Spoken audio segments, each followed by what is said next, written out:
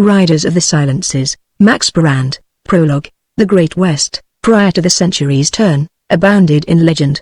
Stories were told of fabled gunmen whose bullets always magically found their mark, of mighty stallions whose tireless gallop rivaled the speed of the wind, of glorious women whose beauty stunned mind and heart. But nowhere in the vast spread of the mountain desert country was there a greater legend told than the story of Red Pierre and the phantom gunfighter, McGurk. These two men of the wilderness, so unalike, of widely differing backgrounds, had in common a single trait: each was unbeatable. Fate brought them clashing together, thunder to thunder, lightning to lightning. They were destined to meet at the crossroads of a long, long trail. A trail which began in the northern wastes of Canada and led, finally, to a deadly confrontation in the mountains of the far west. Chapter 1. It seemed that Father Anthony gathered all the warmth of the short northern summer and kept it for winter use, for his good nature was an actual physical force. From his ruddy face beamed such a kindliness that people reached out toward him as they might extend their hands toward a comfortable fire. All the labors of his work as an inspector of Jesuit institutions across the length and breadth of Canada could not lessen the good father's enthusiasm. His smile was as indefatigable as his critical eyes. The one looked sharply into every corner of a room and every nook and hidden cranny of thoughts and deeds, the other veiled the criticism and soothed the wounds of vanity. On this day, however, the sharp eyes grew a little less keen and somewhat wider, while that smile was fixed rather by habit than inclination. In fact, his expression might be called a frozen kindliness as he looked across the table to Father Victor. It required a most indomitable geniality, indeed, to outface the rigid piety of Jean-Paul Victor. His missionary work had carried him far north, where the cold burns meant thin. The zeal which drove him north and north and north over untracked regions, drove him until his body failed, drove him even now, though his body was crippled. A mighty yearning, and a still mightier self-contempt whipped him on, and the school over which he was master groaned and suffered under his regime. Father Anthony said gently, "Are there none among all your lads, dear Father Victor, whom you find something more than imperfect machines?" The man of the north drew from a pocket of his robe a letter. His lean fingers touched it almost with a caress. 1. Pierre Ryder. He shall carry on my mission in the north. I, who am silent, have done much, but Pierre will do more. I had to fight my first battle to conquer my own stubborn soul, and the battle left me weak for the great work in the snows, but Pierre will not fight that battle, for I have trained him. This letter is for him. Shall we not carry it to him? For 2 days I have not seen Pierre. Father Anthony winced. He said, "Do you deny yourself even the pleasure of the lad's company?" "Alas, Father Victor, you forge your own spurs and goad yourself with your own hands. What harm is there in being often with the lad?" The sneer returned to the lips of Jean-Paul Victor. "The purpose would be lost to my eyes and lost to his the purpose for which I have lived and for which he shall live. When I first saw him he was a child, a baby, but he came to me and took one finger of my hand in his small fist and looked up to me. Ah, Gabrielle, the smile of an infant goes to the heart swifter than the thrust of a knife. I looked down upon him and I knew that I was chosen to teach the child. There was a voice that spoke in me. You will smile, but even now I think I can hear it. I swear to you that I believe," said Father Anthony. "Another man would have given Pierre a Bible and a Latin grammar and cell. I gave him the Testament and the grammar. I gave him also the wild north country to say his prayers in and patter his Latin. I taught his mind, but I did not forget his body. He is to go out among wild men. He must have strength of the spirit. He must also have a strength of the body that they will understand and respect. He can ride a horse standing, he can run 100 miles in a day behind a dog team. He can wrestle and fight with his hands, for skilled men have taught him. I have made him a thunderbolt to hurl among the ignorant and the unenlightened, and this is the hand which shall wield it. It is now hardly 6 months since he saved a trapper from a bobcat and killed the animal with a knife. It must have been my prayers which saved him from the teeth and the claws." Good Father Anthony rose. "You have described a young David. I am eager to see him. Let us go." Father Victor nodded, and the two went out together. The chill of the open was hardly more than a bitter cold inside the building, but there was a wind that drove a cold through the blood and bones of a man. They staggered along against it until they came to a small house, long and low. On the sheltered side they paused to take breath, and Father Victor explained, "This is his hour in the gymnasium. To make the body strong required thought and care. Mere riding and running and swinging of the axe will not develop every muscle. Here Pierre works every day. His teachers of boxing and wrestling have abandoned him." There was almost a smile on the lean face. The last man left with a swollen jaw and limping on one leg. Here he opened the door, and they slipped inside. The air was warmed by a big stove, and the room for the afternoon was dark, lighted by 2 swinging lanterns suspended from the low roof. By that illumination Father Anthony saw 2 men stripped naked, save for a loincloth, and circling each other slowly in the center of the ring, which was fenced in with ropes and floored with a padded mat. Of the 2 wrestlers, one was a veritable giant, swarthy of skin, hairy-chested. His great hands were extended to grasp or to parry, his head lowered with a ferocious scowl, and across his forehead swayed a tuft of black, shaggy hair. He might have stood for one of those northern barbarians whom the Romans loved to pit against their native champions in the arena. He was the greater because of the opponent he faced, and it was upon this opponent that the eyes of Father Anthony centered. Like Father Victor, he was caught first by the bright hair. It was a dark red, and where the light struck it strongly there were places like fire. Down from this hair the light slipped like running water over a lithe body, slender at the hips, strong-chested, round and smooth of limb, with long muscles leaping and trembling at every move. He, like the big fighter, circled cautiously about. But the impression he gave was as different from the other as day is from night. His head was carried high, in place of a scowl. He smiled with a sort of eagerness, a light which was partly exultation and partly mischief sparkled in his eyes. Once or twice the giant caught at the other, but David slipped from under the grip of Goliath easily. It seemed as if his skin were oiled. The big man snarled with anger, and lunged more eagerly at Pierre. The 2, abandoning their feints, suddenly rushed together, and the swarthy arms of the monster slipped around the white body of Pierre. For a moment they whirled, twisting and struggling. "Now," murmured Father Victor, and as if in answer to a command, Pierre slipped down, whipped his hands to a new grip, and the 2 crashed to the mat, with Pierre above. "Open your eyes, Father Anthony. The lad is safe." How Goliath grunts. The boy had not cared to follow his advantage, but rose and danced away, laughing softly. The Canuck floundered up and rushed like a furious bull. His downfall was only the swifter. The impact of the 2 bodies sounded like hands clapped together, and then Goliath rose into the air, struggling mightily, and pitched with a thud to the mat. He writhed there, for the wind was knocked from his body by the fall. At length he struggled to a sitting posture and glared up at the conqueror. The boy reached out a hand to his fallen foe. "You would have thrown me that way the first time," he said, "but you let me change grips on you. In another week you will be too much for me, bon ami." The other accepted the hand after an instant of hesitation and was dragged to his feet. He stood looking down into the boy's face with a singular grin. But there was no triumph in the eye of Pierre, only a good-natured interest. "In another week," answered the giant, "there would not be a sound bone in my body." Chapter 2. "You have seen him," murmured the tall priest. "Now let us go back and wait for him. I will leave word." He touched one of the 2 or 3 men who were watching the athletes, and whispered his message in the other's ear. Then he went back with Father Anthony. "You have seen him," he repeated, when they sat once more in the cheerless room. "Now pronounce on him." The other answered, "I have seen a wonderful body, but the mind, Father Victor, it is as simple as that of a child. His thoughts run as clear as spring water. But suppose a strange thought came in the mind of your Pierre. It would be like the pebbles in swift running spring water. He would carry it on, rushing. It would tear away the old boundaries of his mind. It might wipe out the banks you have set down for him. It might tear away the choicest teachings." Father Victor sat straight and stiff with stern, set lips. He said dryly, "Father Anthony has been much in the world. I speak from the best intention, good father. Look you, now, I have seen that same red hair and those same lighted blue eyes before, and wherever I have seen them has been war and trouble and unrest. I have seen that same smile which stirs the heart of a woman and makes a man reach for his revolver. This boy whose mind is so clear, arm him with a single wrong thought, with a single doubt of the eternal goodness of God's plans, and he will be a thunderbolt indeed, dear father, but one which even your strong hand could not control." "I have heard you," said the priest, "but you will see. He is coming now." There was a knock at the door, then it opened and showed a modest novice in a simple gown of black serge girt at the waist with a flat encircling band. His head was downward. It was not till the blue eyes flashed inquisitively up that Father Anthony recognized Pierre. The hard voice of Jean-Paul Victor pronounced, "This is that Father Anthony of whom I have spoken."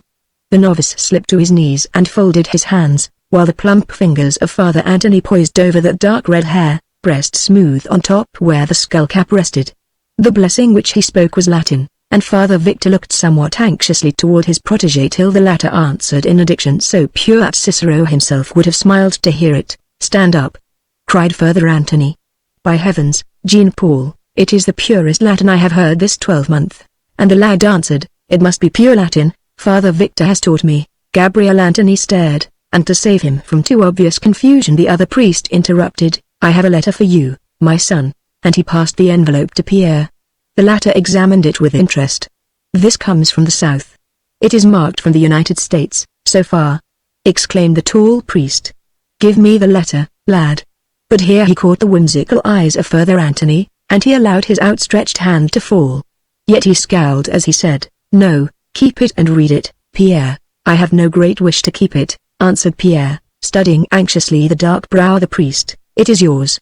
Open it and read. The lad obeyed instantly. He shook out the folded paper and moved a little nearer the light. Then he read aloud, as if it had never entered his mind that what was addressed to him might be meant for his eyes alone. Morgantown. RFD number 4, son Pierre. Here I lie with a chunk of lead from the gun of Bob McGurk resting somewheres in the insides of me, and there ain't no way of doubting that I'm about to go out. Now, I ain't complaining none. I've had my fling. I've eat my meat to order, well done and rare, mostly rare. Maybe some folks will be saying that I've got what I've been asking for, and I know that Bob McGurk got me fair and square, shooting from the hip. That don't help me none, lying here with a through ticket to some place that's farther south than Texas. Hell ain't none too bad for me, I know. I ain't whining none. I just lie here and watch the world getting dimmer until I begin to be seeing things out of my past. That shows the devil ain't losing no time with me. But the thing that comes back oftenest and hits me the hardest is the sight of your mother, lying with you in the hollow of her arm and looking up at me and whispering, Dad, just before she went out. The hand of the boy fell, and his eyes sought the face of Father Victor. The latter was standing. You told me I had no father. An imperious arm stretched toward him. Give me the letter. He moved to obey, and then checked himself. This is my father's writing, is it not? No, no. It's a lie, Pierre. But Pierre stood with the letter held behind his back, and the first doubt in his life stood up darkly in his eyes. Father Victor sank slowly back into his chair, his gaunt frame trembling. Read on, he commanded, and Pierre, white of face, read on. So I got to idea that I had to write to you, Pierre. There ain't nothing I can make up to you, but knowing the truth may help some. Poor kid, you ain't got no further in the eyes of the law, and neither did you have no mother. And there ain't no name that belongs to you by rights. I was a man in them days, and your mother was a woman that brought your heart into your throat and set it singing. She and me, we were too busy being just plain happy to care much about what was right or wrong, so you just sort of happened along, Pierre. Me being so close to hell, I remember her eyes that was bluer than heaven looking up to me, and her hair, that was copper with gold lights in it. I buried Irene on the side of the mountain under a big, rough rock, and I didn't carve nothing on the rock. Then I took you, Pierre, and I knew I wasn't no sort of a man to raise up the son of Irene, so I brought you to Father Victor on a winter night and left you in his arms. That was after I'd done my best to raise you and you was just about old enough to chatter a bit. There wasn't nothing else to do. My wife, she went pretty near crazy when I brought you home. And she'd have killed you, Pierre, if I hadn't took you away. You see, I was married before I met Irene. So there ain't no alibi for me. But me being so close to hell now, I look back to that time, and somehow I see no wrong in it still, and if I done wrong then, I've got my share of hellfire for it. Here I lie, with my boys, Bill and Bert, sitting around in the corner of the room waiting for me to go out. They ain't men, Pierre. They're wolves in the skins of men. They're the right sons of their mother. When I go out they'll grab the coin I've saved up, and leave me to lie here and rot, maybe. Lad, it's a fearful thing to die without having no one around that cares, and to know that even after I've gone out I'm going to lie here and have my dead eyes looking up at the ceiling. So I'm writing to you, Pierre, part to tell you what you ought to know, part because I got a sort of crazy idea that maybe you could get down here to me before I go out. You don't owe me nothing but hard words, Pierre, but if you don't try to come to me, the ghost of your mother will follow you all your life, lad, and you'll be seeing her blue eyes and the red gold of her hair in the dark of the night as I see it now. Me, I'm a hard man, but it breaks my heart, that ghost of Irene. So here I lie, waiting for you, Pierre, and lingering out the days with whiskey, and fighting the wolf eyes of them, their sons of mine. If I weaken, if they find they can look me square inches the eye, they'll finish me quick and make off with the coin. Pierre, come quick, Martin Ryder. The hand of Pierre dropped slowly to his side, and the letter fluttered with a crisp rustling to the floor. Chapter 3, Then came a voice that startled the two priests, for it seemed that a fourth man had entered the room, so changed was it from the musical voice of Pierre. "Father Victor, the roan is a strong horse. May I take him, Pierre?" And the priest reached out his bony hands. But the boy did not seem to notice or to understand. "It is a long journey, and I will need a strong horse. It must be 800 miles to that town, Pierre. What claim has he upon you? What debt have you to repay?" And Pierre Le Rouge answered, "He loved my mother." "You are going?" the boy asked in astonishment. "Would you not have me go, father?" And Jean-Paul Victor could not meet the sorrowful blue eyes. He bowed his head and answered, "My child, I would have you go. But promise with your hand in mine that you will come back to me when your father is buried." The lean fingers caught the extended hand of Pierre and froze about it. "But first I have a second duty in the Southland." "A second? You taught me to shoot and to use a knife. Once you said, an eye for an eye, and a tooth for a tooth." "Father Victor, my father was killed by another man. Pierre, dear lad, swear to me here on this cross that you will not raise your hands against the murderer." "Vengeance is mine, saith the Lord. He must have an instrument for his wrath.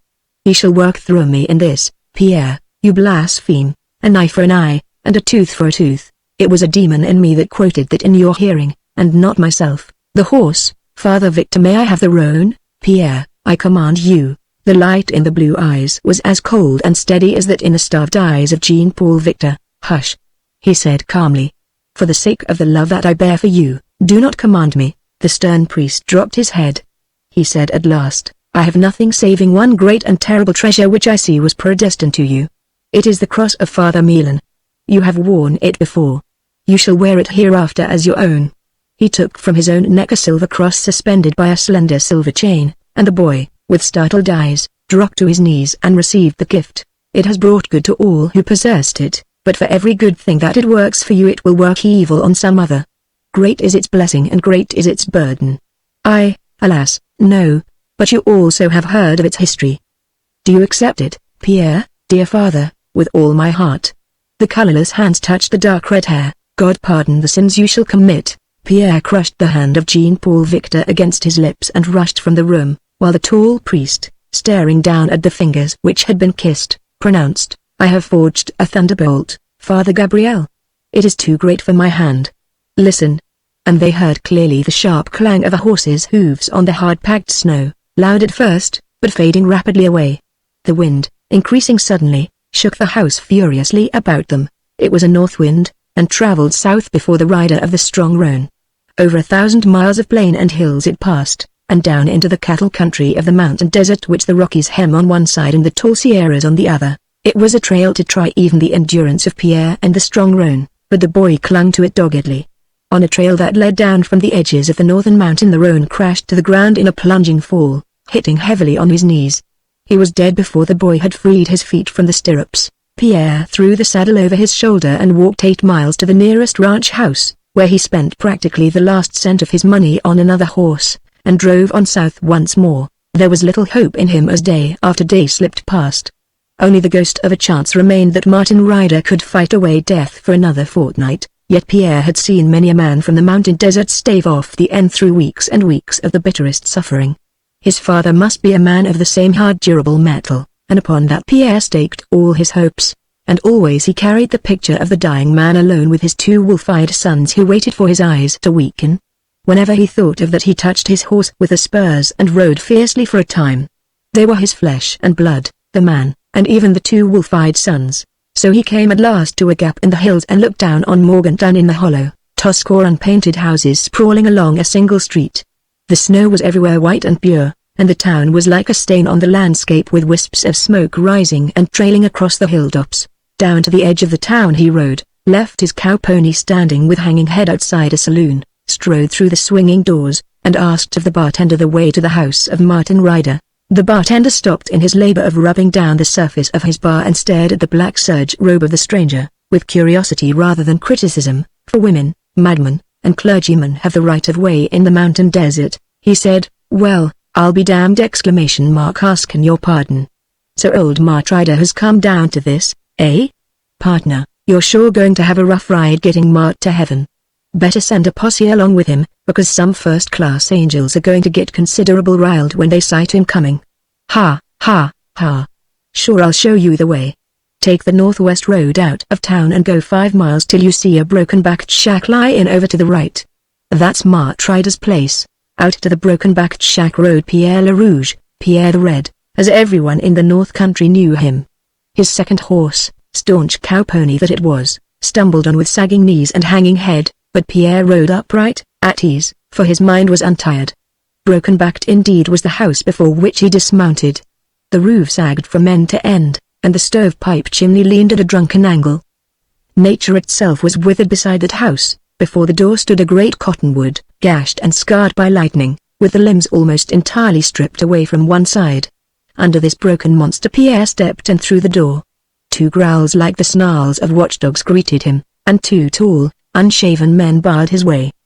Behind them, from the bed in the corner, a feeble voice called, "Who's there?" "In the name of God," said the boy gravely, for he saw a hollow-eyed spectre staring toward him from the bed in the corner. "Let me pass. I'm his son." It was not that which made them give back, but a shrill, faint cry of triumph from the sick man toward which they turned. Pierre slipped past them and stood above Martin Ryder. He was wasted beyond belief. Only the monster hand showed what he had been. "Son?" he queried with yearning and uncertainty. "Pierre, your son," and he slipped to his knees beside the bed. The heavy hand fell upon his hair and stroked it. "There ain't no ways of doubting it. It's red silk, like the hair of Irene. Seen you, boy, it ain't so hard to die. Look up." "So? Pierre, my son. Are you scared of me, boy?" "I'm not afraid, not with them eyes you ain't.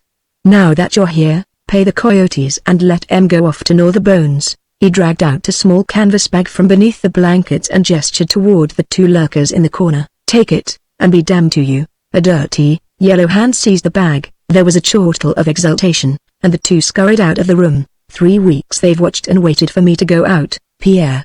3 weeks they've waited and sneaked up to my bed and sneaked away again, seeing my eyes open, looking into their fierce fever brightness. Pierre understood why they'd quailed. For the man, though wrecked beyond hope of living, was terrible still. The thick, grey stubble on his face could not hide altogether the hard lines of mouth and jaw, and on the wasted arm the hand was grotesquely huge. It was horror that widened the eyes of Pierre as he looked at Martin Ryder. It was a grim happiness that made his lips almost smile. "You've taken holy orders, lad." "No, but the black dress? I'm only a novice. I've sworn no vows, and you don't hate me. You hold no grudge against me for the sake of your mother?" Pierre took the heavy hand. "Are you not my father? And my mother was happy with you. For her sake I love you, the good Father Victor. He sent you to me. I came of my own will. He would not have let me go. He would have kept my flesh and blood away from me. Do not reproach him. He would have kept me from a sin." "Sin? By God, boy, no matter what I've done, is it sin for my son to come to me?" "What sin?" "The sin of murder." "Ha, I have come to find McGurk." Chapter 4. Like some old father bear watching his cub flash teeth against a stalking lynx, half proud and half fearful of such courage, so the dying cattleman looked at his son. Excitement set a high and dangerous color in his cheek. "Pierre, brave boy. Look at me. I ain't no imitation man, even now, but I ain't a ghost of what I was. There wasn't no man I wouldn't have met fair and square with bare hands or with a gun. Maybe my hands was big, but they were fast on the draw. I've lived all my life with iron on the hip, and my 6-gun has 7 notches, but McGurk downed me fair and square. There wasn't no murder. I was out for his hide, and he knew it. I done the provoking, and he just done the finishing, that was all. It hurts me a lot to say it, but he's a better man than I was. A kid like you, why, he'd just eat you." Pierre Le Rouge smiled again. He felt a stern pride to be the son of this man. "So that's settled," went on Martin Ryder, "and a damned good thing it is. Son, you didn't come none too soon. I'm going out fast. There ain't enough light left in me so's I can see my own way. Here's all I ask, when I die touch my eyelids soft and raw shut. I've seen the look in a dead man's eyes. Close and I know I'll go to sleep and have good dreams. And down in the middle of Morgantown is the burying ground. I've ridden past it 1,000 times and watched a corner plot, where the grass grows quicker than it does anywhere else in the cemetery. Pierre, I'd die plumb easy if I knew I was going to sleep the rest of time in that place. It shall be done, but that corner plot, it would cost a pile, son. And I've no money. I gave what I had to them wolf-eyed boys, Bill and Bert. Money was what they wanted, and after I had Irene's son with me, money was the cheapest way of getting rid of 'em. I'll buy the plot. Have you got that much money, lad? Yes, lied Pierre calmly. The bright eyes grew dimmer and then fluttered close. Pierre started to his feet, thinking that the end had come. But the voice began again, fainter, slowly. No light left inside of me, but die in this way is easy. There ain't no wind will blow on me after I'm dead, but I'll be blanketed safe from head to foot in cool, sweet smelling sod, the kind that has tangles of the roots of grass. There ain't no snow will reach to me where I lie. There ain't no sun will burn down to me. Dying like that is just going to sleep. After that he said nothing for a time, and the late afternoon darkened slowly through the room. As for Pierre, he did not move, and his mind went back. He did not see the bearded wreck who lay dying before him, but a picture of Irene, with the sun lighting her copper hair with places of burning gold, and a handsome young giant beside her. They rode together on some upland trail at sunset time, sharply framed against the bright sky. There was a whisper below him, Irene, and Pierre looked down to blankly staring eyes. He groaned, and dropped to his knees. I have come for you, said the whisper, because the time has come, Irene. We have to ride out together. We have a long ways to go. Are you ready? Yes, said Pierre, thank God. It's a wonderful night. The stars are asking us out. Quick. Into your saddle. Now the spurs. So. We are alone and free, with the winds around us, and all that we have been forgotten behind us. The eyes opened wide and stared up, without a stir in the great, gaunt body. He was dead. Pierre reverently drew the eyes shut. There were no tears in his eyes, but a feeling of hollowness about his heart. He straightened and looked about him and found that the room was quite dark, so in the dimness Pierre fumbled, by force of habit, at his throat, and found the cross which he wore by a silver chain about his throat. He held it in a great grip and closed his eyes and prayed.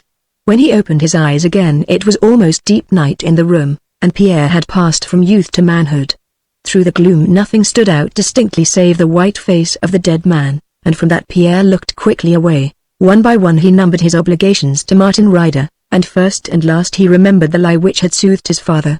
The money for that corner plot where the grass grew first in the spring of the year, where was he to find it?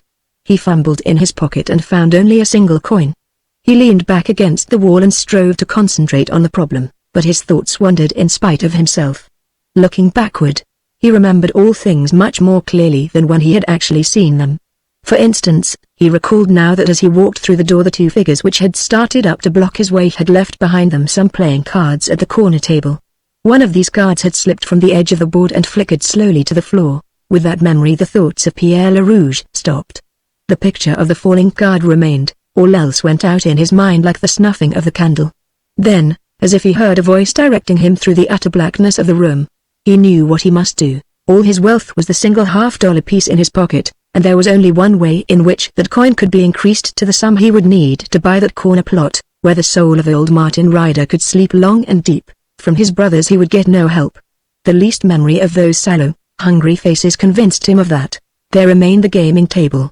In the North Country he had watched men sit in a silent circle, smoking, drinking, with the flare of an oil lamp against deep, seamed faces, and only the slip and whisper of card against card. Cold conscience tapped the shoulder of Pierre, remembering the lessons of Father Victor, but a moment later his head went up and his eyes were shining through the dark.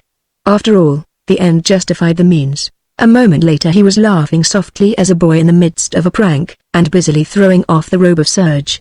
Fumbling through the night he located the shirt and trousers he had seen hanging from a nail on the wall. Into these he slipped, and then went out under the open sky. The rest had revived the strength of the tough little cow pony, and he drove on at a gallop toward the twinkling lights of Morgantown. There was a new consciousness about Pierre, as if he had changed his whole nature with his clothes.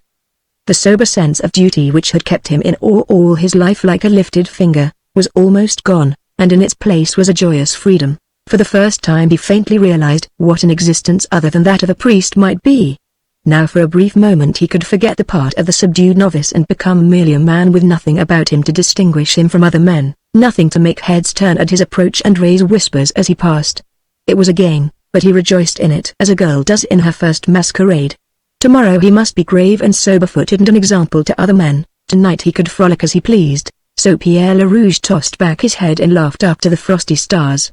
The loose sleeves and the skirts of the robe no longer entangled his limbs. He threw up his arms and shouted. A hillside caught the sound and echoed it back to him with a wonderful clearness, and up and down the long ravine beat the clatter of the flying hoofs. The whole world shouted and laughed and rode with him on Morgantown. If the people in the houses that he passed had known, they would have started up from their chairs and taken rifle and horse and chased after him on the trail. But how could they tell from the passing of those ringing hoofs that Pierre, the novice, was dead, and Red Pierre was born? So they drowsed on about their comfortable fires, and Pierre drew rein with a jerk before the largest of Morgantown's saloons. He had to set his teeth before he could summon the resolution to throw open the door. It was done. He stepped inside, and stood blinking in the sudden rush of light against his face. It was all bewildering at first. The radiance, the blue tangle of smoke, the storm of voices. Fulgence was packed from door to door. Coins rang in a steady chorus along the bar, and the crowd waited 3 and 4 deep. Someone was singing a rollicking song of the range at one end of the bar, and a chorus of 4 bellowed a profane parody at the other end. The ears of Pierre LaRouge tingled hotly, and partly to escape the uproar he worked his way to the quieter room at the back of the saloon. It was almost as crowded as the bar, but here no one spoke except for an occasional growl. Sudden speaking, and a loud voice, indeed, was hardly safe. Someone cursed at his ill luck as Pierre entered, and a dozen hands reached for 6 guns. In such a place one had to be prepared. Pierre remembered with quick dismay that he was not armed. All his life the straight black gown had been weapon enough to make all men give way before him. Now he carried no borrowed strength upon his shoulders. Automatically he slipped his fingers under the breast of his shirt until their tips touched the cold metal of the cross. That gave him stronger courage. The joy of the adventure made his blood warm again as he drew out his 1 coin and looked for a place to start his venture. So he approached the nearest table. On the surface of it were marked 6 squares with chalk, and each with its appropriate number. The man who ran the game stood behind the table and shook 3 dice. The numbers which turned up paid the gambler. The numbers which failed to show paid the owner of the game. His luck had been too strong that night, and now only 2 men faced him, and both of them lost persistently. They were bucking the dice with savage stubbornness. Pierre edged closer, shut his eyes, and deposited his coin. When he looked again he saw that he had wagered on the 5. Chapter 5. The dice clattered across the table and were swept up by the hand of the man behind the table before Pierre could note them. Sick at heart, he began to turn away, as he saw that hand reach out and gather in the coins of the other 2 bettors. It went out a 3rd time and laid another 50-cent piece upon his. The heart of Pierre bounded up to his throat. Again the dice rolled, and this time he saw distinctly 2 5s turn up. $2 in silver were dropped upon his, and still he let the money lie. Again, and again the dice rolled. And now there were pieces of gold among the silver that covered the square of the 5. The other 2 looked askance at him, and the owner of the game growled, "Gimme room for the coins, stranger, will you?" Pierre picked up his winnings. In his left hand he held them, and the coins brimmed his cupped palm. With the free hand he placed his new wagers. But he lost now. "I cannot win forever," thought Pierre, and redoubled his bets in an effort to regain the lost ground. Still his little fortune dwindled, till the sweat came out on his forehead and the blood that had flushed his face ran back and left him pale with dread. And at last there remained only 1 gold piece. He hesitated, holding it poised for the wager, while the owner of the game rattled the dice loudly and looked up at the coin with hungry eyes. Once more Pierre closed his eyes and laid his wager, while his empty left hand slipped again inside his shirt and touched the metal of the cross, and once more when he opened his eyes the hand of the gambler was going out to lay a 2nd coin over his. "It is the cross," thought Pierre. "It is the cross which brings me luck." The dice rattled out. He won. Again, and still he won. The gambler wiped his forehead and looked up anxiously. For these were wagers in gold, and the doubling stakes were running high. About Pierre a crowd had grown a dozen cattlemen who watched the growing heap of gold with silent fascination. Then they began to make wagers of their own, and there were faint whispers of wrath and astonishment as the dice clicked out and each time the winnings of Pierre doubled. Suddenly the dealer stopped and held up his left hand as a warning. With his right, very slowly, inch by inch lest anyone should suspect him of the gunplay, he drew out a heavy 45 and laid it on the table with the belt of cartridges. 3 years she's been on my hip through thick and thin, stranger. 3 years she's shot close and true. There ain't a butt in the world that hugs your hand tighter. There ain't a cylinder that spins easier. Shoot. Lad, even a kid like you could be a killer with that 6 gun. What will you lay ag in it? And his red-stained eyes glanced covetously at the yellow heap of Pierre's money. How much? Said Pierre eagerly. Is there enough on the table to buy the gun? Buy? said the other fiercely. There ain't enough coin west of the Rockies to buy that gun. Do you think I'm yaller enough to sell my 6? No, but I'll risk it in a fair bet. There ain't no disgrace in that, eh, pals? There was a chorus of low grunts of assent. All right, said Pierre. That pile against the gun, all of it, all. Look here, kid, if you're trying to play a charity game with me, charity, the frank surprise of that look disarmed the other. He swept up the dice box, and shook it furiously, while his lips stirred. It was as if he murmured an incantation for success. The dice rolled out, winking in the light, spun over, and the owner of the gun stood with both hands braced against the edge of the table, and stared hopelessly down. A moment before his pockets had sagged with a precious weight, and there had been a significant drag of the belt over his right hip. Now both burdens were gone. He looked up with a short laugh. I'm dry. Who'll stake me to a drink? Pierre scooped up a dozen pieces of the gold. Here, the other drew back. You're very welcome to it. Here's more, if you'll have it. The coin I've lost to you? Take back a gambling debt? Easy there, said one of the men.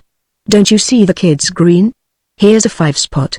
The loser accepted the coin as carelessly as if he were conferring a favor by taking it, cast another scowl in the direction of Pierre, and went out toward the bar.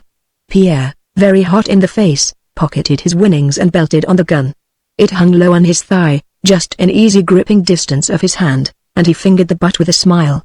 The kid's feelin' most a man, remarked a sarcastic voice. Say, kid, why don't you try your luck with Mac Hurley? He's almost through with poor old Cochrane. Following the direction of the pointing finger, Pierre saw one of those mute tragedies of the gambling hall. Cochrane, an old cattleman whose carefully trimmed, pointed white beard and slender, tapering fingers set him apart from the others in the room, was rather far gone with liquor. He was still stiffly erect in his chair, and would be till the very moment consciousness left him, but his eyes were misty, and when he spoke his lips moved slowly, as though numbed by cold. Beside him stood a tall, black bottle with a little whiskey glass to flank it. He made his bets with apparent carelessness, but with a real and deepening gloom.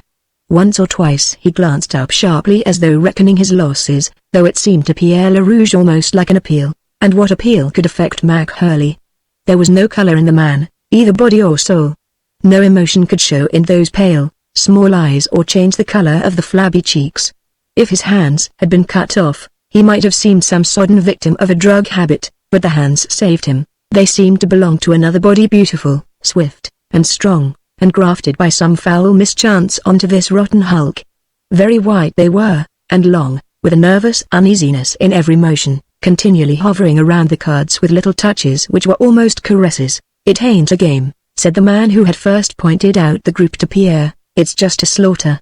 Cochrane's too far gone to see straight. Look at that deal now. A kid could see that he's crooking the cards. It was blackjack, and Hurley, as usual, was dealing. He dealt with one hand, flipping the cards out with a snap of the wrist, the fingers working rapidly over the pack. Now and then he glanced over to the crowd, as if to enjoy their admiration of his skill. He was showing it now, not so much by the deftness of his cheating as by the openness with which he exposed his tricks. As the stranger remarked to Pierre, a child could have discovered that the cards were being dealt at will from the top and the bottom of the pack, but the gambler was enjoying himself by keeping his game just open enough to be apparent to every other man in the room, just covert enough to deceive the drink-misted brain of Cochrane. And the pale, swinish eyes twinkled as they stared across the dull sorrow of the old man. There was an ominous sound from Pierre. Do you let a thing like that happen in this country? He asked fiercely. The other turned to him with a sneer. Let it happen? Who'll stop him? Say, partner, you ain't meanin' to say that you don't know who Hurley is? I don't need telling. I can see. What you can't see means a lot more than what you can. I've been in the same room when Hurley worked his gun once. It wasn't any killin', but it was the prettiest bit of cheatin' I ever seen. But even if Hurley wasn't enough, what about Carl Diaz? He glared his triumph at Pierre, but the latter was too puzzled to quail, and too stirred by the pale, gloomy face of Cochrane to turn toward the other. What of Diaz? Look here, boy. You're a kid, all right, but you ain't that young. Do you mean to say that you ain't heard of Carlos Diaz? It came back to Pierre then, for even into the snowbound seclusion of the North Country the shadow of the name of Diaz had gone. He could not remember just what they were, but he seemed to recollect grim tales through which that name figured. The other went on, but if you ain't ever seen him before, look him over now. They's some says he's faster on the draw than Bob McGurk, but, of course, That's stretching him out a size too much. What's the matter, kid? You've met McGurk? No, but I'm going to. Might even be carried to him. Feet first. Pierre turned and laid a hand on the shoulder of the other. Don't talk like that, he said gently. I don't like it. The other reached up to snatch the hand from his shoulder, but he stayed his arm. He said after an uncomfortable moment of that silent staring, well, partner, there ain't a hell of a lot to get sore over, is there? You don't figure you're a mate for McGurk, do you? He seemed oddly relieved when the eyes of Pierre moved away from him and returned to the figure of Carlos Diaz. The Mexican was a perfect model for a painting of a melodramatic villain. He had waxed and twirled the end of his black mustache so that it thrust out a little spur on either side of his long face. His habitual expression was a scowl. His habitual position was with a cigarette in the fingers of his left hand, and his right hand resting on his hip. He sat in a chair directly behind that of Hurley, and Pierre's newfound acquaintance explained. He's the bodyguard for Hurley. Maybe there's some who could down Hurley in a straight gunfight. Maybe there's one or two like McGurk that could down Diaz damn his yellow hide, but there ain't no one can buck the two of 'em. It ain't in reason. So they play the game together. Hurley works the cards and Diaz covers up the retreat. Can't beat that, can you? Pierre Le Rouge slipped his left hand once more inside his shirt until the fingers touched the cross. Nevertheless, that game has to stop. Who'll say, kid, are you stringing me, or are you drunk? Look me in the eye. Chapter 6. Pierre turned and looked calmly upon the other, and the man whispered in a sort of awe, well, I'll be damned. Stand aside. The other fell back a pace, and Pierre went straight to the table and said to Cochrane, Sir, I have come to take you home. The old man looked up and rubbed his eyes as though waking from a sleep. Stand back from the table, warned Hurley. By the Lord, have they been missing me? Queried old Cochrane. You are waited for, answered Pierre Le Rouge, and I've been sent to take you home. If that's the case, it ain't the case. The kid's lying. Lying? Repeated Cochrane, as if he had never heard the word before, and he peered with clearing eyes toward Pierre. No, I think this boy has never lied. Silence had spread through the place like a vapor. Even the slight sounds in the gaming room were done now, and one pair after another of eyes swung toward the table of Cochrane and Hurley. The wave of the silence reached to the barroom. No one could have carried the tidings so soon, but the air was surcharged with the consciousness of an impending crisis. Half a dozen men started to make their way on tiptoe toward the back room. One stood with his whiskey glass suspended in midair, and tilted back his head to listen. In the gaming room Hurley pushed back his chair and leaned to the left, giving him a free sweep for his right hand. The Mexican smiled with a slow and deep content. Thank you, answered Pierre, but I am waiting still, sir. The left hand of Hurley played impatiently on the table. He said, of course, if you have enough. Enough? Flared the old aristocrat. Pierre Le Rouge turned fairly upon Hurley. In the name of God, he said calmly, make an end of your game. You're playing for money, but I think this man is playing for his eternal soul. The solemn, bookish phraseology came smoothly from his tongue. He knew no other. It drew a murmur of amusement from the room and a snarl from Hurley. Put on skirts, kid, and join the Salvation Army, but don't get yourself messed all up in here. This is my party, and I'm damned particular who I invite. Now, run along. The head of Pierre tilted back, and he burst into laughter which troubled even Hurley. The gambler blurted, what's happening to you, kid? I've been making a lot of good resolutions, Mr. Hurley, about keeping out of trouble, but here I am in it up to the neck. No trouble as long as you keep your hand out of another man's game, kid, that's it. I can't see you rob Mr. Cochrane like this. You aren't gambling, you are digging gold. The game stops now. It was a moment before the crowd realized what was about to happen. They saw it reflected first in the face of Hurley, which suddenly went taut and pale, and then, even as they looked with a smile of curiosity and derision toward Pierre Le Rouge, they saw and understood. For the moment Pierre said, the game stops now, the calm which had been with him was gone. It was like the scent of blood to the starved wolf.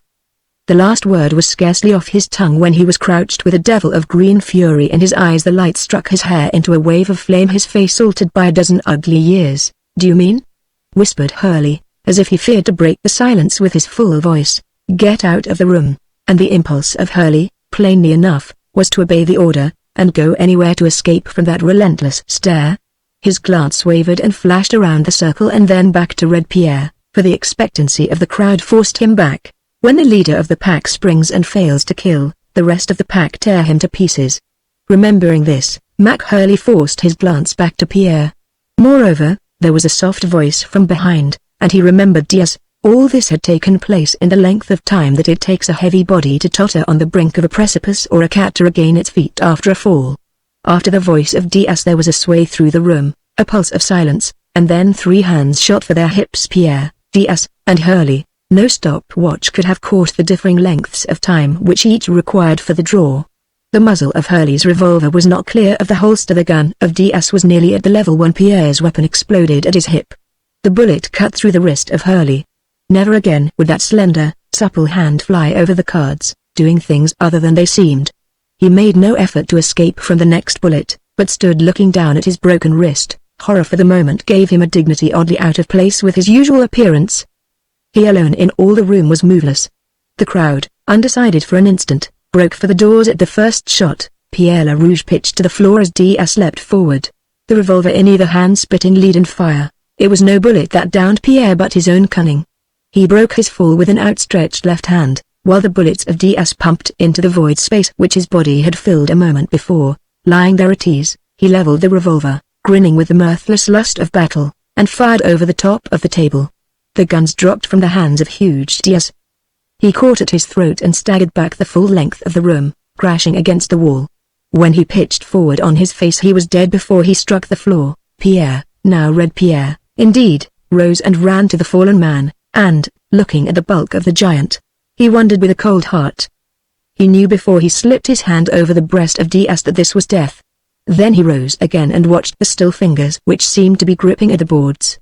These he saw, and nothing else, and all he heard was the rattling of the wind of winter, wrenching at some loose shingle on the roof, and he knew that he was alone in the world, for he had put out the life. He found a strange weight pulling down his right hand, and started when he saw the revolver.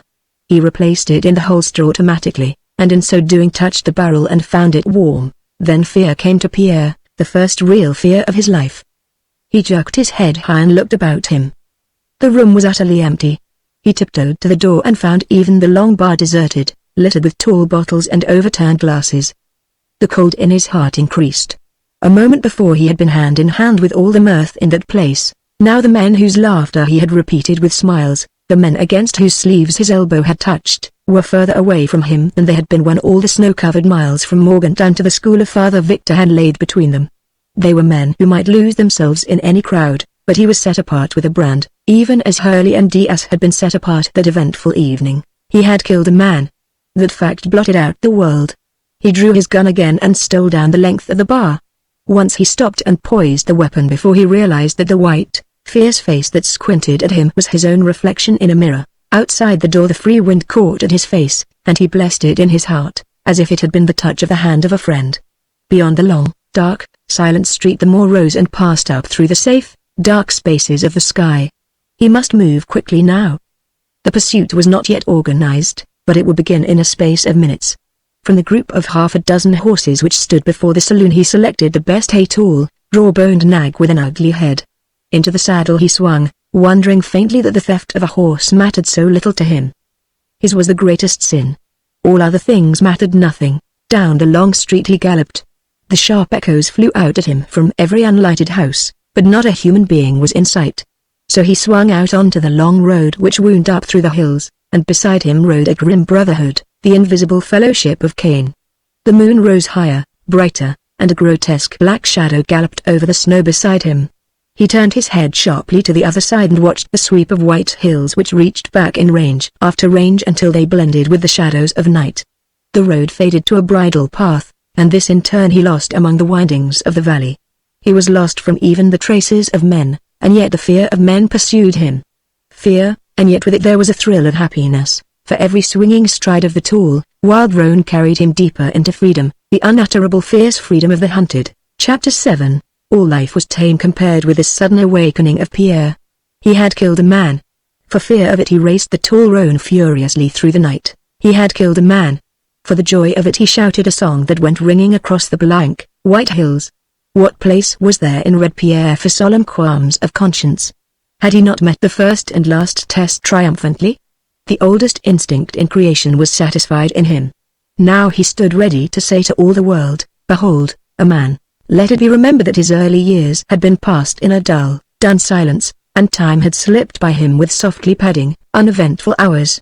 Now, with the rope of restraint snapped, he rode at the world with hands, palm upward, asking for life, and that life which lies under the hills of the mountain desert heard his question and sent a cold, sharp echo back to answer his lusty singing. The first answer, as he plunged on, not knowing where, and not caring, was when the roan reeled suddenly and flung forward to the ground. Even that violent stop did not unseat Red Pierre. He jerked up on the reins with a curse and drove in the spurs. Valiantly the horse reared his shoulders up, but when he strove to rise the right foreleg dangled helplessly. He had stepped in some hole and the bone was broken cleanly across. The rider slipped from the saddle and stood facing the roan, which pricked its ears forward and struggled once more to regain its feet. The effort was hopeless, and Pierre took the broken leg and felt the rough edges of the splintered bone through the skin. The animal, as if it sensed that the man was trying to do it some good, nosed his shoulder and whinnied softly. Pierre stepped back and drew his revolver. The bullet would do quickly what the cold would accomplish after lingering hours of torture, yet, facing those pricking ears and the trust of the eyes, he was blinded by a mist and could not aim. He had to place the muzzle of the gun against the roan's temple and pull the trigger. When he turned his back he was the only living thing within the white arms of the hills, yet, when the next hill was behind him, he had already forgotten the second life which he put out that night, for regret is the one sorrow which never dodges the footsteps of the hunted. Like all his brotherhood of Cain, Pierre Le Rouge pressed forward across the mountain desert with his face turned toward the brave tomorrow. In the evening of his life, if he should live to that time, he would walk and talk with God. Now he had no mind save for the bright day coming. He had been riding with the wind and had scarcely noticed its violence in his headlong course. Now he felt it whipping sharply at his back and increasing with each step. Overhead the sky was clear. It seemed to give vision for the wind and cold to seek him out, and the moon made his following shadow long and black across the snow. The wind quickened rapidly to a gale that cut off the surface of the snow and whipped volleys of the small particles level with the surface. It cut the neck of Red Pierre, and the gusts struck his shoulders with staggering force like separate blows, twisting him a little from side to side.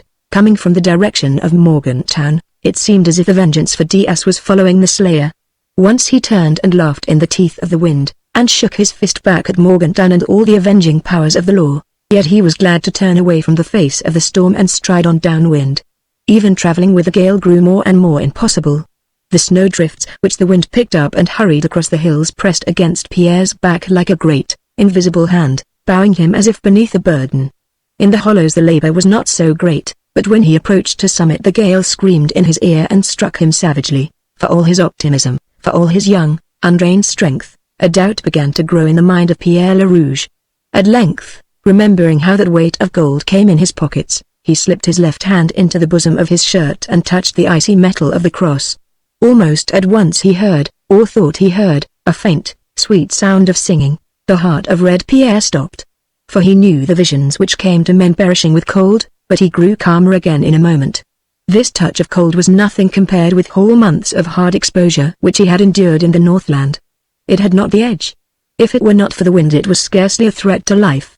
Moreover, the singing sounded no more. It had been hardly more than a phrase of music, and it must have been a deceptive murmur of the wind. After all, a gale brought wilder deceptions than that.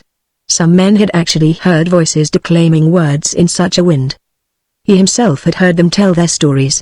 So he leaned forward again and gave his staunch heart to the task. Yet once more he stopped, for this time the singing came clearly, sweetly to him. There was no doubt of it now.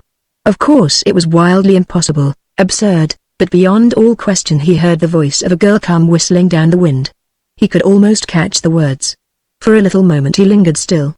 Then he turned and fought his way into the strong arms of the storm. Every now and then he paused and crouched to the snow. Usually there was only the shriek of the wind in his ears, but a few times the singing came to him and urged him on. If he had allowed the idea of failure to enter his mind, he must have given up the struggle.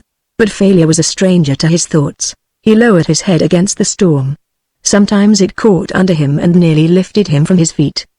But he clung against the slope of the hill, sometimes gripping hard with his hands. So he worked his way to the right, the sound of the singing coming more and more frequently and louder. When he was almost upon the source of the music it ceased abruptly. He waited a moment, but no sound came. He struggled forward a few more yards and pitched down exhausted, panting. Still he heard the singing no longer. With a falling heart he rose and resigned himself to wander on his original course with the wind, but as he started he placed his hand once more against the cross, and it was then that he saw her, for he had simply gone past her, and the yelling of the storm had cut off the sound of her voice. Now he saw her lying, a spot of bright color on the snow. He read the story at a glance. As she passed this steep-sided hill the loosely piled snow had slid down and carried with it the dead trunk of a fallen tree. Pierre came from behind and stood over her unnoticed. He saw that the oncoming tree, by a strange chance, had knocked down the girl and pinned her legs to the ground. His strength and the strength of a dozen men would not be sufficient to release her. This he saw at the first glance, and saw the bright gold of her hair against the snow. Then he dropped on his knees beside her. Chapter 8. The girl tossed up her arms in a silent greeting, and Pierre caught the small cold hands and saw that she was only a child of 12 or 14 trapped by the wild storm sweeping over them. He crouched lower still, and when he did so the strength of the wind against his face decreased wonderfully, for the sharp angle of the hill's declivity protected them. Seeing him kneel there, she cried out with a little wail, "Help me, the tree, help me!" And, bursting into a passion of sobbing, she tugged her hands from his and covered her face. Pierre placed his shoulder under the trunk and lifted till the muscles of his back snapped and cracked. He could not budge the weight, he could not even send a tremor through the mass of wood. He dropped back beside her with a groan. He felt her eyes upon him, she had ceased her sobs, and looked steadily into his face. It would have been easy for him to meet that look on the morning of this day, but after that night's work in Morgantown he had to brace his nerve to withstand it. She said, "You can't budge the tree?" "Yes, in a minute. I will try again. You'll only hurt yourself for nothing." I saw how you strained at it. The greatest miracle he had ever seen was her calm. Her eyes were wide and sorrowful indeed, but she was almost smiling up to him. After a while he was able to say, in a faint voice, "Are you very cold?" She answered, "I'm not afraid. But if you stay longer with me, you may freeze. The snow and even the tree help to keep me almost warm, but you will freeze. Go for help, hurry, and if you can, send it back to me." He thought of the long miles back to Morgantown. No human being could walk that distance against this wind, not even a strong horse could make its way through the storm. If he went on with the wind, how long would it be before he reached a house? Before him, over range after range of hills, he saw no single sign of a building. If he reached some such place it would be the same story as the trip to Morgantown. Men simply could not beat away against that wind. Then a cold hand touched him, and he looked up to find her eyes grave and wide once more, and her lips half smiling, as if she strove to deceive him. There's no chance of bringing help. He merely stared hungrily at her, and the loveliest thing he had ever seen was the play of golden hair beside her cheek. Her smile went out. She withdrew her hand, but she repeated, "I'm not afraid. I'll simply grow numb and then fall asleep." "But you go on and save yourself." Seeing him shake his head, she caught his hands again. "I'll be unhappy. You'll make me so unhappy if you stay.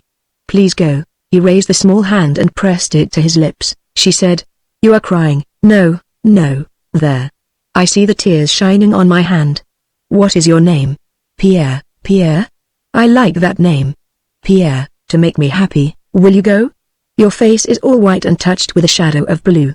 It is the cold. Oh, won't you go?" Then she pleaded, finding him obdurate, "If you won't go for me, then go for your father." He raised his head with a sudden laughter, and, raising it, the wind beat into his face fiercely and the particles of snow whipped his skin. "Dear Pierre, then for your mother?" He bowed his head.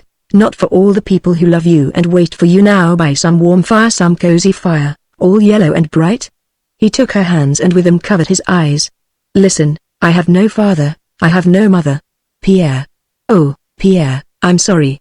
And for the rest of them, I've killed a man. The whole world hates me, the whole world's hunting me." The small hands tugged away. He dared not raise his bowed head for fear of her eyes. And then the hands came back to him and touched his face. She was saying tremulously, "Then he deserved to be killed. There must be men like that almost. And I like you still, Pierre, really? I almost think I like you more because you could kill a man and then stay here for me. If you were a grown-up girl, do you know what I'd say? Please tell me, that I could love you." "Pierre, yes, my name is Mary Brown," he repeated several times. "Mary, and if I were a grown-up girl, do you know what I would answer? I don't dare guess it, that I could love you, Pierre, if you were a grown-up man, but I am, not a really one." And they both broke into laughter that died out before a sound of rushing and of thunder, as a mass slid swiftly past them, snow and mud and sand and rubble. The wind fell away from them, and when Pierre looked up he saw that a great mass of tumbled rock and soil loomed above them. The landslide had not touched them, by some miracle, but in a moment more it might shake loose again, and all that mass of ton upon ton of stone and loam would overwhelm them. The whole mass quaked and trembled, and the very hillside shuddered beneath them. She looked up and saw the coming ruin, but her cry was for him, not herself. "Run, Pierre, you can save yourself." With that terror threatening him from above, he rose and started to run down the hill. A moan of woe followed him, and he stopped and turned back, and fought his way through the wind until he was beside her once more. She was weeping. "Pierre, I couldn't help calling out for you. But now I'm strong again, and I won't have you stay. The whole mountain is shaking and falling toward us. Go now, Pierre, and I'll never make a sound to bring you back." He said, "Hush. I've something here which will keep us both safe. Look." He tore from the chain the little metal cross, and held it high overhead, glimmering in the pallid light. She forgot her fear and wonder. "I gambled with only one coin to lose, and I came out tonight with hundreds and hundreds of dollars because I had the cross. It is a charm against all danger and against all bad fortune. It has never failed me." Over them the piled mass slid closer. The forehead of Pierre gleamed with sweat, but a strong purpose made him talk on. At least he could take all the foreboding of death from the child, and when the end came it would be swift and wipe them both out at one stroke. She clung to him, eager to believe. "I've closed my eyes so that I can believe. It has never failed me. It saved me when I fought two men. One of them I crippled and the other died. You see, the power of the cross is as great as that. Do you doubt it now, Mary? Do you believe in it so much really, Pierre?" Each time there was a little lowering of her voice, a little pause and caress in the tone as she uttered his name, and nothing in all his life had stirred Red Pierre so deeply with happiness and sorrow. "Do you believe, Pierre?" she repeated. He looked up and saw the shuddering mass of the landslide creeping upon them inch by inch. In another moment it would loose itself with a rush and cover them. "I believe," he said. "If you should live, and I should die, I would throw the cross away." "No, you would keep it, and every time you touched it you would think of me, Pierre, would you not? When you reach out to me like that, you take my heart between your hands, and I feel grown up and sad and happy both together. After we've been together on such a night, how can we ever be apart again?" The mass of the landslide toppled right above them. She did not seem to see. "I'm so happy, Pierre. I was never so happy." And he said, with his eyes on the approaching ruin, "It was your singing that brought me to you. Will you sing again?" "I sang because I knew that when I sang the sound would carry farther through the wind than if I called for help. What shall I sing for you now, Pierre? What you sang when I came to you?" And the light, sweet voice rose easily through the sweep of the wind. She smiled as she sang, and the smile and music were all for Pierre, he knew. Through the last stanza of the song the rumble of the approaching death grew louder, and as she ended he threw himself beside her and gathered her into protecting arms. She cried, "Pierre! What is it? I must keep you warm, the snow will eat away your strength." "No, it's more than that. Tell me, Pierre. You don't trust the power of the cross? Are you afraid?" "Oh, no, I'm not afraid, Pierre. If one life would be enough, I'd give mine 1,000 times. Mary, we are to die." An arm slipped around his neck, a cold hand pressed against his cheek. "Pierre." "Yes." The thunder broke above them with a mighty roaring. "You have no fear, Mary. If I had died alone I would have dropped down to hell under my sins, but, with your arm around me, you'll take me with you. Hold me close, with all my heart, Pierre. See, I'm not afraid. It is like going to sleep. What wonderful dreams we'll have." And then the black mass of the landslide swept upon them. Chapter 9. Down all the length of the mountain desert and across its width of rocks and mountains and valleys and stern plateaus there is a saying, "You can tell a man by the horse he rides." For most other important things are apartment to go by opposites, which is the usual way in which a man selects his wife. With dogs, for instance, a quiet man is apartment to want an active dog, and a tractable fellow may keep the most vicious of wolf dogs. But when it comes to a horse, a man's heart speaks for itself, and if he has sufficient knowledge he will choose a sympathetic mount. A woman loves a neat-stepping saddle horse, a philosopher likes a nodding, stumble-footed nag which will jog all day long and care not a whit whether it goes up dale or down. To know the 6 wild riders who galloped over the white reaches of the mountain desert this night, certainly their horses should be studied first and the men secondly, for the one explained the other. They came in a racing triangle. Even the storm at its height could not daunt such furious riders. At the point of the triangle thundered a mighty black stallion, his muscle and his broad chest flecked with white foam, for he stretched his head out and champed at the bit with his laid flat back, as though even that furious pace gave him no opportunity to use fully his strength. He was an ugly-headed monster with a savagely hooked Roman nose and small, keen eyes, always red at the corners. A medieval baron in full panoply of plate armor would have chosen such a charger among 10,000 steeds, yet the black stallion needed all his strength to uphold the unarmored giant who bestrode him, a savage figure. When the broad brim of his hat flapped up against the wind, the moonshine caught at shaggy brows, a cruelly arched nose, thin, straight lips, and a forward-thrusting jaw.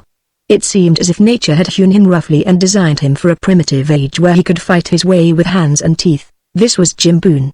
To his right and a little behind him galloped a riderless horse, a beautiful young animal continually tossing its head and looking as if for guidance at the big stallion. To the left strode a handsome bay with pricking ears.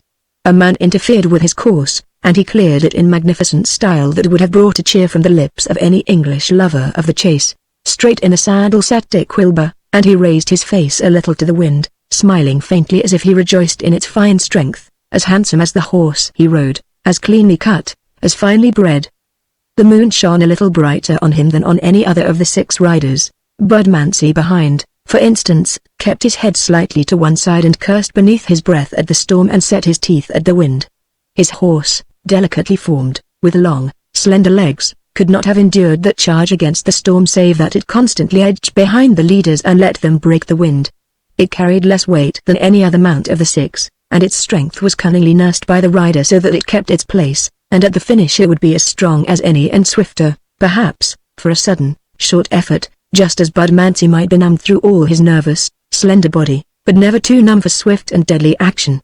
On the opposite wing of the flying wedge galloped a dust-colored grey, ragged of mane and tail, and vindictive of eye, like its down-headed rider, who shifted his glance rapidly from side to side and watched the ground closely before his horse as if he were perpetually prepared for danger. He distrusted the very ground over which his mount strode. For all this he seemed the least formidable of all the riders. To see him pass none could have suspected that this was Black Morgan Gandil.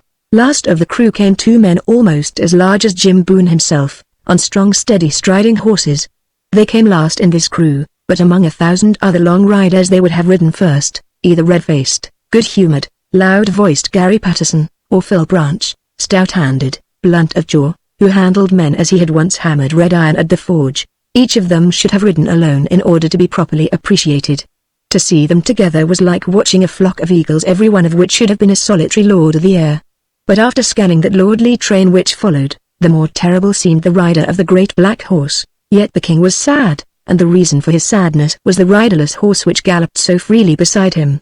His son had ridden that horse when they set out, and all the way down to the railroad handsome Hal Boone had kept his mount prancing and curveting and had ridden around and around old Dick Wilbur, playing pranks, and had teased his father's black until the big stallion lashed out wildly with furious heels. It was the memory of this that kept the grave shadow of a smile on the father's lips for all the sternness of his eyes. He never turned his head, for, looking straight forward, he could conjure up the laughing vision, but when he glanced to the empty saddle he heard once more the last unlucky shot fired from the train as they raced off with their booty, and saw how reel in his saddle and pitch forward, and how he had tried to check his horse and turn back, and how Dick Wilbur, and Patterson, and Big Phil Branch had forced him to go on and leave that form lying motionless on the snow. At that he groaned, and spurred the black, and so the cavalcade rushed faster and faster through the night. They came over a sharp ridge and veered to the side just in time, for all the further slope was a mass of treacherous sand and rubble and raw rocks and mud, where a landslide had stripped the hill to the stone. As they veered about the ruin and thundered on down to the foot of the hill, Jim Boone threw up his hand for a signal and brought his stallion to a halt on back-braced, sliding legs, for a metallic glitter had caught his eye, and then he saw, half covered by the pebbles and dirt, the figure of a man. He must have been struck by the landslide and not overwhelmed by it, but rather carried before it like a stick in a rush of water. At the outermost edge of the wave he lay with the rocks and dirt washed over him. Boone swung from the saddle and lifted Pierre Le Rouge. The gleam of metal was the cross which his fingers still gripped. Boone examined it with a somewhat superstitious caution, took it from the nerveless fingers, and slipped it into a pocket of Pierre's shirt. A small cut on the boy's forehead showed where the stone struck which knocked him senseless, but the cut still bled a small trickle. Pierre lived. He even stirred and groaned and opened his eyes, large and deeply blue. It was only an instant before they closed, but Boone had seen. He turned with the figure lifted easily in his arms as if Pierre had been a child fallen asleep by the hearth and now about to be carried off to bed, And the outlaw said, "I've lost my boy tonight. This here one was given me by the will of God." Black Morgan reined his horse close by, leaned to peer down, and the shadow of his hat fell across the face of Pierre. "There's no good comes of 7 shipwrecked men. Leave him where you found him, Jim. That's my advice. Sidestep a red-headed man. That's what I say." The quick-stepping horse of Bud Mancy came near, and the rider wiped his stiff lips, and spoke from the side of his mouth, a prison habit of the line that moves in the lockstep. "Take it from me, Jim, there ain't any place in our crew for a man you've picked up without knowing him beforehand. Let him lay, I say." But Big Dick Wilbur was already leading up the horse of Hal Boone, and into the saddle Jim Boone swung the inert body of Pierre. The argument was settled, for every man of them knew that nothing could turn Boone back from a thing once begun. Yet there were muttered comments that drew Black Morgan and Bud Mancy together, and Gandil, from the South Seas, growled with averted eyes, "This is the most fool stunt the chief has ever pulled." "Right, pal," answered Mancy. "You take a snake in out of the cold, and it bites you when it comes to in the warmth, but the chief has started, and there ain't nothing that'll make him stop, except maybe God or McGurk." And Black Gandil answered with his evil, sudden grin, "Maybe McGurk, but not God." They started on again with Gary Patterson and Dick Wilbur riding close on either side of Pierre, supporting his limp body. It delayed the whole gang, for they could not go on faster than a jog trot. The wind, however, was falling off in violence. Its shrill whistling ceased, at length, and they went on, accompanied only by the harsh crunching of the snow underfoot. Chapter 10. Consciousness returned to Pierre slowly. Many a time his eyes opened, and he saw nothing, but when he did see and hear it was by vague glimpses. He heard the crunch of the snow underfoot, he heard the panting and snorting of the horses. He felt the swing and jolt of the saddle beneath him, he saw the grim faces of the long riders, and he said, "The law has taken me." Thereafter he let his will lapse, and surrendered to the sleepy numbness which assailed his brain in waves. He was riding without support by this time, but it was an automatic effort. There was no more real life in him than in a dummy figure. It was not the effect of the blow. It was rather the long exposure and the overexertion of mind and body during the evening and night. He had simply collapsed beneath the strain, but an old army man has said, "Give me a soldier of 18 or 20. In a single day he may not march quite so far as a more mature man or carry quite so much weight. He will go to sleep each night dead to the world. But in the morning he awakens a new man. He is like a slate from which all the writing has been erased. He is ready for a new day and a new world. 30 days of campaigning leaves him as strong and fresh as ever. 30 days of campaigning leaves the old soldier a wreck. Why? Because as a man grows older he loses the ability to sleep soundly. He carries the nervous strain of one day over to the next. Life is a serious problem to a man over 30. To a man under 30 it is simply a game. For my part, give me men who can play at war. So it was with Pierre LaRouge. He woke with a faint heaviness of head, and stretched himself. There were many sore places, but nothing more. He looked up, and the slant winter sun cut across his face and made a patch of bright yellow on the wall beside him. Next he heard a faint humming, and, turning his head, saw a boy of 14 or perhaps a little more, busily cleaning a rifle in a way that betokened the most expert knowledge of the weapon. Pierre himself knew rifles as a preacher knows his Bible, and as he lay half awake and half asleep he smiled with enjoyment to see the deft fingers move here and there, wiping away the oil. A green hand will spend half a day cleaning a gun, and then do the work imperfectly. An expert does the job efficiently in 10 minutes. This was an expert. Undoubtedly this was a true son of the mountain desert. He wore his old slouch hat even in the house, and his skin was that olive brown which comes from many years of exposure to the wind and sun. At the same time there was a peculiar fineness about the boy. His feet were astonishingly small and the hands thin and slender for all their supple strength. And his neck was not bony, as it is in most youths at this gawky age, but smoothly rounded. Men grow big of bone and sparse of flesh in the mountain desert. It was the more surprising to Pierre to see this young fellow with the marvelously delicate cut features. By some freak of nature here was a place where the breed ran to high blood. The cleaning completed, the boy trussed the butt of the gun to his shoulder and squinted down the barrel. Then he loaded the magazine, weighted the gun deftly at the balance, and dropped the rifle across his knees. "Morning," said Pierre LaRouge cheerily, and swung off the bunk to the floor. "How old's the gun?" The boy, without the slightest show of excitement, snapped the butt to his shoulder and drew a bead on Pierre's breast. "Sit down before you get all heated up," said a musical voice. "There's nobody waiting for you on horseback," and Pierre sat down. partly because Western men never argue a point when that little black hole is staring them in the face, partly because he remembered with a rush that the last time he had fully possessed his consciousness he had been lying in the snow with the cross gripped hard and the toppling mass of the landslide above him. All that had happened between was blotted from his memory. He fumbled at his throat. The cross was not there. He touched his pockets.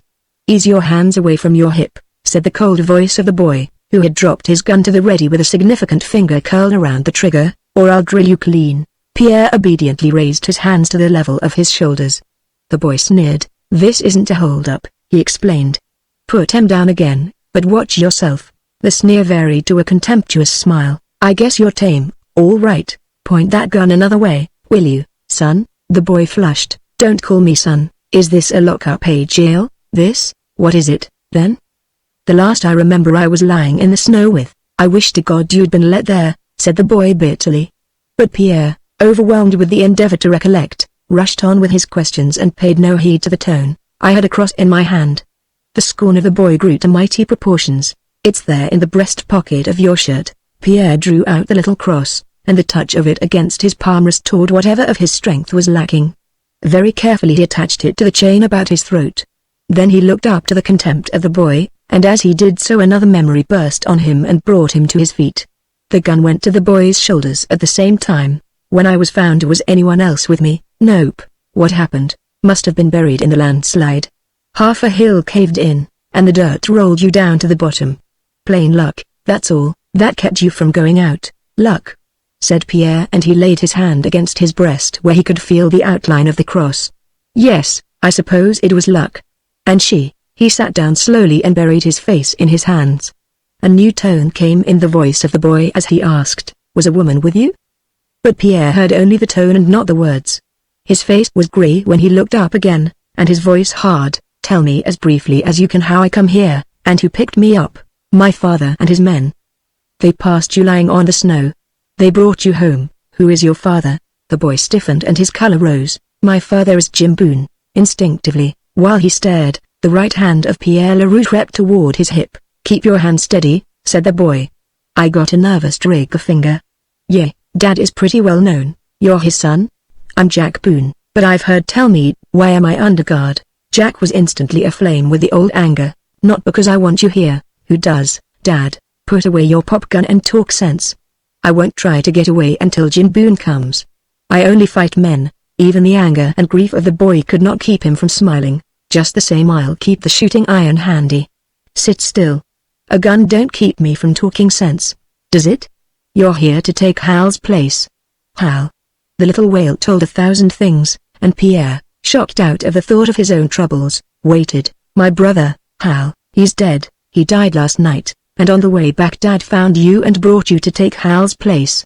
"Hal's place?" The accent showed how impossible it was that Hal's place could be taken by any mortal man. "I got orders to keep you here, but if I was to do what I'd like to do, I'd give you the best horse on the place and tell you to clear out."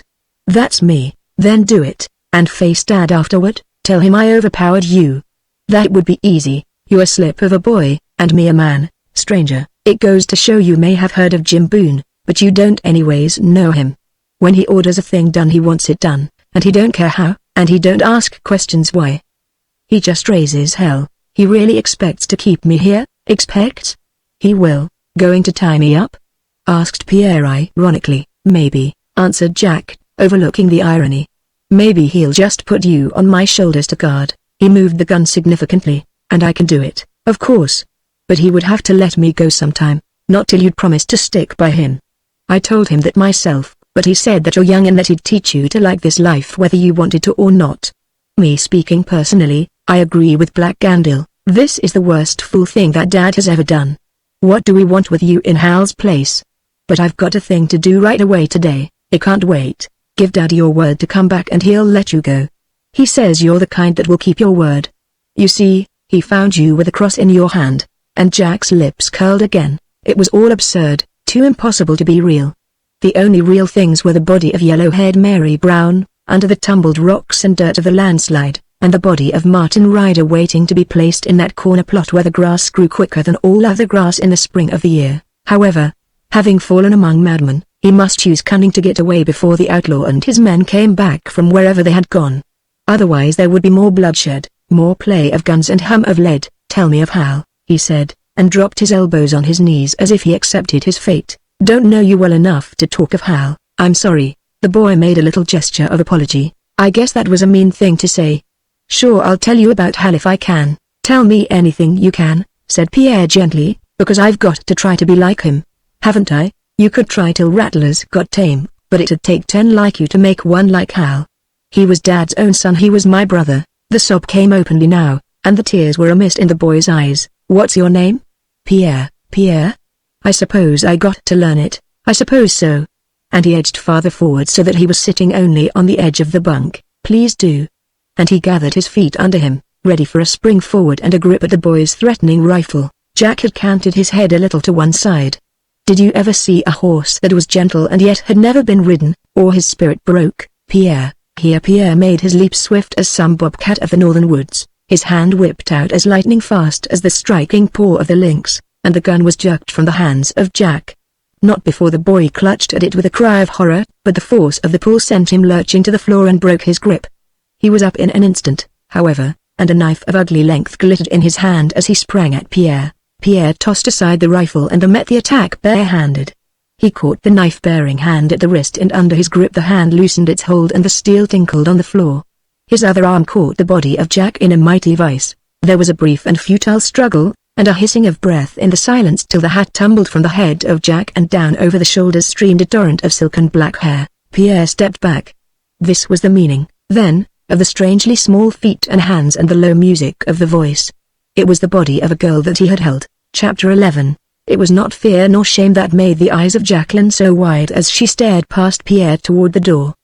He glanced across his shoulder, and blocking the entrance to the room, literally filling the doorway, was the bulk of Jim Boone. Seems as if I was sort of stepping in on a little family party, he said. I'm sure glad you two got acquainted so quick.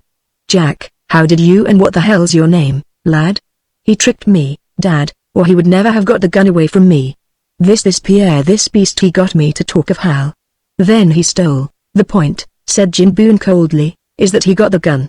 Run along, Jack. You ain't so growed up as I was thinking. Or hold on, maybe you're more grown up. Which is it? Are you turning into a woman, Jack? She whirled on Pierre in a white fury. You see? You see what you've done? He'll never trust me again, never. Pierre, I hate you. I'll always hate you. And if Hal were here, a storm of sobs and tears cut her short, and she disappeared through the door. Boone and Pierre stood regarding each other critically. Pierre spoke first. You're not as big as I expected. I'm plenty big, but you're older than I thought. Too old for what you want of me. The girl told me what that was. Not too old to be made what I want, and his hands passed through a significant gesture of molding the empty air. The boy met his eye dauntlessly. I suppose, he said, that I've a pretty small chance of getting away. Just about none, Pierre. Come here. Pierre stepped closer and looked down the hall into another room. There, about a table, sat the 5 grimmest riders of the mountain desert that he had ever seen. They were such men as one could judge at a glance, and Pierre made that instinctive motion for his 6 gun. The girl, Jim Boone was saying, kept you pretty busy trying to make a break, and if she could do anything maybe you'd have a pile of trouble with one of them guarding you. But if I'd had a good look at you, lad, I'd never have let Jack take the job of guarding you. Thanks, answered Pierre dryly. You got reason, I can see that. Here's the point, Pierre. I know young men because I can remember pretty close what I was at your age.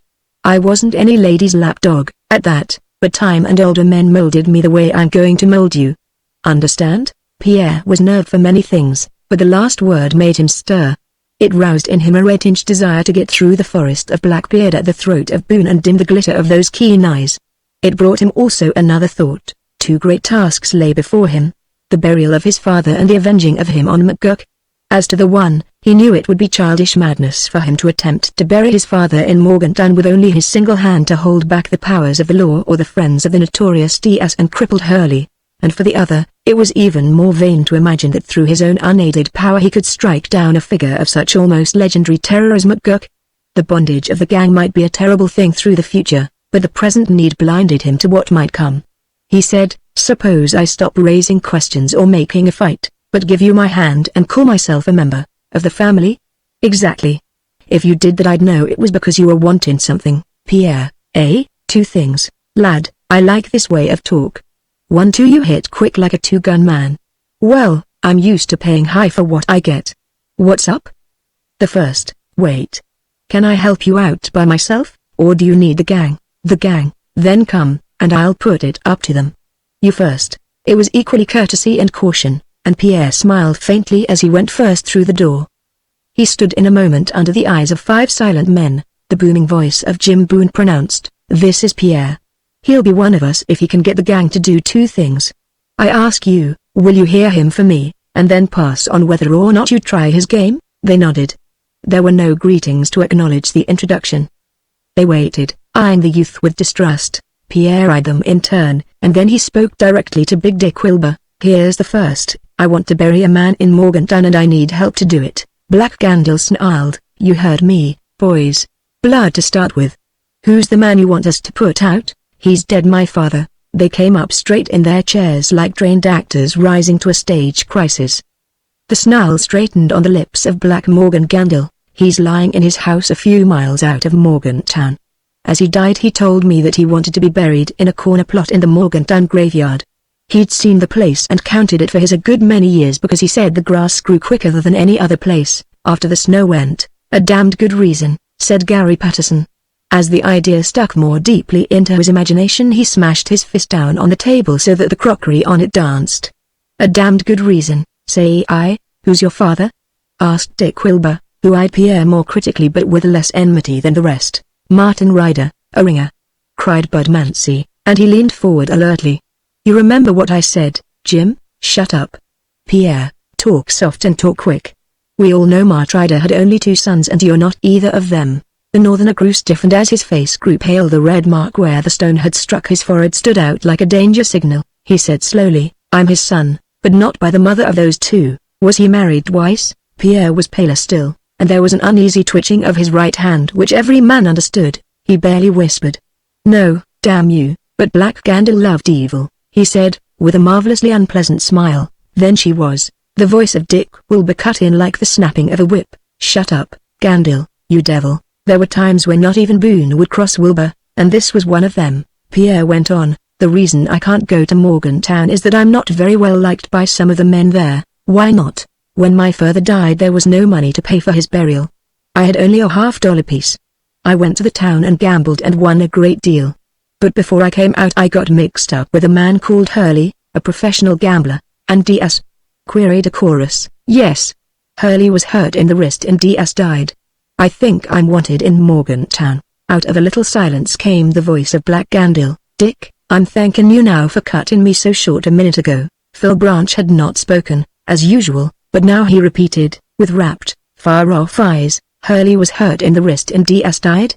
"Hurley and Diaz? I played with Hurley, a couple of times." "Speaking personal," said Gary Patterson, his red verging toward purple in excitement, "which I'm ready to go with you down to Morgantown and bury your father. And do it ship-shape," added Black Gandil. "With all the trimmings," said Bud Mancy, "with all Morgantown join in the morn involuntarily under cover of our 6 guns." "Wait," said Boone. "What's the second request?" "That can wait. It's a bigger job than this one, lots bigger. And in the meantime, I'm your man." They shook hands. Even Black Gandil rose to take his share in the ceremony, all save Bud Mancy, who had glanced out the window a moment before and then silently left the room. A bottle of whiskey was produced and glasses filled all round. Jim Boone brought in the 7th chair and placed it at the table. They raised their glasses, "To the empty chair," said Boone. They drank, and for the first time in his life, the liquid fire went down the throat of Pierre. He set down his glass, coughing, and the others laughed good-naturedly. "Started down the wrong way?" asked Wilbur. "It's beastly stuff, first I ever drank." A roar of laughter answered him. "Still I got an idea," broke in Jim Boone, "that he's worthy of Taki in the 7th chair. Draw it up, lad." Vaguely it reminded Pierre of a scene in some old play with himself in the role of the hero signing away his soul to the devil, but an interruption kept him from taking the chair. There was a racket at the door, a half-sobbing, half-scolding voice, and the laughter of a man. Then Bud Mancy appeared carrying Jack in spite of her struggles. He placed her on the floor and held her hands to protect himself from her fury. "I glimpsed her through the window," he explained. "She was lining out for the stable and then a minute later I saw her swing a saddle onto what horse do you think? Out with it, Jim's Big Thunder." Yep, she stuck the saddle on Big Black Thunder and had a rifle in the holster. I saw there was hell brewing somewhere, so I went out and nabbed her, Jack. Called Jim Boone. What were you started for? Budmancy released her arms and she stood with them stiffening at her sides and her fists clenched. How he died, and there was nothing but talk about him, nothing done. You got a live man in Hal's place. She pointed an accusing finger at Pierre. Maybe he takes his place for you, but he's not my brother. I hate him. I went out to get another man to make up for Pierre. Well, a dead man. I shoot straight enough for that. A very solemn silence spread through the room, for every man was watching in the eyes of the father and daughter the same shining black devil of wrath. Jack, get into your room and don't move out of it till I tell you to. Do you hear? She turned on her heel like a soldier and marched from the room. Jack. She stopped in the door but would not turn back. Jack, don't you love your old dad anymore? She whirled and ran to him with outstretched arms and clung to him, sobbing. Oh, Dad, she groaned. You've broken my heart. Chapter 12. The annals of the mountain desert have never been written and can never be written. They are merely a vast mass of fact and tradition and imagining which floats from tongue to tongue from the Rockies to the Sierra Nevadas. A man may be a fact all his life and die only a local celebrity. Then again, he may strike sparks from that imagination which runs riot by campfires and at the bars of the crossroads saloons. In that case he becomes immortal. It is not that lies are told about him or impossible feats ascribed to him, but every detail about him is seized upon and passed on with the most scrupulous and loving care. In due time he will become a tradition. That is, he will be known familiarly at widely separated parts of the range, places which he has never visited. It has happened to a few of the famous characters of the mountain desert that they became traditions before their deaths. It happened to McGurk, of course. It also happened to Red Pierre, oddly enough. The tradition of Red Pierre did not begin with his ride from the school of Father Victor to Morgantown, distant many days of difficult and dangerous travel. Neither did tradition seize on the gunfight that crippled Hurley and put out Wizard Diaz. These things were unquestionably known to many, but they did not strike the popular imagination. What set men first on fire was the way Pierre Le Rouge buried his father at the point of the gun in Morgantown. That day Boone's men galloped out of the higher mountains down the trail toward Morgantown. They stole a wagon out of a ranch stable on the way and tied 2 lariats to the tongue. So they towed it, bounding and rattling, over the rough trail to the house where Martin Ryder lay dead. His body was placed in state in the body of the wagon, pillowed with everything in the line of cloth which the house could furnish. Thus equipped they went on at a more moderate pace toward Morgantown. What followed it is useless to repeat here. Tradition rehearsed every detail of the day's work, and the purpose of this narrative is only to give the details of some of the events which tradition does not know, at least in their entirety. They started at one end of Morgantown Street. Pierre guarded the wagon in the center of the street and kept the people under cover of his rifle. The rest of Boone's men cleaned out the houses as they went and sent the occupants piling out to swell the crowd. And so they rolled the crowd out of town and to the cemetery, where volunteers dug the grave of Martin Ryder wide and deep, and Pierre paid for the corner plot 3 times over in gold.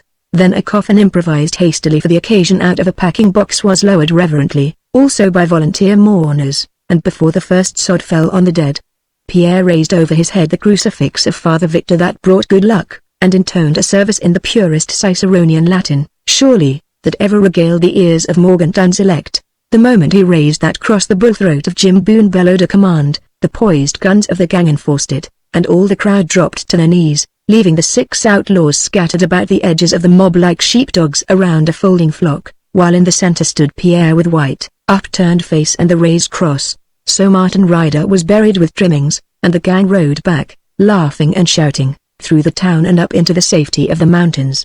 Election day was fast approaching and therefore the rival candidates for sheriff hastily organized posses and made the usual futile pursuit. In fact, before the pursuit was well underway, Boone and his men sat at their supper table in the cabin. The 7th chair was filled, all were present except Jack, who sulked in her room. Pierre went to her door and knocked.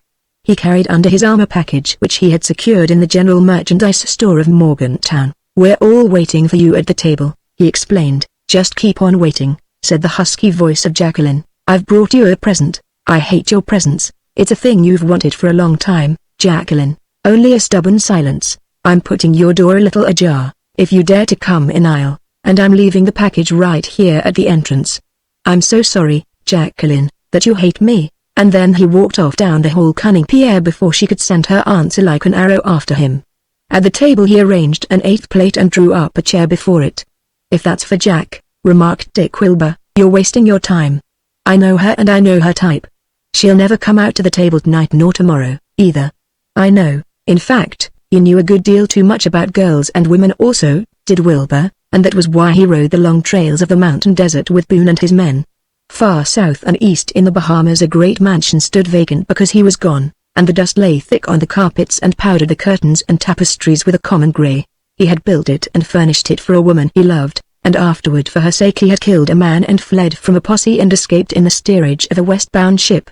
Still the law followed him, and he kept on west and west until he reached the mountain desert, which thinks nothing of swallowing men and their reputations. There he was safe, but someday he would see some woman smile, catch the glimmer of some eye, and throw safety away to ride after her. It was a weakness, but what made a tragic figure of handsome Dick Wilbur was that he knew his weakness and sat still and let fate walk up and overtake him. Yet Pierre LaRouge answered this man of sorrowful wisdom, "In my part of the country it meant say, if you would speak of women let money talk for you," and he placed a gold piece on the table. "She will come out to the supper table." "She will not," smiled Wilbur, and covered the coin. "Will you take odds?" "No charity." "Who else will bet?" "I," said Jim Boone instantly. "You figure her for an ordinary sulky kid." Pierre smiled upon him. "There's a cut in my shirt where her knife passed through, and that's the reason that I'll bet on her now." The whole table covered his coin, with laughter. "We've kept one part of your bargain, Pierre.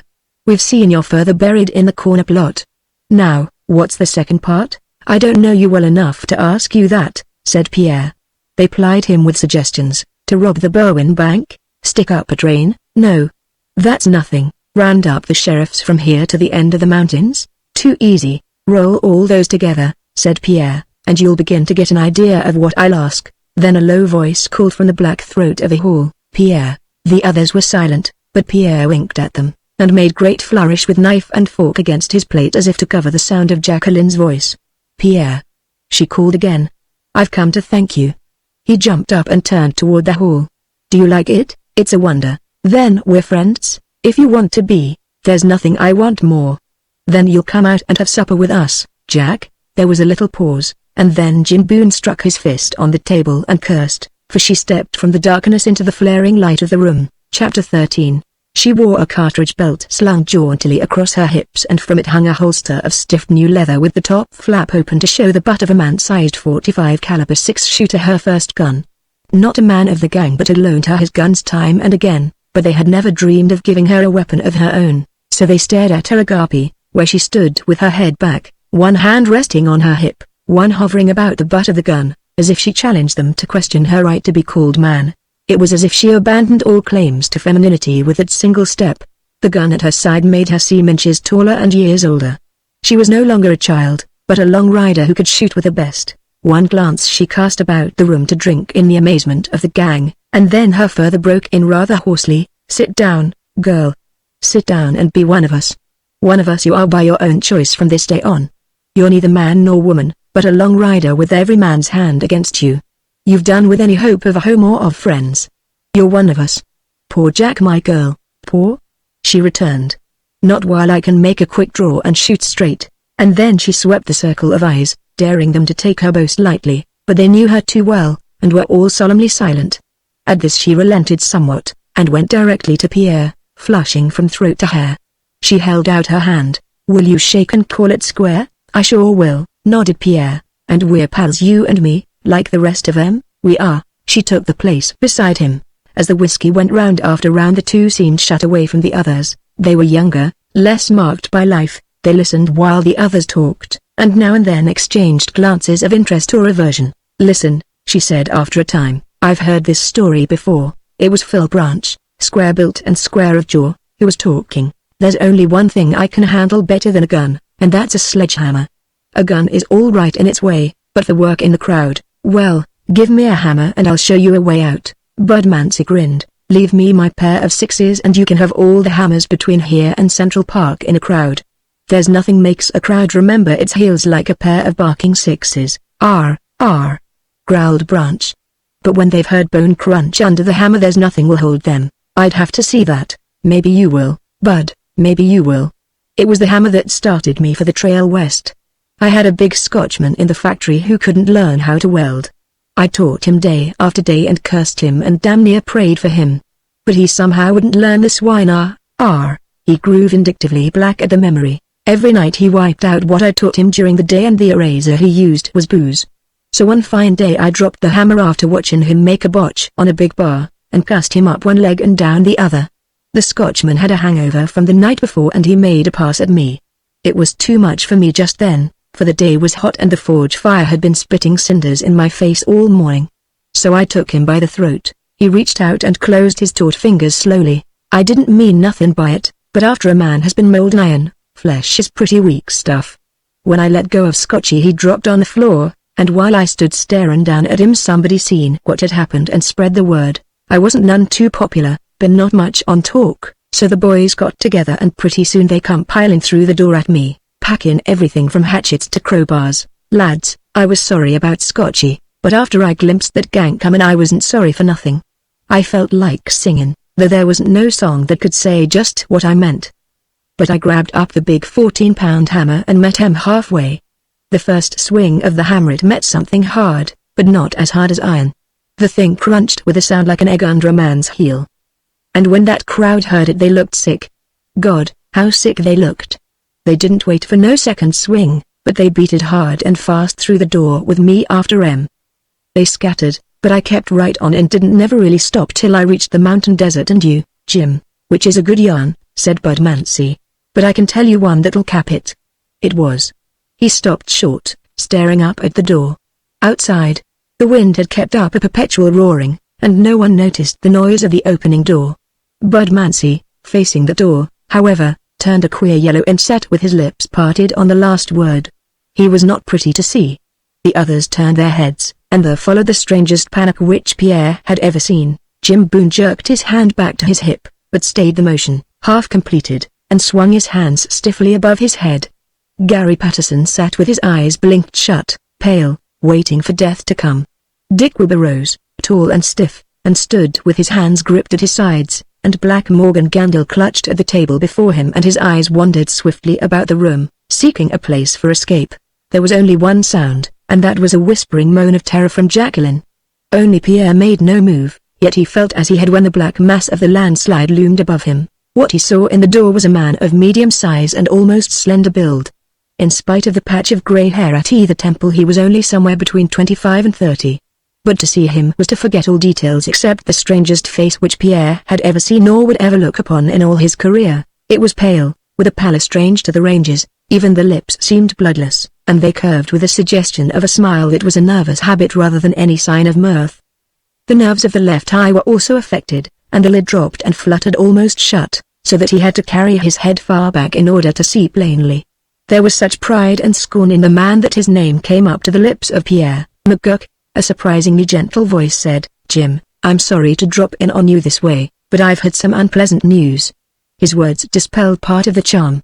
The hands of Big Boone lowered, the others assumed more natural positions, but each, it seemed to Pierre, took particular and almost ostentatious care that their right hands should be always far from the holsters of their guns. The stranger went on, "Martin Ryder is finished, as I suppose you know. He left a spawn of 2 mongrels behind him. I haven't bothered with them, but I'm a little more interested in another son that has cropped up. He's sitting over there in your family party and his name is Pierre. In his own country they call him Pierre Le Rouge, which means Red Pierre. In our talk, you know I've never crossed you in anything before, Jim."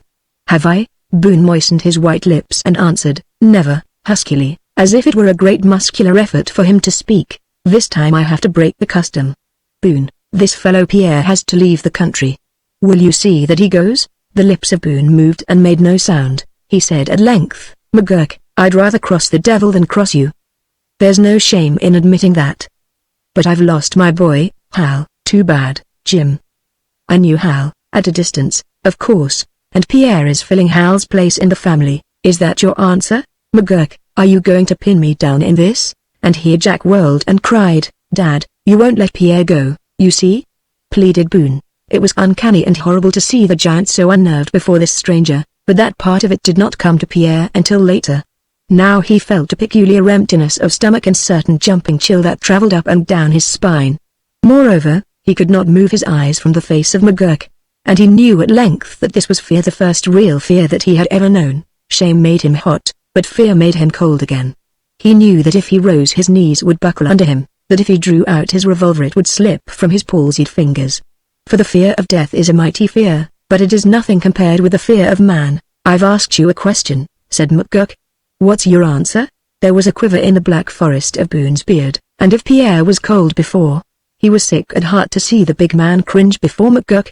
He stammered, "Give me time." "Good," said McGurk. "I'm afraid I know what your answer would be now, but if you take a couple of days you will think things over and come to a reasonable conclusion. I will be at Gaffney's place about 15 miles from here. You know it? Send your answer there." In the meantime he stepped forward to the table and poured a small drink of whiskey into a glass and raised it high. "Here's to the long health and happiness of us all. Drink." There was a hasty pouring of liquor, "And you also." Pierre jumped as if he had been struck, and obeyed the order hastily. "So," said the master, pleasant again, and Pierre wiped his forehead furtively and stared up with fascinated eyes. "An unwilling pledge is better than none at all. To you, gentlemen, much happiness. To you, Pierre Le Rouge, bon voyage." They drank. The master placed his glass on the table again, smiled upon them, and was gone through the door. He turned his back in leaving. There was no fit way in which he could have expressed his contempt. Chapter 14. The mirth died and in its place came a long silence. Jim Boone stared upon Pierre with miserable eyes, and then rose and left the room. The others one by one followed his example. Dick Wilbur in passing dropped his hand on Pierre's shoulder. Jacqueline was silent. As he sat there minute after minute and then hour after hour of the long night, Pierre saw the meaning of it. If they sent word that they would not give up Pierre, it was war, and war with McGurk had only one ending. If they sent word that Pierre was surrendered, the shame would never leave Boone and his men. Whatever they did, there was ruin for them in the end. All this Pierre conned slowly in his mind, until he was cold. Then he looked up and saw that the lamp had burned out and that the wood in the fireplace was consumed to a few red embers. He replenished the fire, and when the yellow flames began to mount he made his resolution and walked slowly up and down the floor with it. For he knew that he must go to meet McGurk. The very thought of the man sent the old chill through his blood, yet he must go and face him and end the thing. It came over him with a pang that he was very young, that life was barely a taste in his mouth, whether bitter or sweet he could not tell. He picked a flaming stick from the fire and went before a little round mirror on the wall. Back at him stared the face of a boy. He had seen so much of the Grimsix in the last day that the contrast startled him. They were men, hardened to life and filled with knowledge of it. They were books written full. But he was a blank page with a scribbled word here and there. Nevertheless, he was chosen and he must go. Having reached that decision, he closed his mind on what would happen. There was a vague fear that when he faced McGurk he would be frozen with fear, that his spirit would be broken and he would become a thing too despicable for a man to kill. One thing was certain. If he was to act a man's part and die a man's death, he must not stand long before McGurk. It seemed to him then that he would die happy if he had the strength to fire one shot before the end. Then he tiptoed from the house and went over the snow to the barn and saddled the horse of Hal Boone. It was already morning, and as he led the horse to the door of the barn a faint shadow in that early light, fell across the snow before him. He looked up and saw Jacqueline. She stepped close, and the horse nosed her shoulder affectionately. She said, "Isn't there anything that will keep you from going? It's just a little ride before breakfast. I'll be back in an hour." It was foolish to try to blind her, as he saw by her wan, unchildish smile. "Is there no other way, Pierre?" "I don't know of any, do you? You have to leave us, and never come back." "Is he as sure as that, Jack?" "Sure?" Who? She had not known. After all, she thought that he was merely riding away from the region where McGurk was king. Now she caught his wrists and shook them. "Pierre, you are not going to face McGurk." "Pierre, if you were a man, you would understand." "I know, because of your father. I do understand, but oh, Pierre, listen. I can shoot as straight as almost any man. We will ride down together. We will go through the doors together, me first to take his fire, and you behind to shoot him down. I guess no man can be as brave as a woman, Jack." "No, I have to see McGurk alone. He faced my father alone and shot him down. I'll face McGurk alone and live long enough to put my mark on him, but you don't know him. He can't be hurt. Do you think my father and Dick Wilbur would fear any man who could be hurt? No, but McGurk has been in 100 fights and never been touched. There's a charm over him. Don't you see? I'll break the charm, that's all." He was up in the saddle. "Then I'll call Dad. I'll call them all. If you die they shall all follow you. I swear they shall." "Pierre, He merely leaned forward and touched the horse with his spurs, but after he had raced the first 100 yards he glanced back. She was running hard for the house, and calling as she went. Pierre cursed and spurred the horse again, yet even if Jimboon and his men started out after him they could never overtake him. Before they were in their saddles and up with him, he'd be a full 3 miles out in the hills. Not even Black Thunder could make up as much ground as that, so all the 15 miles to Gaffney's place he urged his horse. The excitement of the race kept the thought of McGurk back in his mind. Only once he lost time when he had to pull up beside a buckboard and inquire the way. After that he flew on again. Yet as he clattered up to the door of Gaffney's Crossroads saloon and swung to the ground he looked back and saw a cluster of horsemen swing around the shoulder of a hill and come tearing after him. Surely his time was short. He thrust open the door of the place and called for a drink. The bartender spun the glass down the bar to him. "Where's McGurk?" The other stopped in the very act of taking out the bottle from the shelf, and his curious glance went over the face of Pierre LaRouge. He decided, apparently, that it was foolish to hold suspicions against so young a man, in that room, and he jerked his hand toward a door.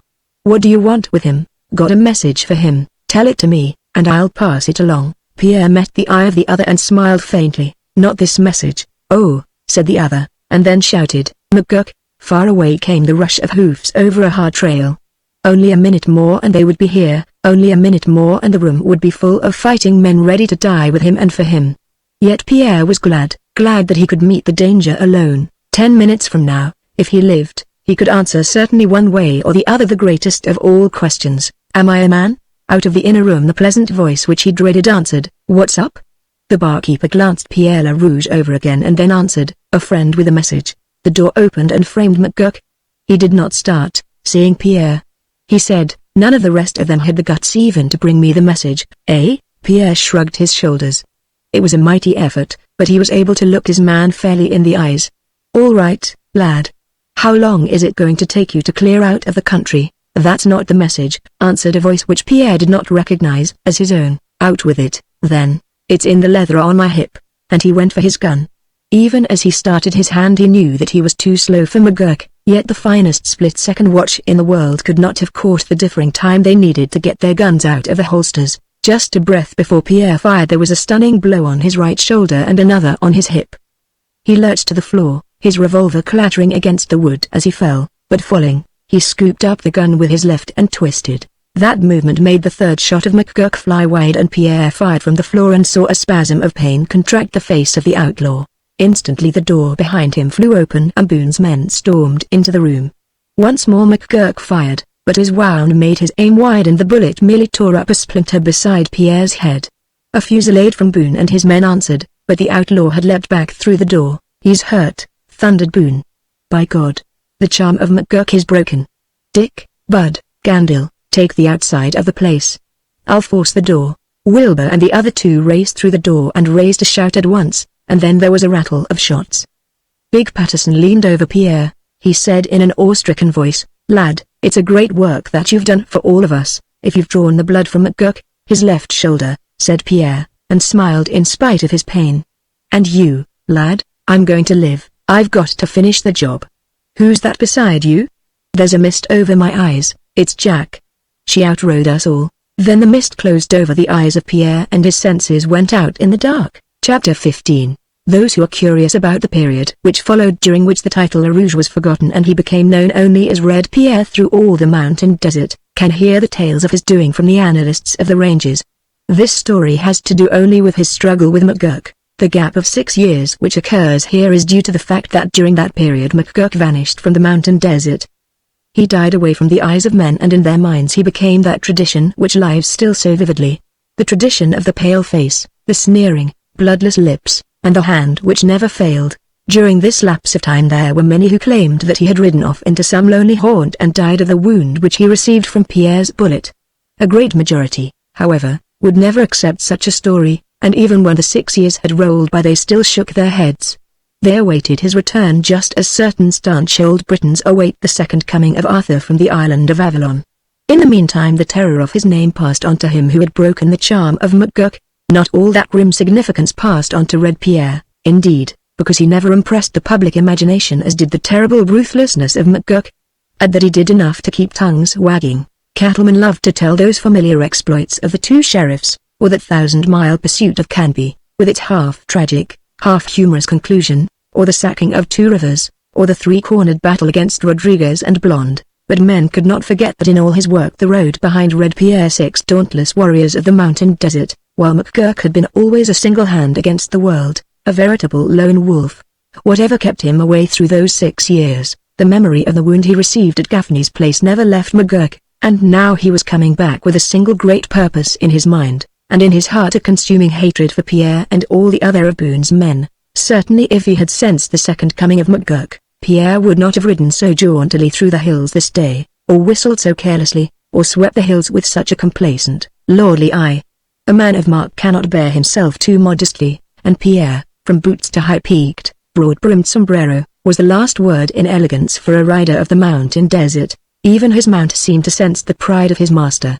It was a cream-colored Mustang, not one of the lump-headed, bony-hipped species common to the ranges, but one of those rare aversions to the Spanish thoroughbreds from which the western cow-pony is descended. The mare was not over-large, but the broad hips and generous expanse of chest were hints, and only hints, of her strength and endurance. There was the speed of the blooded racer in her and the tirelessness of the Mustang. Now, down the rocky, half-broken trail she picked her way as daintily as any debutante tiptoeing down a great stairway to the ballroom. Life had been easy for Mary since that 1,000-mile struggle to overtake Canby, and now her sides were sleek from good feeding and some casual 20 miles a day, which was no more to her than a canter through the park is to the city horse. The eye which had been so red-stained and fierce during the long ride after Canby was now bright and gentle. At every turn she pricked her small sharp ears as if she expected home and friends on the other side of the curve. And now and again she tossed her head and glanced back at the master for a moment and then whinnied across some echoing ravine. It was Mary's way of showing happiness, and her master's acknowledgement was to run his gloved left hand up through her mane and with his ungloved right, that damned and agile hand, pat her shoulder lightly. Passing to the end of the downgrade, they reached a slight upward incline, and the mare, as if she had come to familiar ground, broke into a gallop, a matchless, swinging stride. Swerving to right and to left among the great boulders, like a football player running a broken field, she increased the gallop to a racing pace. That twisting course would have shaken an ordinary horseman to the toes, but Pierre, swaying easily in the saddle, dropped the reins into the crook of his left arm and rolled a cigarette in spite of the motion and the wind. It was a little feat, but it would have drawn applause from a circus crowd. He spoke to the mare while he lighted a match and she dropped to an easy canter. The pace which she could maintain from dawn to dark, eating up the grey miles of the mountain and the desert, and it was then that Red Pierre heard a gay voice singing in the distance. His attitude changed at once. He caught a shorter grip on the reins and swung forward a little in the saddle, while his right hand touched the butt of the revolver in its holster and made sure that it was loose, for to those who hunt and are hunted every human voice in the mountain desert is an ominous token. The mare, sensing the change of her master through that weird telegraphy which passed down the taut bridle reins, held her head high and flattened her short ears against her neck. The song and the singer drew closer, and the vigilance of Pierre ceased as he heard a mellow baritone ring out, "They call me poor, yet I am rich in the touch of her golden hair. My heart is filled like a miser's hands with the red gold of her hair. The sky I ride beneath all day is the blue of her dear eyes, the only heaven I desire is the blue of her dear eyes." And here Dick Wilbur rode about the shoulder of a hill, broke off his song at the sight of Pierre Le Rouge, and shouted a welcome. They came together and continued their journey side by side. The half-dozen years had hardly altered the blonde, handsome face of Wilbur, and now, with the gladness of his singing still flushing his face, he seemed hardly more than a boy younger, in fact, than Red Pierre, into whose eyes there came now and then a grave sternness. "After hearing that song," said Pierre smiling, "I feel as if I'd listened to a portrait." "Right," said Wilbur, with unabated enthusiasm. "It's the bare and unadorned truth, Prince Pierre. My fine Galahad, if you came within eye-shot of her there'd be a small-sized hell raised. No. I'm immune there, you know." "Nonsense. The beauty of a really lovely woman is like a fine perfume. It strikes right to a man's heart, there's no possibility of resistance." "I know. You, Pierre, act like a man already in love or a boy who has never known a woman." "Which is it, Pierre?" The other made a familiar gesture with those who knew him, a touching of his left hand against his throat where the cross lay. He said, "I suppose it seems like that to you." "Like what?" "Dodging me, eh?" "Well, I never press the point, but I'd give the worth of your horse, Pierre, to see you and Mary together." Red Pierre started, and then frowned. Irritates you little, eh? Well, a woman is like a spur to most men. He added, with a momentary gloom, God knows, I bear the marks of them. He raised his head, as if he looked up in response to his thought, but there's a difference with this girl. I've named the quality of her before it disarms a man. Pierre looked to his friend with some alarm, for there was a saying among the followers of Boone that a woman would be the downfall of Big Dick Wilbur again, as a woman had been his downfall before. The difference would be that this fall must be his last, and Wilbur went on, she's Eastern, Pierre, and out here visiting the daughter of old Barnes who owns about 1,000 miles of range, you know. How long will she be here? That's the question I'm trying to answer for her. I met her riding over the hills. She was galloping along a ridge, and she rode her way right into my heart. Well, I'm a fool, of course, but about this girl I can't be wrong. Tonight I'm taking her to a masquerade. He pulled his horse to a full stop. Pierre, you have to come with me. Chapter 16. Pierre stared at his companion with almost open-mouthed astonishment. I? A dance? And then his head tilted back and he laughed. My good times, Dick, come out of the hills and the skyline, and the gallop of Mary. But as for women, they bore me, Dick, even Jack, she's more man than woman. It was the turn of Wilbur to laugh, and he responded uproariously until Pierre frowned and flushed a little. When I see you out here on your horse with your rifle in the boot and your 6-gun swinging low in the scabbard, and riding the fastest bit of horse flesh on the ranges, explained Wilbur, I get to thinking that you're pretty much king of the mountains, but in certain respects, Pierre, you're a child. Pierre stirred uneasily in his saddle. A man must be well over 30 before he can withstand ridicule, he said dryly. I've an idea that I know Jack's about as well as the next man. Let it drop, said Wilbur, sober again, for he shared with all of Boone's crew a deep-rooted unwillingness to press Red Pierre beyond a certain point. The one subject I won't quarrel about is Jack, God bless her. She's the best pal, said Pierre soberly, and the nearest to a man I've ever met. Nearest to a man? Queried Wilbur, and smiled, but so furtively that even the sharp eye of Red Pierre did not perceive the mockery. He went on, but the dance, what of that? It's a masquerade. There'd be no fear of being recognized. Pierre was silent a moment more. Then he said, this girl, what did you call her? Mary, and about her hair I think you said it was black, golden. Pierre, Mary, and golden hair, mused Red Pierre. I think I'll go to that dance, with Jack. She dances wonderfully, you know. Well, with Jack. So they reached a tumbled ranch house squeezed between two hills so that it was sheltered from the storms of the winter but held all the heat of the summer. Once it had been a goodly building, the home of some cattle king. But bad times had come. A bullet in a saloon brawl put an end to the cattle king, and now his home was a wreck of its former glory. The northern wing shelved down to the ground as if the building were kneeling to the power of the wind, and the southern portion of the house, though still erect, seemed tottering and rotten throughout and holding together until at a final blow the whole structure would crumple at once. To the stables, hardly less ruinous than the big house, Pierre and Wilbur took their horses, and a series of whinnies greeted them from the stalls. To look down that line of magnificent heads raised above the partitions of the stalls was like glancing into the stud of some crowned head who made hunting and racing his chief end in life, for these were animals worthy of the sport of kings. They were chosen each from among little hundreds, and they were cared for far more tenderly than the masters cared for themselves. There was a reason in it, for upon their speed and endurance depended the life of the outlaw. Moreover, the policy of Jim Boone was one of actual long riding. Here he had come to a pause for a few days to recuperate his horses and his men. Tomorrow, perhaps, he would be on the spur again and sweeping off to a distant point in the mountain desert to strike and be gone again before the rangers knew well that he had been there. Very rarely did one settler have another neighbor at a distance of less than 200 miles. It meant arduous and continual riding, and a horse with any defect was worse than useless because the speed of the gang had to be the speed of the slowest horse in the lot. It was some time before the two long riders had completed the grooming of their horses and had gone down the hill and into the house. In the largest habitable room they found a fire fed with rotten timbers from the wrecked portion of the building, and scattered through the room a sullen and dejected group, Mancy, Branch, Jim Boone, and Black Morgan Gandil. At a glance it was easy to detect their malady. It was the horrible ennui which comes to men who are always surrounded by one set of faces. If a man is happily married he may bear with his wife and his children constantly through long stretches of time, but the glamour of life lies in the varying personalities which a man glimpses in passing, but never knows. This was a rare crew.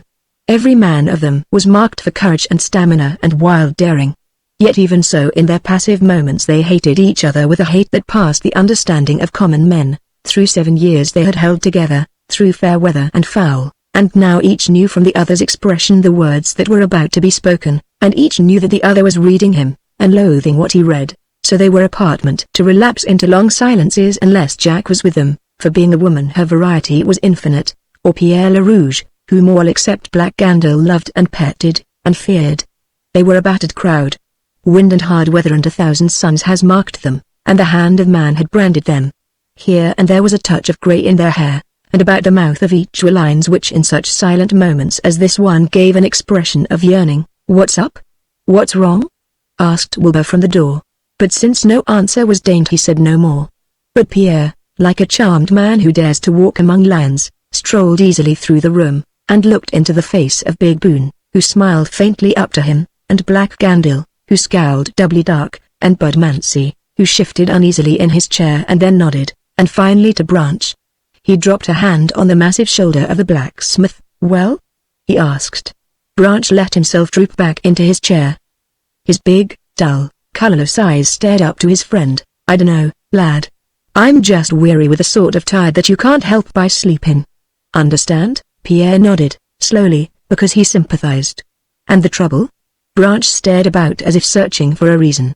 "Jack's upstairs sulking, Patterson hasn't come home yet, and Black Gandil, who heard all things, said without looking up, 'A man that saves a shipwrecked fellow, he gets bad luck for thanks.'" Pierre turned a considerable eye on him, and Gandil scowled back. "You've been croaking for 6 years, Morgan, about the bad luck that would come to Jim from saving me out of the snow. It's never happened, has it?" Gandil, snarling from one side of his mouth, answered, "Where's Patterson? Am I responsible if the blockhead has got drunk someplace? Patterson doesn't get drunk, not that way. And he knows that we were to start again today." "There ain't no doubt of that," commented Branch. "It's the straight dope." "Patterson keeps his dates," said Bud Mancy. The booming bass of Jim Boone broke in. "Shut up, the whole gang of you. We've had luck for the 6 years Pierre has been with us." "Who calls him a Jonah?" And Black Gandil answered, "I do. I've sailed the seas. I know bad luck when I see it. You've been seeing it for 6 years. The worst storms come on a voyage that starts with fair weather. Patterson? He's gone. He ain't just delayed, he's gone." It was not the first of these gloomy prophecies which Gandil had made, but each time a heavy gloom broke over Ed Pierre. For when he summed up the good fortune which the cross of Father Victor had brought him, he found that he had gained a father, and lost him at their first meeting, and he had won money on that night of the gambling, but it had cost the life of another man almost at once. The horse which carried him away from the vengeance in Morgantown had died on the way and he had been saved from the landslide, but the girl had perished. He had driven McGurk from the ranges, and where would the penalty fall on those who were near and dear to him? In a superstitious horror he had asked himself the question 1,000 times, and finally he could hardly bear to look into the ominous, brooding eyes of Black Gandil. It was as if the man had a certain and evil knowledge of the future. Chapter 17. The knowledge of the torment he was inflicting made the eye of Black Gandil bright with triumph. He continued, and now every man in the room was sitting up, alert, with gloomy eyes fixed upon Pierre. "Patterson is the first, but he ain't the last. He's just the start. Who's next?" He looked slowly around. "Is it you, Bud, or you, Phil, or you, Jim, or maybe me?" And Pierre said, "What makes you think you know that trouble's coming, Morgan?" "Because my blood runs cold in me when I look at you." Red Pierre grew rigid and straightened in a way they knew. "Damn you, Gandil, I've borne with you and your croaking too long, d'ye hear? Too long, and I'll hear no more of it, understand?" "Why not? You'll hear from me every time I sight you in the offing." "You see later that." The others were tense, ready to spring for cover, but Boone reared up his great figure. "Don't answer him, Pierre. You, Gandil, shut your face or I'll break ye in two." The fierce eyes of Pierre Le Rouge never wavered from his victim, but he answered, "Keep out of this. This is my party. I'll tell you why you'll stop gibbering, Gandil." He made a pace forward and every man shrank a little away from him, "because the cold in your blood is part hate and more fear, Black Gandil." The eyes of Gandil glared back for an instant. With all his soul he yearned for the courage to pull his gun, but his arm was numb, he could not move it, and his eyes wavered and fell. The shaggy grey head of Jim Boone fell likewise, and he was murmuring to his savage old heart, "The good days are over.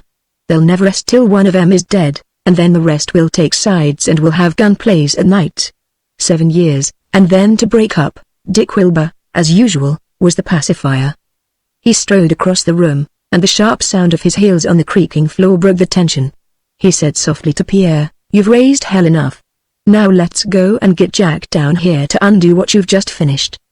Besides, you've got to ask her for that dance, eh?" The glance of Pierre still lingered on Gandil as he turned and followed Wilbur up the complaining stairs to the one habitable room in the second story of the house. It was set aside for the use of Jacqueline. At the door Wilbur said, "Shrug your shoulders back, you look as if you were going to jump at something. And wipe the wolf look off your face. After all, Jack's a girl, not a gunfighter." Then he knocked and opened the door. She lay face down on her bunk, her head turned from them toward the wall.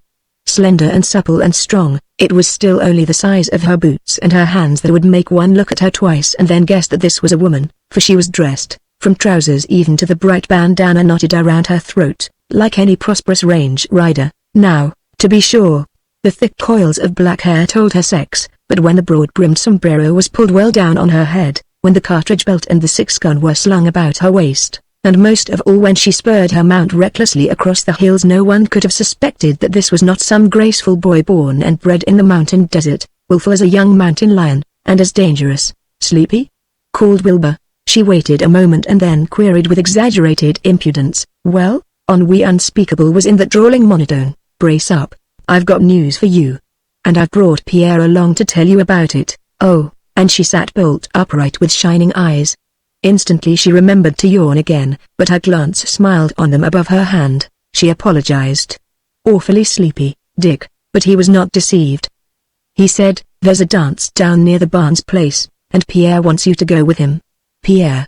A dance?" he explained. "Dick's lost his head over a girl with yellow hair, and he wants me to go down and see her. He thought you might want to go along." Her face changed like the moon when a cloud blows across it. She answered with another slow, insolent yawn, "Thanks. I'm staying home tonight." Wilbur glared his rage covertly at Pierre, but the latter was blandly unconscious that he had made any faux pas. He said carelessly, "Too bad. It might be interesting." "Jack?" At his voice she looked up a sharp and graceful toss of her head. "What?" "The girl with the yellow hair." "Then go ahead and see her. I won't keep you. You don't mind if I go on sleeping? Sit down and be at home." With this she calmly turned her back again and seemed thoroughly disposed to carry out her word. Red Pierre flushed a little, watching her, and he spoke his anger outright. "You're acting like a sulky kid, Jack, not like a man." It was a habit of his to forget that she was a woman. Without turning her head she answered, "Do you want to know why? You're like a cat showing your claws. Go on. Tell me what the reason is." "Because I get tired of you." In all his life he had never been so scorned. He did not see the covert grin of Wilbur in the background. He blurted, "Tired? Awfully. You don't mind me being frank, do you, Pierre?" He could only stammer, "Sometimes I wish to God you were a man, Jack. You don't often remember that I'm a woman." "Do you mean that I'm rude or rough with you, Jacqueline?" Still the silence, but Wilbur was grinning broader than ever. "Answer me." She started up and faced him, her face convulsed with rage. "What do you want me to say?" "Yes, you are rude. I hate you and your lot. Go away from me. I don't want you. I hate you all." And she would have said more, but furious sobs swelled her throat and she could not speak, but dropped, face down, on the bunk and gripped the blankets in each hard-set hand. Over her Pierre leaned, utterly bewildered, found nothing that he could say, and then turned and strode, frowning, from the room. Wilbur hastened after him and caught him just as the door was closing. "Come back," he pleaded. "This is the best game I've ever seen. Come back, Pierre. You've made a wonderful start." Pierre Le Rouge shook off the detaining hand and glared up at Wilbur. "Don't try irony, Dick. I feel like murder. Think of it. All this time she's been hating me, and now it's making her weep. Think of it." Jack weeping. "Why, you're a child, Pierre. She's in love with you." "With me?" "With Red Pierre. You can't make a joke out of Jack with me. You ought to know that, Pierre. I'd as soon make a joke out of a wildcat." Grinning still.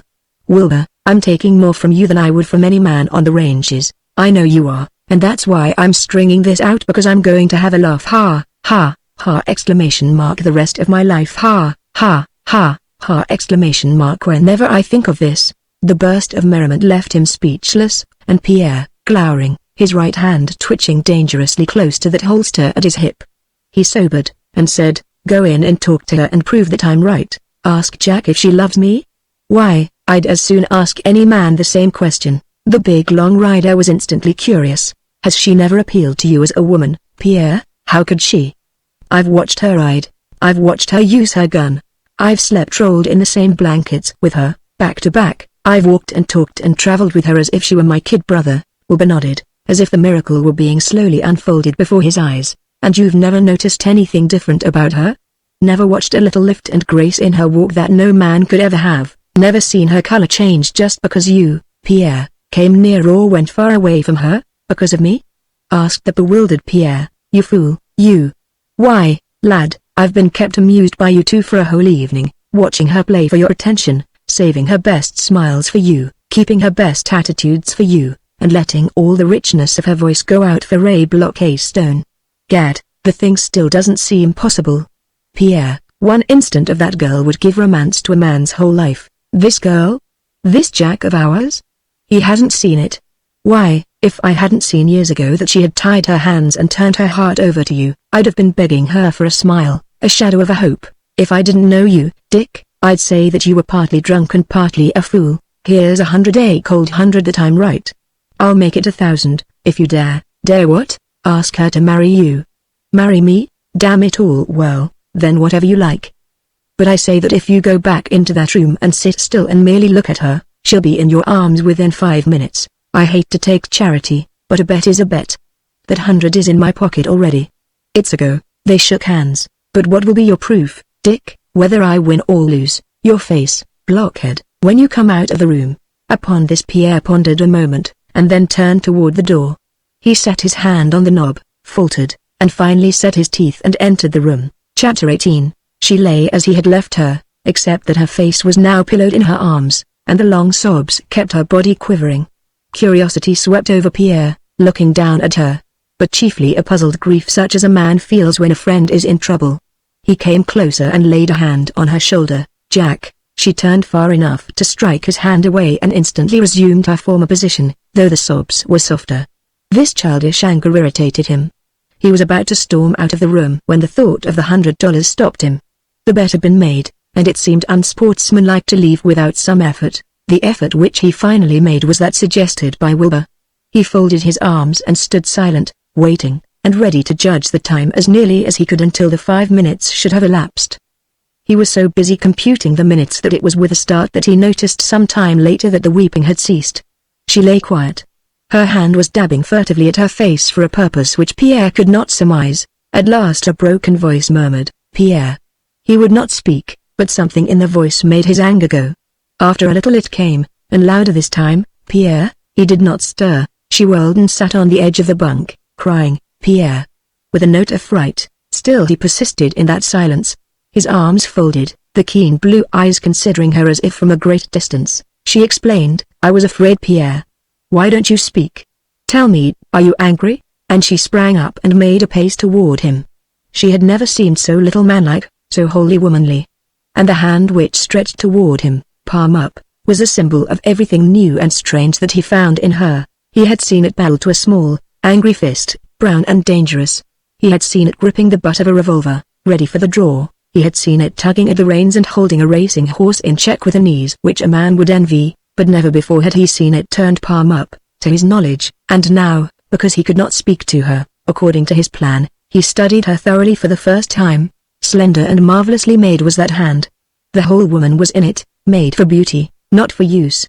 It was all he could do to keep from exclaiming. She made a quick step toward him, eager, uncertain. "Pierre, I thought you had left me, that you were gone," and angry. Something caught on fire in Pierre, but still he would say nothing. He was beginning to feel a cruel pleasure in his victory, but it was not without a deep sense of danger. She had laid aside her 6 gun, but she had not abandoned it. She had laid aside her anger, but she could resume it again as swiftly as she could take up her revolver. She cried with a little burst of rage, "Pierre, you are making a game of me." But seeing that he did not change, she altered swiftly and caught his hand in both of hers. She spoke the name which she always used when she was greatly moved. "Ah, Pierre Le Rouge, what have I done?" His silence tempted her on like the smile of the Sphinx, and suddenly she was inside his arms, though how she separated them he could not tell, and crying, "Pierre, I am unhappy. Help me, Pierre." It was true, then, and Wilbur had won his bet. But how could it have happened?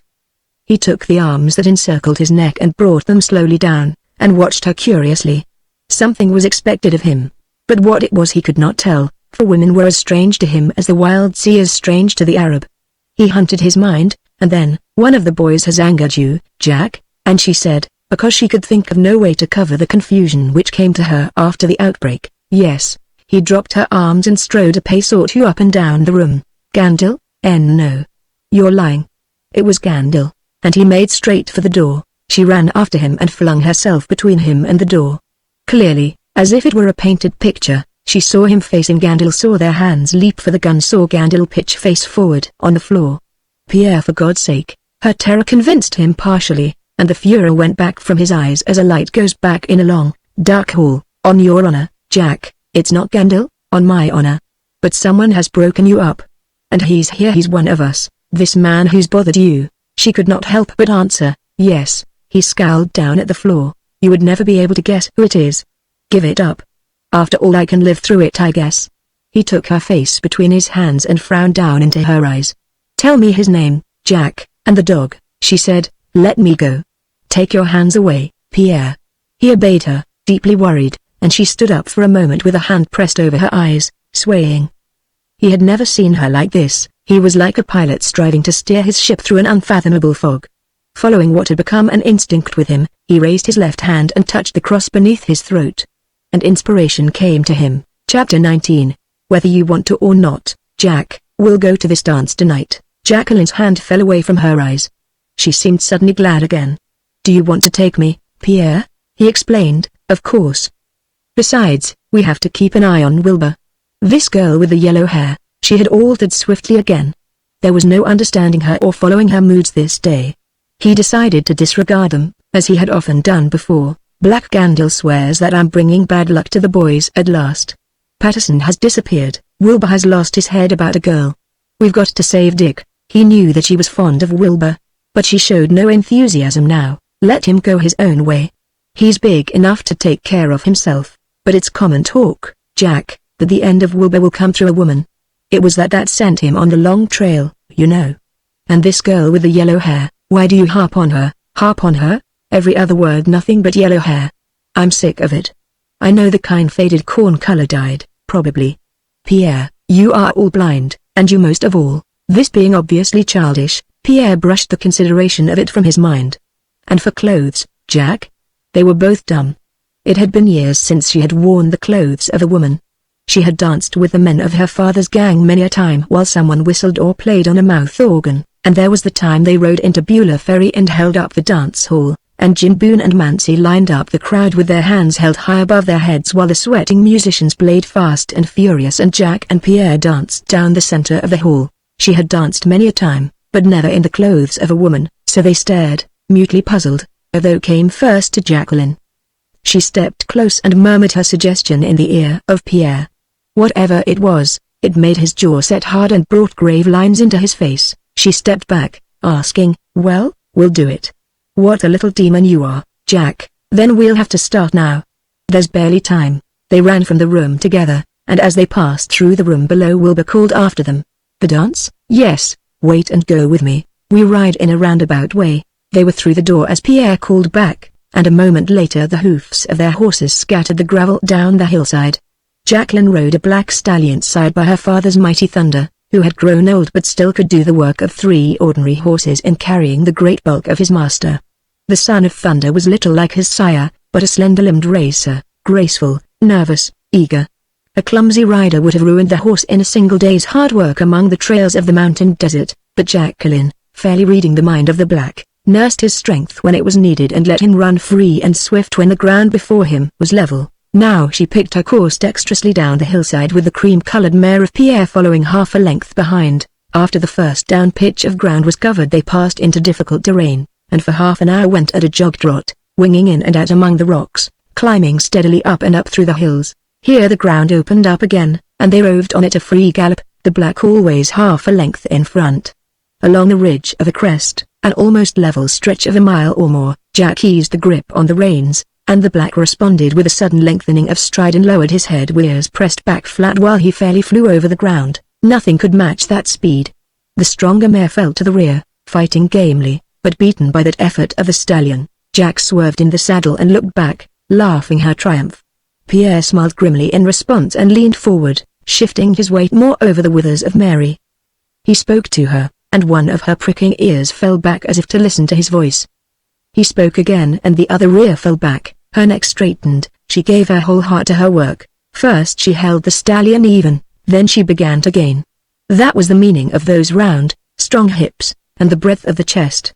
She needed a half-mile of running to warm her to her work, and now the black came back to her with every leap. The thunder of the approaching hoofs warned the girl.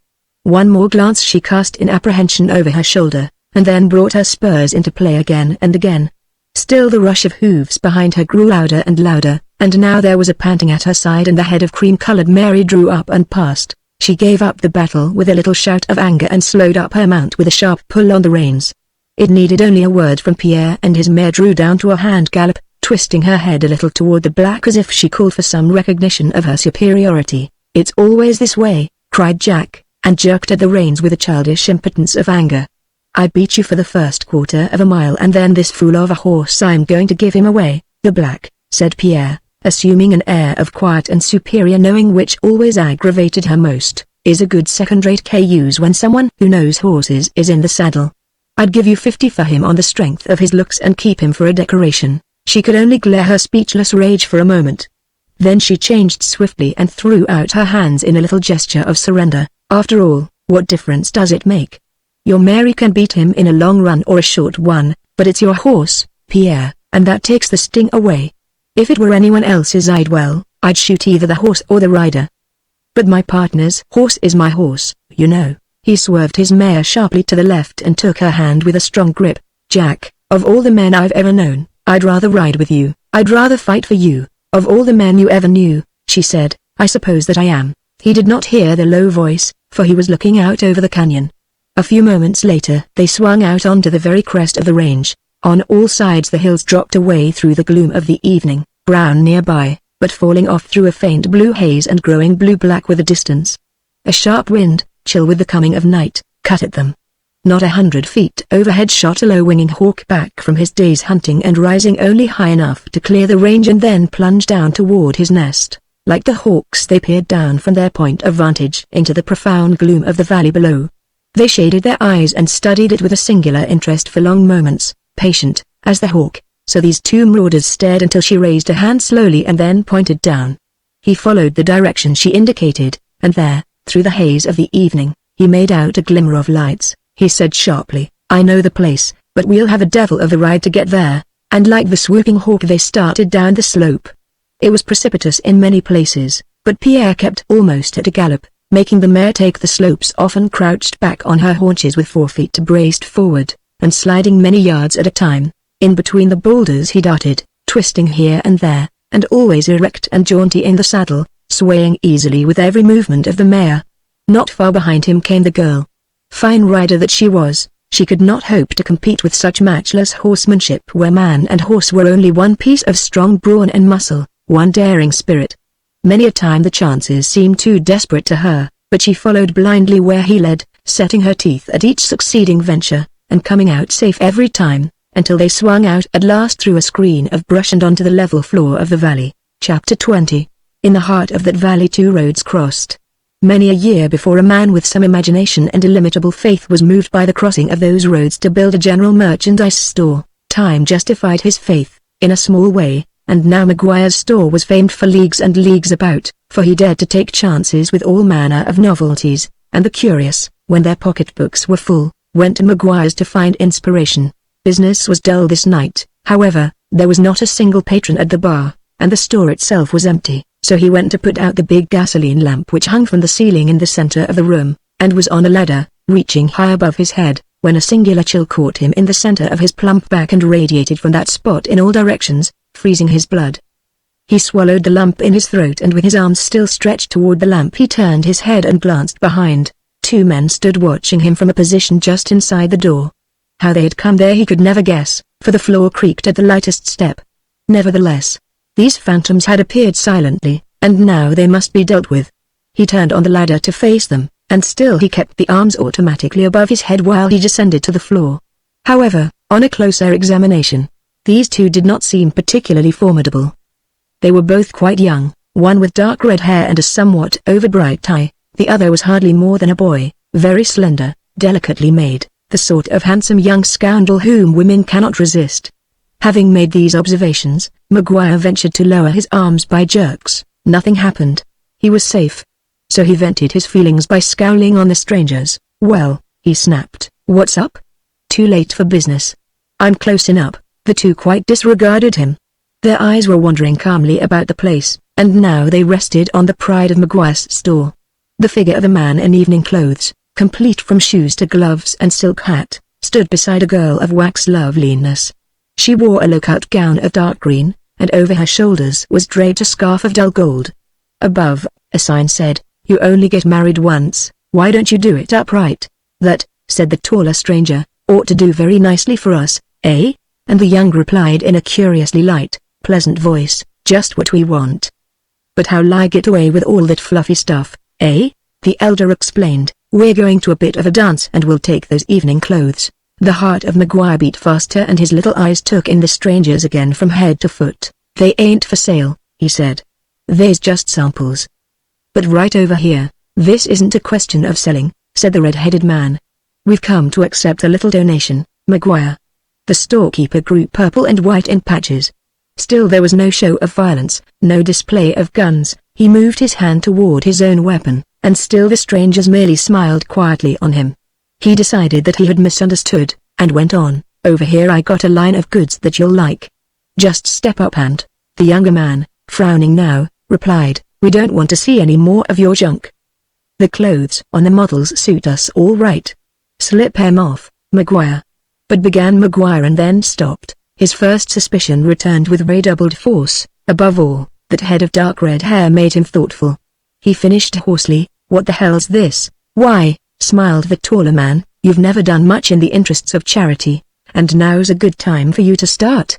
Hurry up, Maguire, we're late already." There was a snarl from the storekeeper, and he went for his gun, but something in the peculiarly steady eyes of the two made him stop with his fingers frozen hard around the butt. He whispered, "You're Ed Pierre?" "The clothes," repeated Pierre sternly. "On the jump, Maguire." And with a jump Maguire obeyed. His hands trembled so that he could hardly remove the scarf from the shoulders of the model, but afterward fear made his fingers supple, as he did up the clothes in two bundles. Jacqueline took one of them and Pierre the other under his left arm. With his right hand he drew out some yellow coins. "I didn't buy these clothes because I didn't have the time to dicker with you, Maguire. I've heard you talk prices before, you know. But here's what the clothes are worth to us." And into the quaking hands of Maguire he poured a chinking stream of gold pieces. Relief, amazement, and a very wholesome fear struggled in the face of Maguire as he saw himself threefold overpaid. At that little yellow heap he remained staring, unheeding the sound of the retreating outlaws. "It ain't possible," he said at last. "Thieves have begun to pay." His eyes sought the ceiling. "So that's Red Pierre?" said Maguire. As for Pierre and Jacqueline, they were instantly safe in the black heart of the mountains. Many a mile of hard riding lay before them, however, and there was no road, not even a trail that they could follow. They had never even seen the Cretendant schoolhouse. They knew its location only by vague descriptions, but they had ridden 1,000 times in places far more bewildering and less known to them. Like all true denizens of the mountain desert, they had a sense of direction as uncanny as that of an Eskimo. Now they struck off confidently through the dark and trailed up and down through the mountains until they reached a hollow in the center of which shone a group of dim lights. It was the schoolhouse near the Barnes place, the scene of the dance, so they turned back behind the hills and in the cover of a group of cottonwoods they kindled two more little fires, shading them on three sides with rocks and leaving them open for the sake of light on the fourth. They worked busily for a time, without a word spoken by either of them. The only sound was the rustling of Jacqueline's stolen silks and the purling of a small stream of water near them, some meager spring. But presently, Pierre, I'm freezing. He himself was numbed by the chill hour and paused in the task of thrusting a leg into the trousers, which persisted in tangling and twisting under his foot. It's CC cold as the DDD devil, and these things aren't any thicker than spider webs. Wait. I'll build you a great big fire. And he scooped up a number of dead twigs. There was an interlude of more silk rustling. Then, Pierre, well, I wish I had a mirror. Jack, are you vain? A cry of delight answered him. He threw caution to the winds and advanced on her. He found her kneeling above a pool of water fed by the soft sliding little stream from the spring. With one hand she held a burning branch by way of a torch, and with the other she patted her hair into shape and finally thrust the comb into the glittering, heavy coils. She started, as if she felt his presence. Pierre, yes, look. She stood with the torch high overhead, and he saw a beauty so glorious that he closed his eyes involuntarily, and still he saw the vision in the dull green gown, with the scarf of old gold about her dazzling white shoulders. And there were two lights, the barbaric red of the jewels in her hair, and the black shimmer of her eyes. He drew back a step more. It was a picture to be looked at from a distance. She ran to him with a cry of dismay. Pierre, what's wrong with me? His arms went round her of their own accord. It was the only place they could go. And all this beauty was held in the circle of his will. It isn't that. But you're so wonderful, Jack, so glorious, that I hardly know you. You're like a different person. He felt the warm body trembling, and the thought that it was not entirely from the cold set his heart beating like a trip hammer. What he felt was so strange to him that he stepped back in a vague alarm, and then laughed. She stood with an expectant smile. Jack, how am I to risk you in the arms of all the strangers in that dance? It's late. Listen. She cupped a hand at her ear and leaned to listen. Up from the hollow below then came a faint strain of music, a very light sound that was drowned a moment later by the solemn rushing of the wind through the great trees above them. They looked up of one accord. Pierre, what was that? Nothing. The wind in the branches, that's all. It was a hushing sound.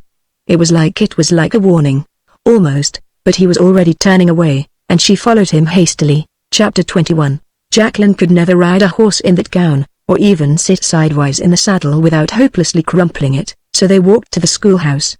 It was a slow progress, for she had to step lightly and carefully for fear of the slippers. He took her bare arm and helped her. He would never have thought of it under ordinary conditions, but since she had put on this gown she was greatly changed to him, no longer the wild, free rider of the mountain desert, but a defenseless, strangely weak being.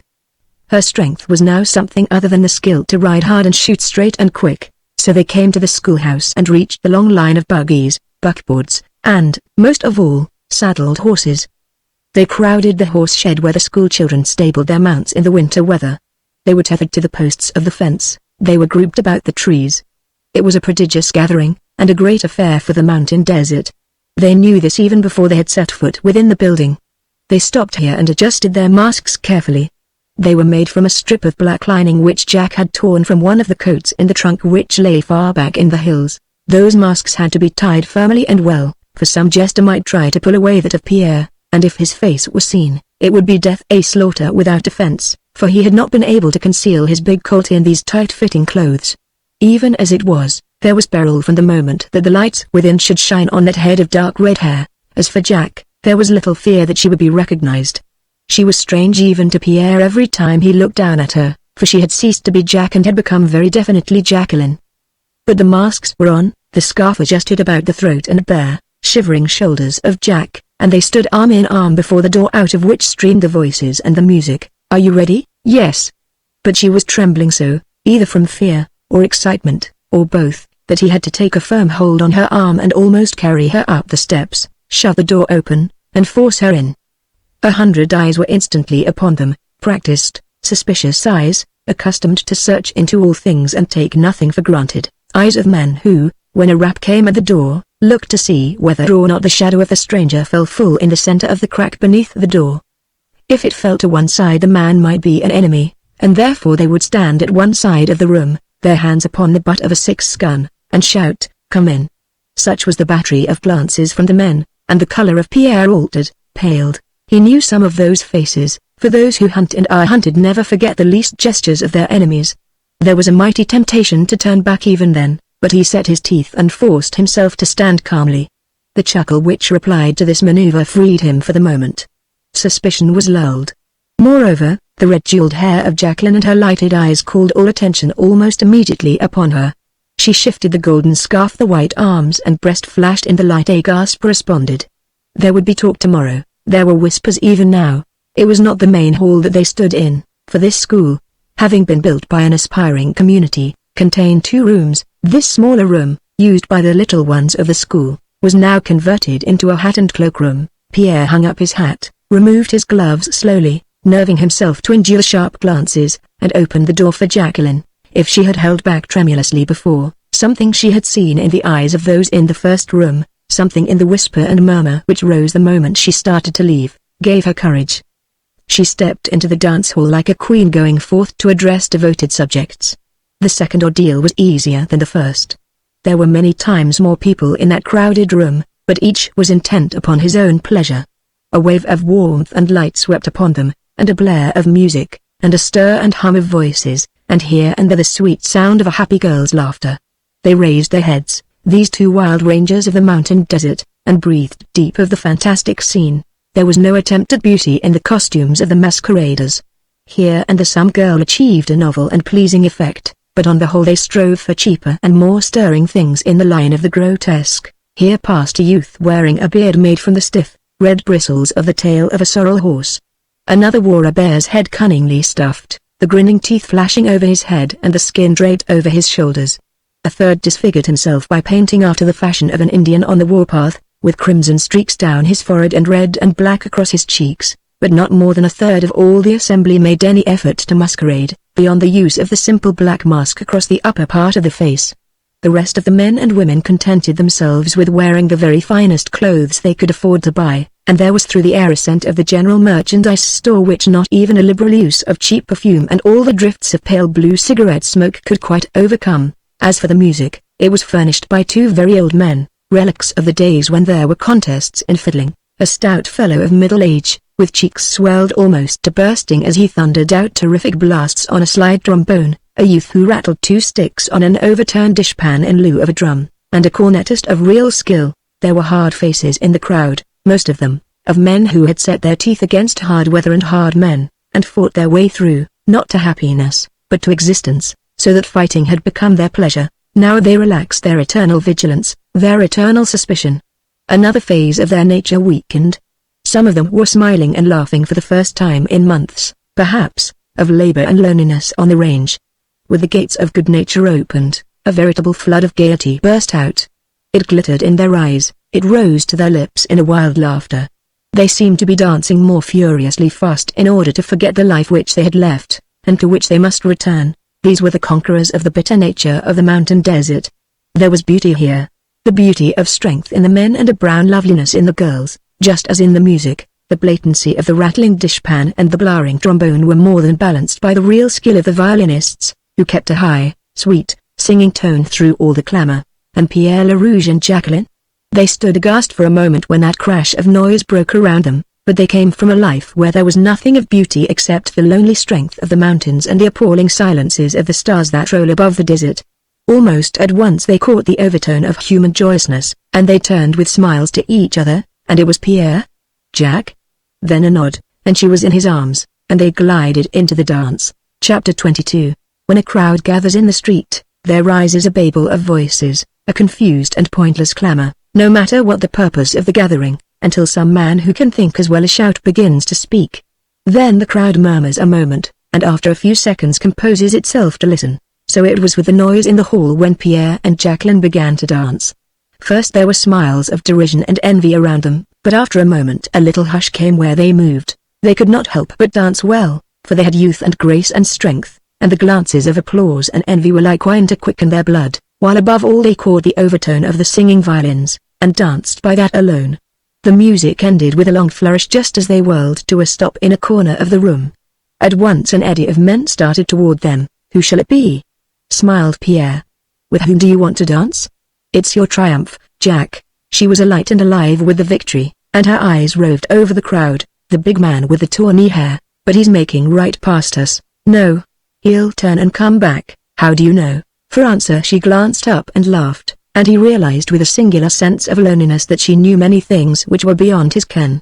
Someone touched his arm, and a voice, many voices, beset him. How's the chances for a dance with a girl, partner? This dance is already booked, Pierre answered, and kept his eyes on the tall man with the scarred face and the resolute jaw. He wondered why Jacqueline had chosen such a partner. At least she had prophesied correctly, for the big man turned toward them just as he seemed about to head for another part of the hall.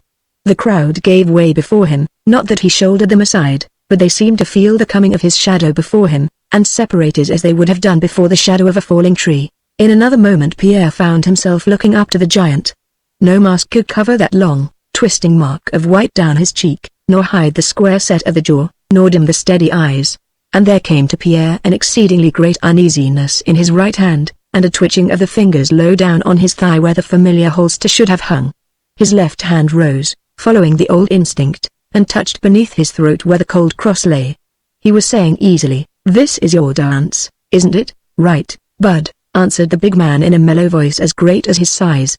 "Sorry I can't swap partners with you, but I hunt alone." An overwhelming desire to get a distance between himself and this huge unknown came to Pierre. He said, "There goes the music.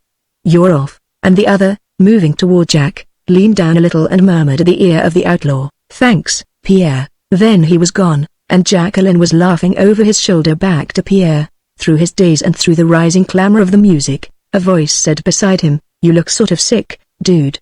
"Who's your friend? Don't you know him?" asked Pierre. "No more than I do you. But I've ridden the range for 10 years around here, and I know that he's new to these parts. If I'd ever glimpsed him before, I'd remember him. He'd be a bad man in a mix, eh?" And Pierre answered with devout earnestness, "He would. But where'd you buy those duds, pal? Hey, look.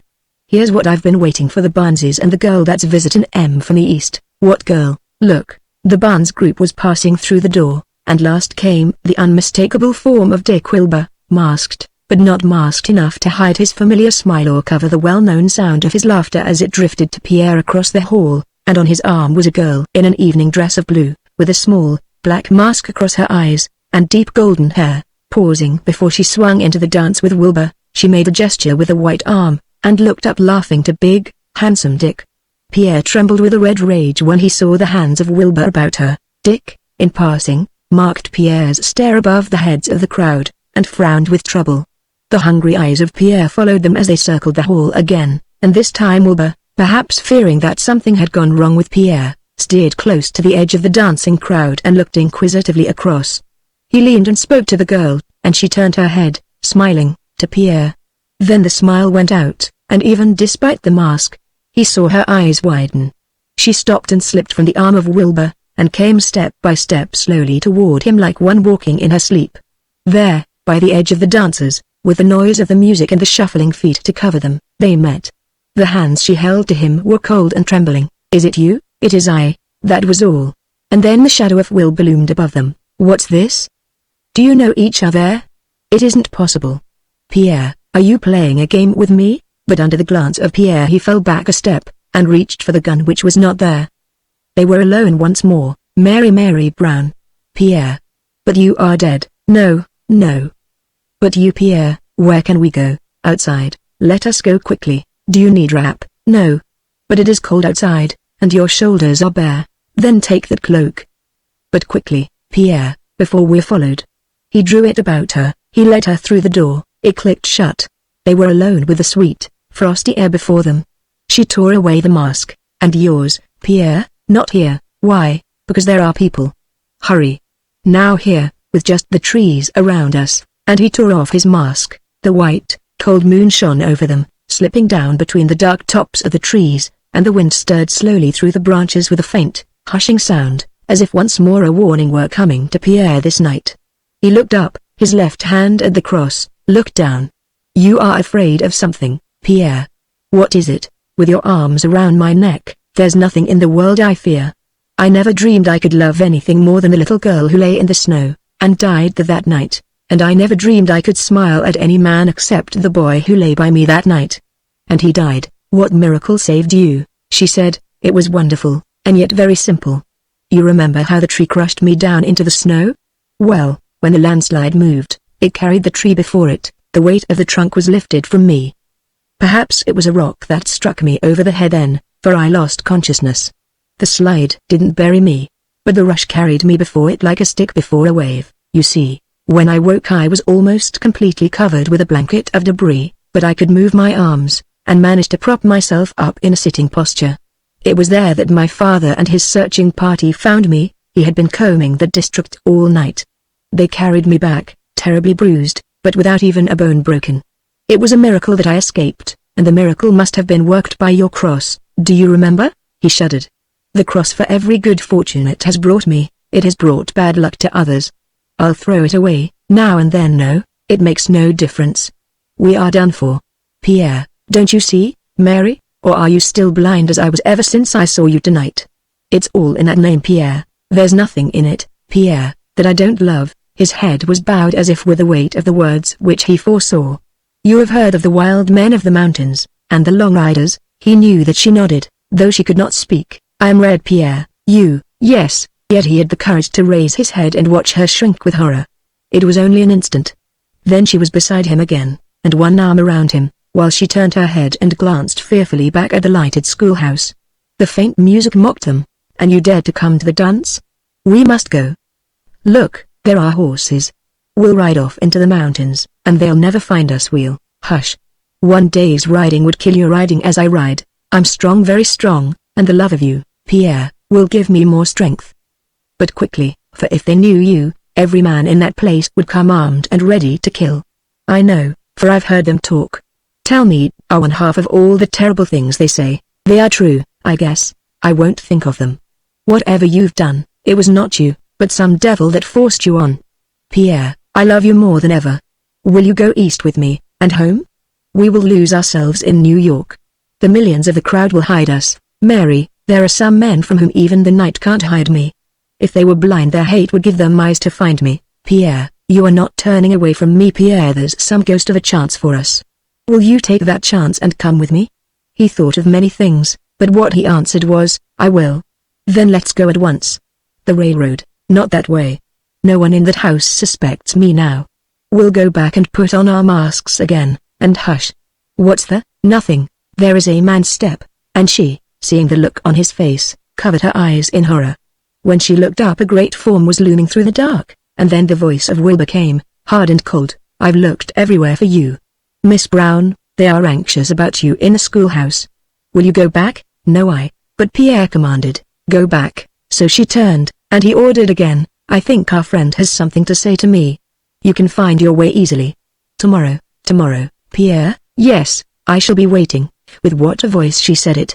And then she was gone. He turned quietly to Big Dick Wilbur, on whose contorted face the moonlight fell. Say it, Dick, and have it out in cursing me, if that'll help. The big man stood with his hands gripped behind, fighting for self-control. Pierre, I've cared for you more than I've cared for any other man. I've thought of you like a kid brother. Now tell me that you haven't done this thing, and I'll believe you rather than my senses. Tell me you haven't stolen the girl I love away from me. Tell me, I love her, Dick, damn you. And she'll forget me. God knows I hope she'll forget me. I brought 2 guns with me. Here they are. He held out the weapons. Take your choice. Does it have to be this way? If you'd rather have me shoot you down in cold blood, I suppose this is as good a way as any. What do you mean? Nothing. Give me a gun. Here. This is 10 paces. Are you ready? Yes. Pierre. God forgive you for what you've done. She liked me, I know. If it weren't for you, I would have won her and a chance for real life again, but now damn you, I'll count to 10. Slowly and evenly. When I reach 10 we fire. Yes, I'll trust you not to beat the count, Dick, and you. Start. He counted quietly, evenly. 1, 2, 3, 4, 5, 6, 7, 8, 9, 10. The gun jerked up in the hand of Wilbur, but he stayed the movement with his finger pressing still upon the trigger. The hand of Pierre had not moved. He cried, by God, Pierre, what do you mean? There was no answer. He strode across the intervening space, dropped his gun and caught the other by the shoulders. Out of Pierre's nerveless fingers the revolver slipped to the ground. In the name of God, Pierre, what has happened to you? Dick, why didn't you fire? Fire? Murder you? You shoot straight. I know it would have been over quickly. What is it, boy? You look dead. There's no color in your face, no light in your eyes, even your voice is dead. I know it isn't fear. What is it? You're wrong. It's fear, fear and red, Pierre. The two don't mate. Fear of living, Dick, so that's it? God help you. Pierre, forgive me. I should have known that you had met her before, but I was mad, and didn't know what I was doing, couldn't think. It's over and forgotten. I have to go back and get Jack. Will you ride home with us, Jack? She's not in the hall. She left shortly after you went, and she means some deviltry. There's a jealous fiend in that girl. I watched her eyes when they followed you and Mary from the hall. Then we'll ride back alone. Not I carry the word to Jim that I'm through with the game. I'm going to wash some of the grime off my conscience and try to make myself fit to speak to this girl again. It's the cross, said Pierre. What do you mean? Nothing. The bad luck has come to poor old Jim at last, because he saved me out of the snow.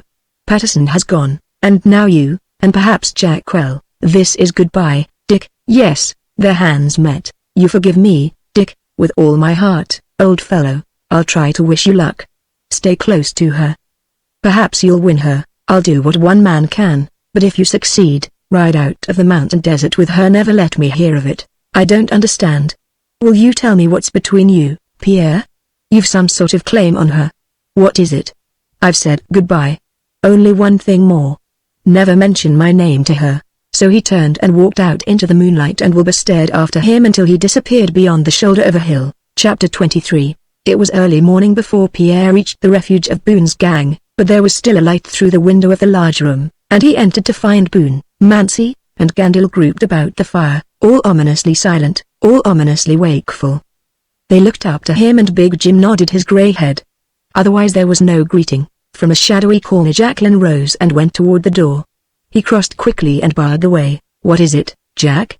Get out of the way. Not till you tell me what's wrong. A veritable devil of fury came blazing in her eyes, and her hand twitched nervously back to her hip where the dark holster hung. She said in a voice that shook with anger, "Don't try your bluff on me. I ain't no shorthorn, Pierre Le Rouge." He stepped aside, frowning. "Tomorrow I'll argue the point with you, Jack." She turned at the door and snapped back, "You? You ain't fast enough on the draw to argue with me," and she was gone. He turned to face the mocking smile of Black Gandil and a rapid volley of questions. "Where's Patterson? No more idea than you have. And Branch? What's become of Branch? Hasn't he returned?" "No." "And Dick Wilbur? Boys, he's done with his life, and I'm glad of it. He's starting on a new track, after a woman," sneered Bud Mancy. "Shut up, Bud," broke in Boone, and then slowly to Pierre. "Patterson is gone for 2 days now. You ought to know what that means. Branch ought to have returned from looking for him, and Branch is still out. Wilbur is gone. Out of 7 we're only 4 left. Who's next?" He stared gloomily from face to face, and Gandil snarled, "A fellow who saves a shipwrecked man. Damn you, keep still, Gandil. Don't damn me, Pierre Le Rouge, but damn the luck you've brought to Jim Boone." "Jim, do you chalk all this up against me?" Lad? No, no. But it's queer. Patterson's done for, there's no doubt of that. Good-natured Gary Patterson. God, boy, how we'll miss him. And Branch seems to have gone the same way. If neither of them show up before morning we can cross them off the list. Now Wilbur has gone and Jack has ridden home looking like a small-sized thunderstorm, and now you come with a white face and a blank eye. What hell is trailing us, Pierre? What hell is in store for us? You've seen something, and we want to know what it is. A ghost, Jim, that's all," Bud Mancy said softly. "There's only one ghost that could make you look like this." "Was it McGurk, Pierre?" Boone commanded. "No more of that, Bud. Boys, we're going to turn in, and tomorrow we'll climb the hills looking for the 2 we've lost. But there's something or someone after us. Lads, I'm thinking our good days are over. The 7 of us have been too many for a small posse and too fast for a big one, but the 7 are down to 4. The good days are over." And the 3 answered in a solemn chorus, "The good days are over." All eyes fixed on Pierre, and his glance was settled on the floor. The morning brought them no better cheer, for Jack, whose singing generally wakened them, was not to be coaxed into speech, and when Pierre entered the room she rose and left the breakfast table. The sad eyes of Jim Boone followed her and then turned to Pierre. No explanation was forthcoming, and he asked for none. The old fatalist had accepted the worst, and now he waited for doom to descend. They took their horses after breakfast and rode out to search the hills, for it was quite possible that an accident had crippled at least one of the 2 lost men, either Patterson or Branch. Not a gully within miles was left unsearched, but toward evening they rode back, one by one, with no tidings. One by one they rode up, and whistled to announce their coming, and then rode on to the stable to unsaddle their horses. About the supper table all gathered with the exception of Bud Mancy. So they waited the meal, and each from time to time stole a glance at the 5th plate where Bud should sit. It was Jack who finally stirred herself from her dumb gloom to take up that 5th and carry it out of the room. It was as if she had announced the death of Mancy. After that, they ate what they could and then went back around the fire. The evening waned, but it brought no sign of any of the missing 3. The wood burned low in the fire. The first to break the long silence was Jim Boone, with "Who brings in the wood?" and Black Gandil answered, "We'll match, eh?" In an outburst of energy the day before he disappeared, Gary Patterson had chopped up some wood and left a pile of it at the corner of the house. It was a very little thing to bring in an armful of that wood, but long riders do not love work, and now they started the matching seriously. The odd man was out, and Pierre went out on the first toss of the coins. "You see," said Gandil. "Bad luck to everyone but himself." At the next throw Jacqueline was the lucky one, and her father afterward. Gandil rose and stretched himself leisurely, yet as he sauntered toward the door his backward glance at Pierre was black indeed. He glanced curiously toward Jack, who looked away sharply and then turned his eyes to her father. The latter was considering him with a gloomy, foreboding stare and considering over and over again, as Pierre LaRouge well knew, the prophecy of Black Morgan Gandil. He fell in turn into a solemn brooding, and many a picture out of the past came up beside him and stood near till he could almost feel its presence. He was roused by the creaking of the floor beneath the ponderous step of Jim Boone, who flung the door open and shouted, "Oh, Morgan." In the silence he turned and stared back at Pierre. "What's up with Gandil?" "God knows, not I." Pierre rose and ran from the room and around the side of the building. By the woodpile lay the prostrate body. It was a mere limp weight when he turned and raised it in his arms. So he walked back into the house carrying all that was left of Black Morgan Gandil, and placed his burden on a bunk at the side of the room. There had been no outcry from either Jim Boone or his daughter, but they came quickly to him, and Jacqueline pressed her ear over the heart of the hurt man. She said, "He's still alive, but nearly gone." "Where's the wound?" They found it when they drew off his coat, a small cut high on the right breast, and another lower and more to the left. Either of them would have been fatal, and about each the flesh was discolored where the hilt of the knife or the fist of the striker had driven home the blade. They stood back and made no hopeless effort to save him. It was uncanny that Black Morgan Gandil, after all of his battles, should die without a struggle in this way. And it had been no cowardly attack from the rear. Both wounds were in the front. A hope came to them when his color increased at one time, but it was for only a moment. It went out again as if someone were erasing paint from his cheeks, but just as they were about to turn away his body stirred with a slight convulsion, the eyes opened wide, and he strove to speak. A red froth came on his lips. He made another desperate effort, and twisting himself onto one elbow pointed a rigid arm at Pierre. He gasped, "McGurk God!" and dropped. He was dead before his head touched the blanket. It was Jacqueline who closed the staring eyes, for the two men were frozen where they stood. They had heard the story of Patterson and Branch and Mancy in one word from the lips of the dying man. McGurk was back. McGurk was prowling about the last of the gang of Boone, and the lone wolf had pulled down 4 of the band one by one on successive days. Only 2 remained, and these 2 looked at one another with a common thought. "The lights!" cried Jacqueline, turning from the body of Gandil. "He can shoot us down through the windows at his leisure." "But he won't," said her father. "I've lived too long with the name of McGurk in my ears not to know the man. He'll never kill by stealth, but openly and man to man. I know him, damn him. He'll wait till he meets us alone, and then we'll finish as poor Gandil, there, or Patterson and Branch and Bud Mancy, all of them fallen somewhere in the mountains with the buzzards left to bury 'em. That's how we'll finish with McGurk on our trail.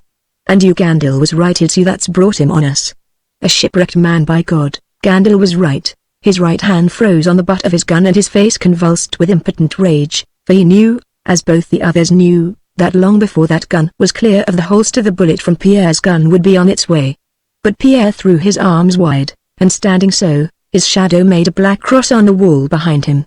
He even smiled to tempt the big man further. Chapter 24. Jacqueline ran between and caught the hand of her father, crying, "Are you going to finish the work of McGurk before he has a chance to start it?" He hunted the rest down one by one.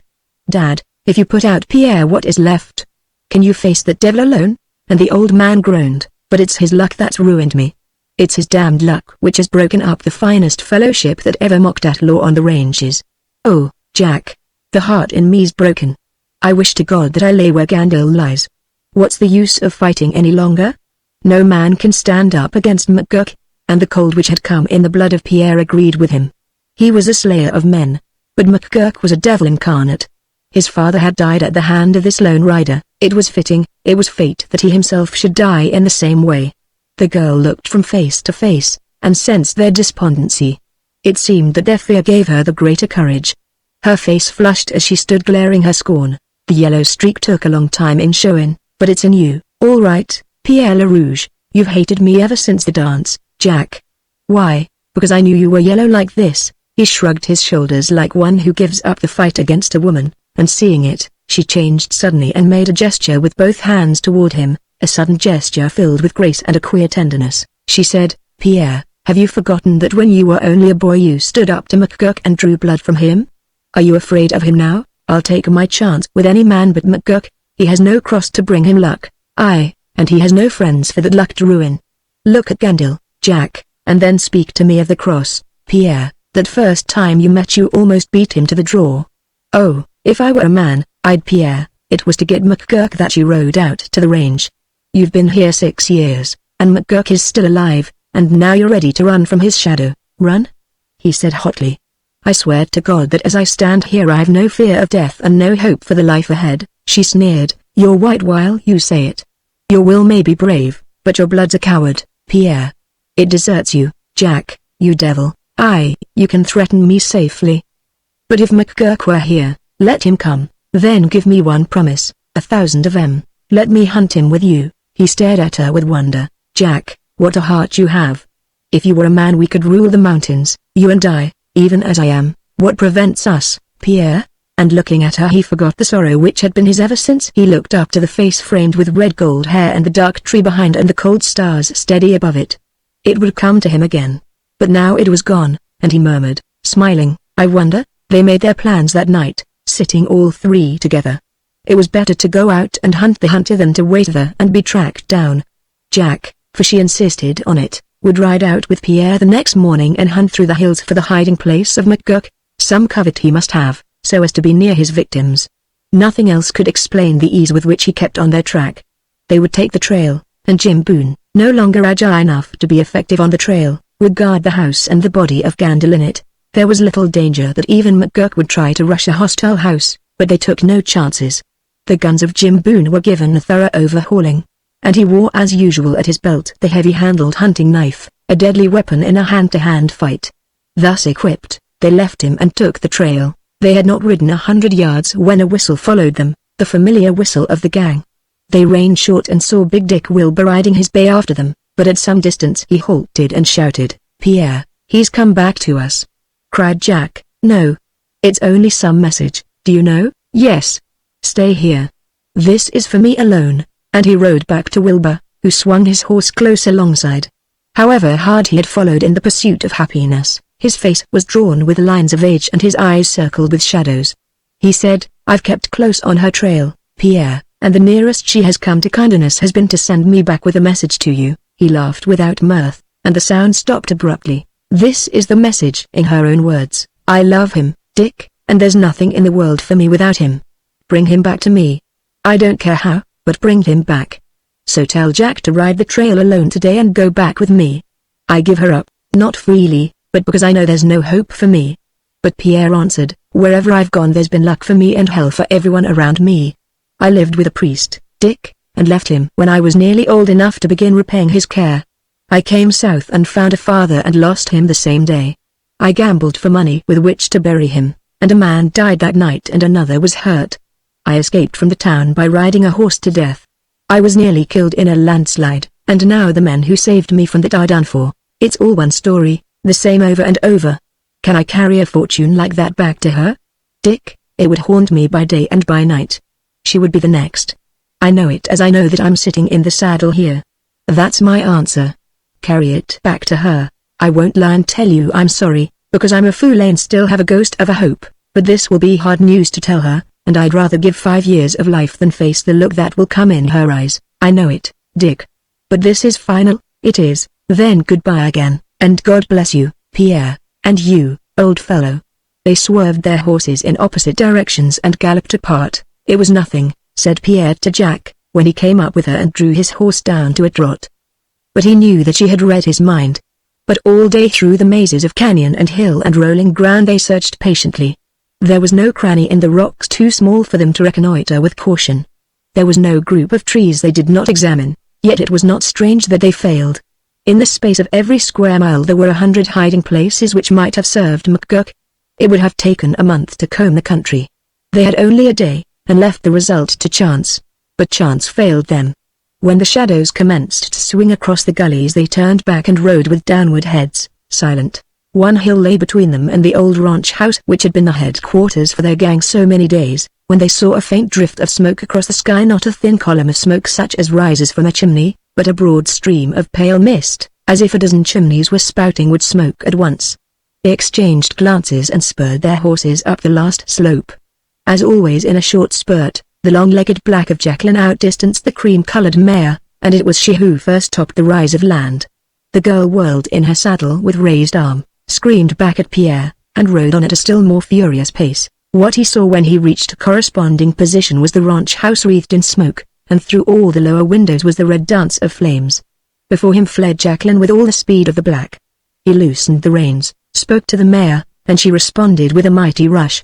Even that tearing pace could not quite take him up to the girl, but he flung himself from the saddle and was at her side when she ran across the smoking veranda and wrenched at the front door. The whole frame gave back at her, and as Pierre snatched her to one side, the doorway fell crashing on the porch, while a mighty volume of smokes burst out at them like a puff from the pit. They stood sputtering, coughing, and choking, and when they could look again they saw a solid wall of red flame, thick, impenetrable, shuddering with the breath of the wind. While they stared, a stronger breath of that wind tore the wall of flames apart, driving it back in a raging tide to either side. The fire had circled the walls of the entire room, but it had scarcely encroached on the center, and there, seated at the table, was Boone. He had scarcely changed from the position in which they last saw him, save that he was fallen somewhat deeper in the chair, his head resting against the top of the back. He greeted them, through that infernal furnace, with laughter, and wide, steady eyes. At least it seemed laughter, for the mouth was agape and the lips grinned back, but there was no sound from the lips and no light in the fixed eyes. Laughter indeed it was, but it was the laughter of death, as if the soul of the man, in dying, recognized its natural wild element and had burst into convulsive mirth. So he sat there, untouched as yet by the wide river of fire, chuckling at his destiny.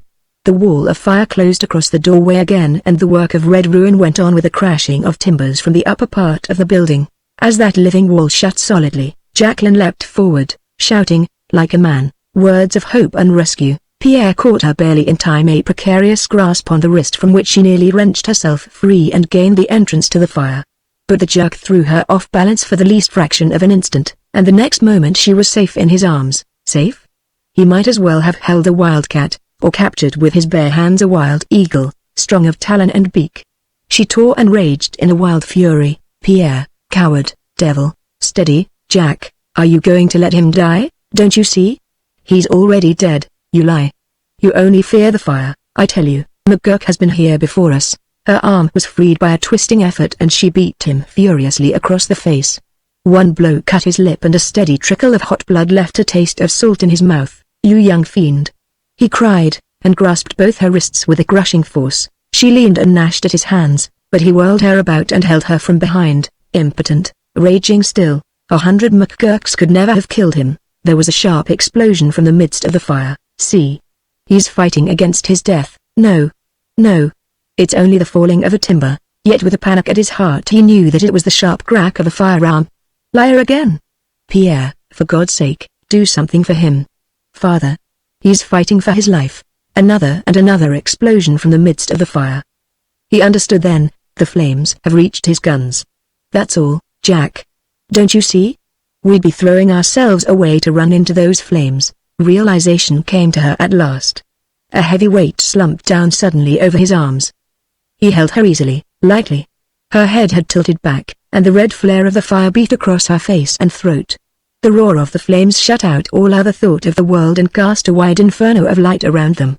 Higher and higher rose the fires, and the wind cut off great fragments and hurried them off into the night, blowing them, it seemed, straight up against the piled thunder of the clouds. Then the roof sagged, swayed, and fell crashing, while a vast cloud of sparks and livid fires shot up 100 feet into the air. It was as if the soul of old Boone had departed in that final flare. It started the girl into sudden life, surprising Pierre, so that she managed to wrench herself free and ran from him. He sprang after her with a shout, fearing that in her hysteria she might fling herself into the fire, but that was not her purpose. Straight to the black horse she ran, swung into the saddle with the ease of a man, and rode furiously off through the falling of the night. He watched her with a curious closing of loneliness like a hand about his heart. He had failed, and because of that failure even Jacqueline was leaving him. It was strange, for since the loss of the girl of the yellow hair and those deep blue eyes, he had never dreamed that another thing in life could pain him. So at length he mounted the mare again and rode slowly down the hill and out toward the distant ranges, trotting mile after mile with downward head, not caring even if McGurk should cross him, for surely this was the final end of the world to Pierre Le Rouge. About midnight he halted at last, for the uneasy sway of the mare showed that she was nearly dead on her feet with weariness.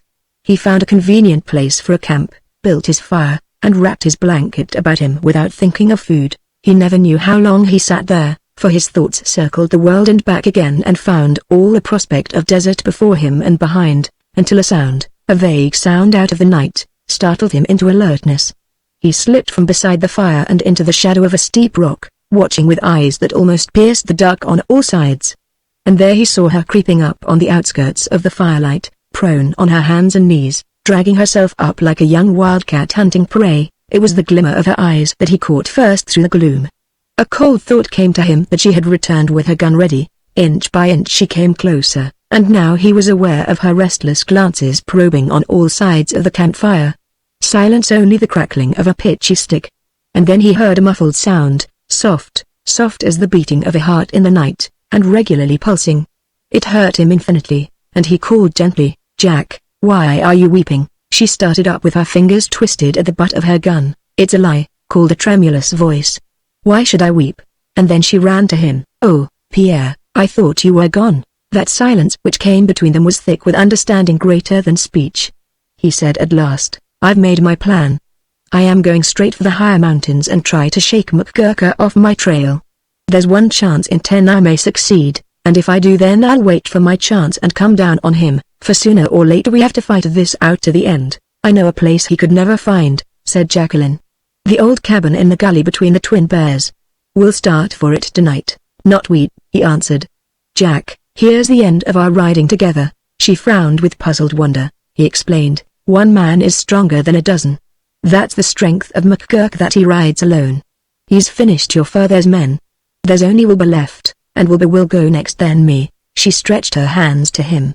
She seemed to be pleading for her very life. "But if he finds us and has to fight us both, I shoot as straight as a man, Pierre, straighter than most.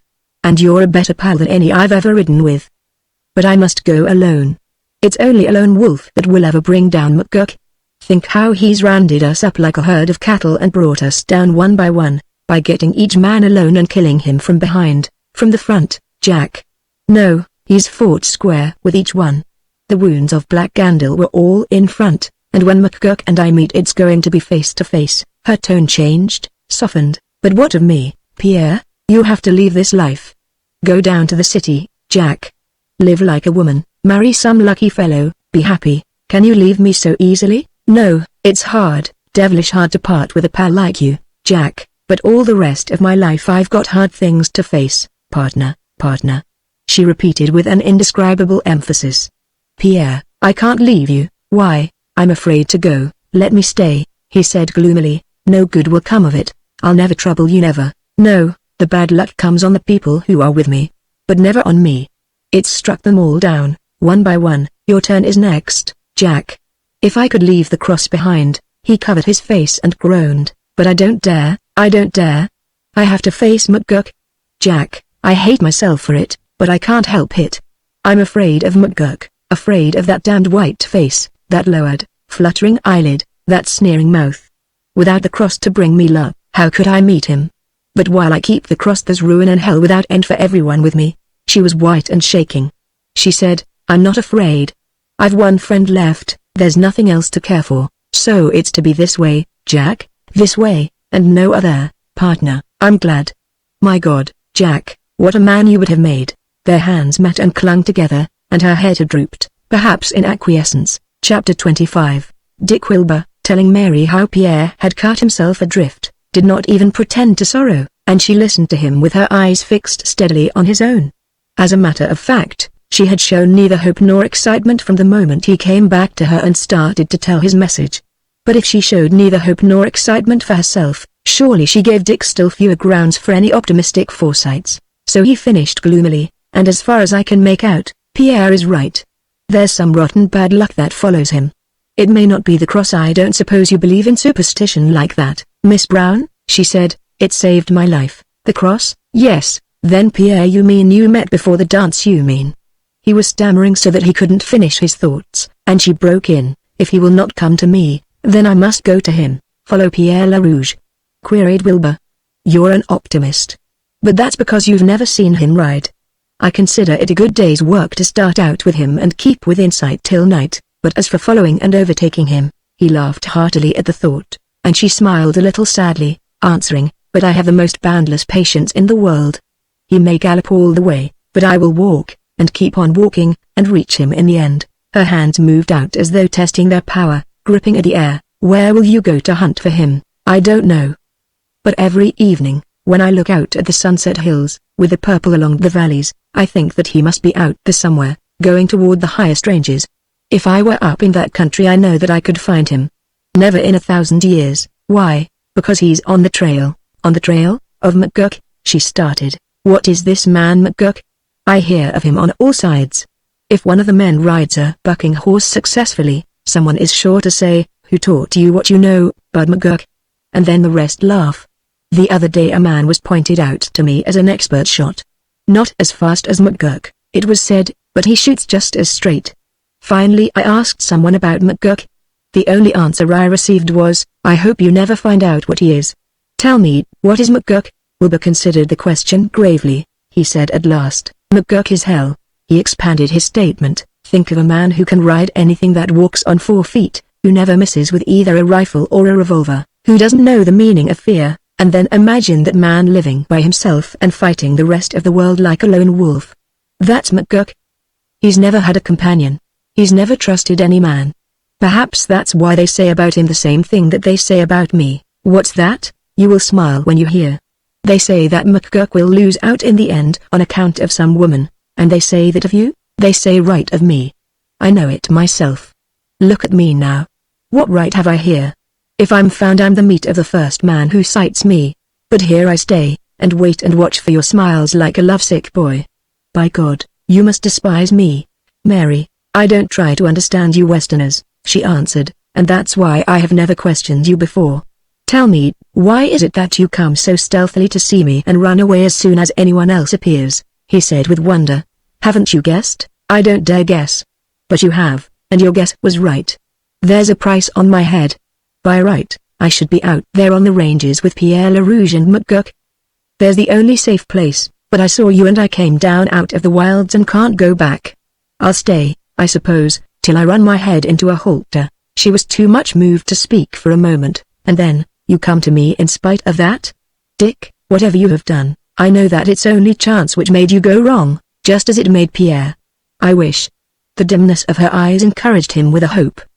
He moved closer to her. He repeated, you wish, that you could be satisfied with a mere friendship.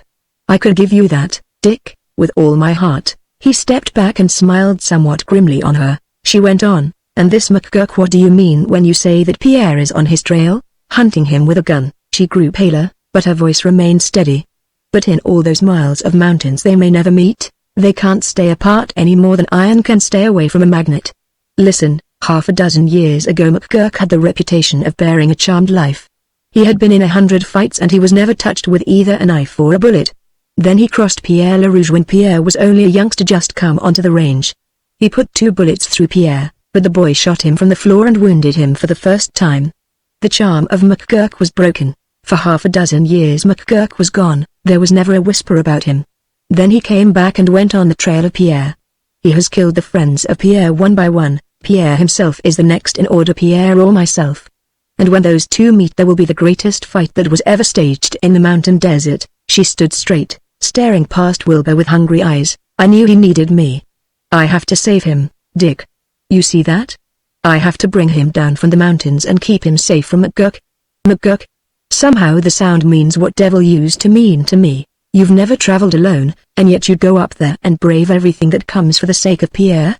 What has he done to deserve it, Mary? What have I done, Dick, to deserve the care you have for me? He stared gloomily on her. When do you start? Tonight. Your friends won't let you go. I'll steal away and leave a note behind me. And you'll go alone? She caught at a hope.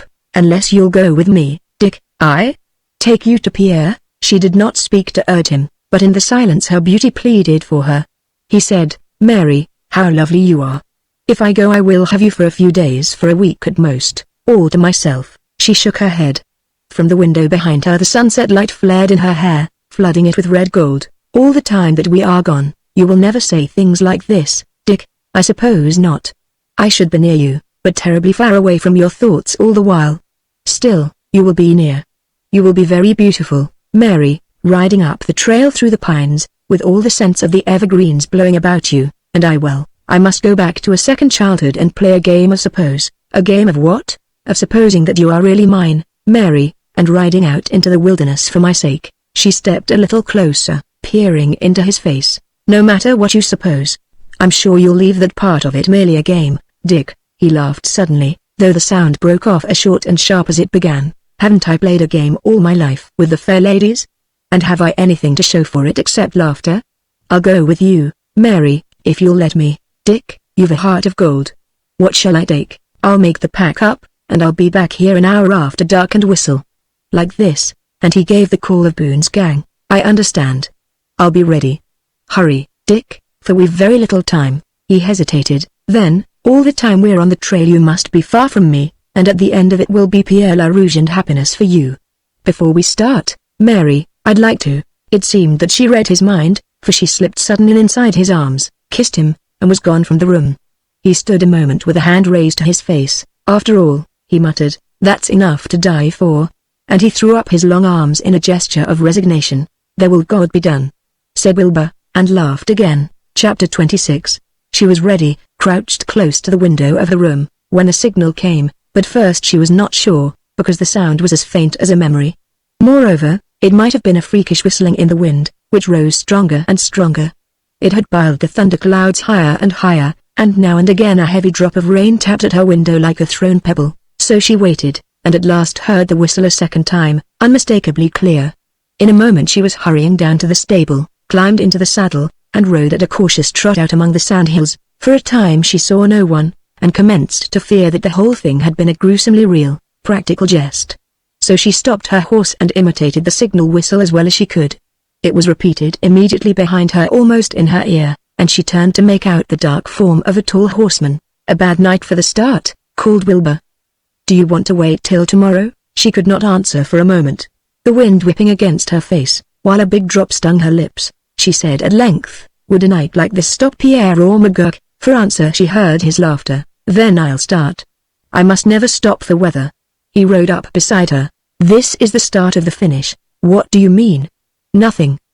But somewhere on this ride, I've an idea a question will be answered for me." "What question?" Instead of replying he said, "You've got a slicker on?" "Yes." "Then follow me. We'll gallop into the wind a while and get the horses warmed up.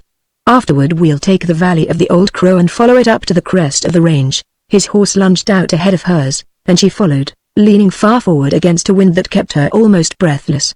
For several minutes they cantered steadily, and before the end of the gallop she was sitting straight up, her heart beating fast, a faint smile on her lips, and the blood running hot in her veins. For the battle was begun, she knew, by that first sharp gallop, and here at the start she felt confident of her strength. When she met Pierre she could force him to turn back with her. Wilbur checked his horse to a trot. They climbed a hill, and just as the rain broke on them with a rattling gust they swung into the valley of the Old Crow. Above them in the sky the thunder rode, the rain whipped against the rocks like the rattle of 1,000 flying hoofs, and now and again the lightning flashed across the sky. Through that vast accompaniment they moved on in the night straight toward the heart of the mountains which sprang into sight with every flash of the lightning and seemed toppling almost above them, yet they were weary miles away, as she knew. By those same flashes she caught glimpses of the face of Wilbur. She hardly knew him. She had seen him always big, gentle, handsome, good-natured. Now he was grown harder, with a stern set of the jaw, and a certain square outline of face. It had seemed impossible. Now she began to guess how the law could have placed a price upon his head. For he belonged out here with the night and the crash of the storm, with strong, lawless things about him. An awe grew in her, and she was filled half with dread and half with curiosity at the thought of facing him, as she must many a time, across the campfire. In a way, he was the ladder by which she climbed to an understanding of Pierre LaRouge, Red Pierre. For that Pierre, she knew, was to big Wilbur what Dick himself was to the great mass of law-abiding men. Accident had cut Wilbur adrift, but it was more than accident which started Pierre on the road to outlawry. It was the sheer love of dangerous chance, the glory in fighting other men. This was Pierre. What was the man for whom Pierre hunted? What was McGurk? Not even the description of Wilbur had proved very enlightening. Her thought of him was vague, nebulous, and taking many forms. Sometimes he was tall and dark and stern. Again he was short and heavy and somewhat deformed of body. But always he was everywhere in the night about her. All this she pondered as they began the ride up the valley, but as the long journey continued, and the hours and the miles rolled past them, a racking weariness possessed her and numbed her mind. She began to wish desperately for morning, but even morning might not bring an end to the ride. That would be at the will of the outlaw beside her. Finally, only one picture remained to her. It stabbed across the darkness of her mind the red hair and the keen eyes of Pierre. The storm decreased as they went up the valley. Finally the wind fell off to a pleasant breeze, and the clouds of the rain broke in the center of the heavens and toppled west in great tumbling masses. In half an hour's time the sky was clear, and a cold moon looked down on the blue-black evergreens, shining faintly with the wet, and on the dead black of the mountains. For the first time in all that ride her companion spoke. In an hour the grey will begin in the east. Suppose we camp here, eat, get a bit of sleep, and then start again? As if she had waited for permission, fighting against her weariness, she now let down the bars of her will, and a tingling stupor swept over her body and broke in hot, numbing waves on her brain. Whatever you say. I'm afraid I couldn't ride much further tonight. Look up at me. She raised her head. No, you're all in. But you've made a game ride. I never dreamed there was so much iron in you. We'll make our fire just inside the trees and carry water up from the river, eh? A scanty growth of the evergreens walked over the hills and skirted along the valley, leaving a broad, sandy waste in the center where the river at times swelled with melted snow or sudden rains and rushed over the lower valley in a broad, muddy flood. At the edge of the forest he picketed the horses in a little open space carpeted with wet, dead grass. It took him some time to find dry wood. So he wrapped her in blankets and left her sitting on a saddle. As the chill left her body she began to grow delightfully drowsy, and vaguely she heard the crack of his hatchet. He had found a rotten stump and was tearing off the wet outer bark to get at the dry wood within. After that it was only a moment before a fire sputtered feebly and smoked at her feet. She watched it, only half conscious, in her utter weariness, and seeing dimly the hollow-eyed face of the man who stopped above the blaze. Now it grew quickly, and increased to a sharp-pointed pyramid of red flame. The bright sparks showered up, crackling and snapping, and when she followed their flight she saw the darkly nodding tops of the evergreens above her. With the fire well underway, he took the coffee pot to get water from the river, and left her to fry the bacon. The fumes of the frying meat wakened her at once, and brushed even the thought of her exhaustion from her mind. She was hungry, ravenously hungry, so she tended the bacon slices with care until they grew brown and crisped and curled at the edges. After that she removed the pan from the fire, and it was not until then that she began to wonder why Wilbur was so long in returning with the water. The bacon grew cold, she heated it again and was mightily tempted to taste one piece of it, but restrained herself to wait for Dick. Still he did not come. She stood up and called, her high voice rising sharp and small through the trees. It seemed that some sound answered, so she smiled and sat down. 10 minutes passed and he was still gone. A cold alarm swept over her at that. She dropped the pan and ran out from the trees. Everywhere was the bright moonlight over the wet rocks, and sand, and glimmering on the slow tide of the river, but nowhere could she see Wilbur, or a form that looked like a man. Then the moonlight glinted on something at the edge of the river. She ran to it and found the coffee can half in the water and partially filled with sand. A wild temptation to scream came over her, but the tight muscles of her throat let out no sound. But if Wilbur were not here, where had he gone? He could not have vanished into thin air. The ripple of the water washing on the sand replied. Yes, that current might have rolled his body away. To shut out the grim sight of the river she turned.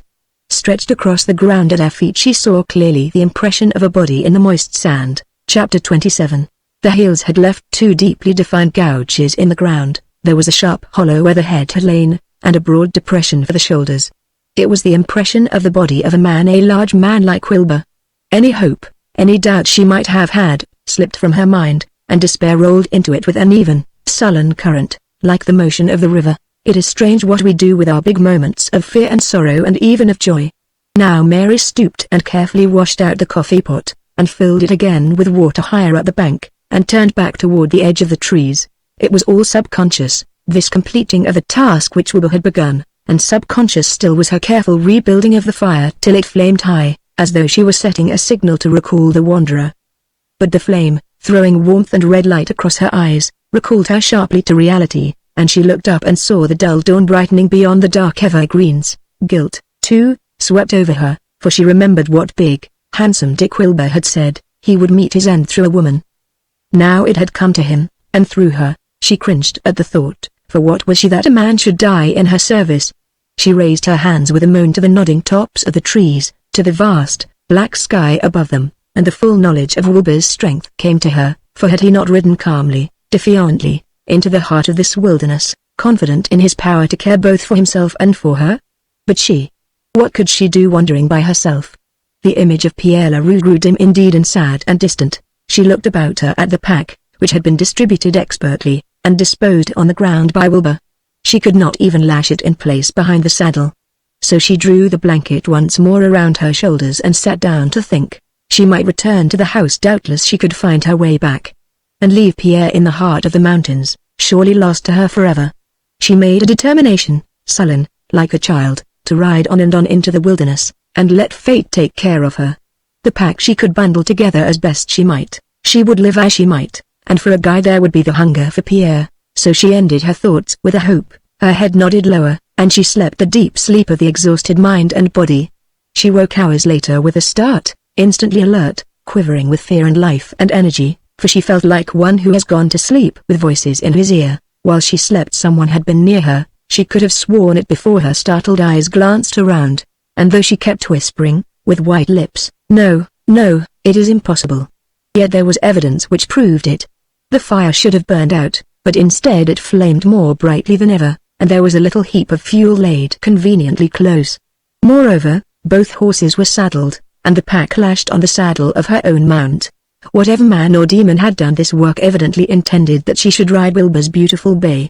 Yes, for when she went closer, drawn by her wonder, she found that the stirrups had been much shortened. Nothing was forgotten by this invisible caretaker. He had even left out the cooking tins, and she found a little batter of flapjack flour mixed. The riddle was too great for solving.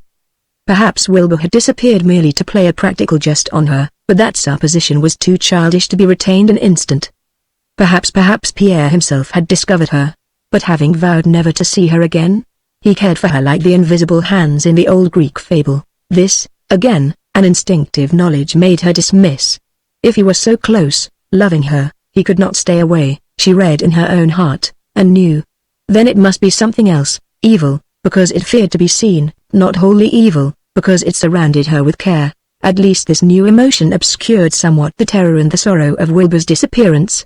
She cooked her breakfast as if obeying the order of the unseen, climbed into the saddle of Wilbur's horse, and started off up the valley, leading her own mount. Every moment or so she turned in the saddle suddenly in the hope of getting a glimpse of the follower, but even when she surveyed the entire stretch of country from the crest of a low hill, she saw nothing, not the least sign of life. She rode slowly, this day, for she was stiff and sore from the violent journey of the night before, but though she went slowly, she kept steadily at the trail.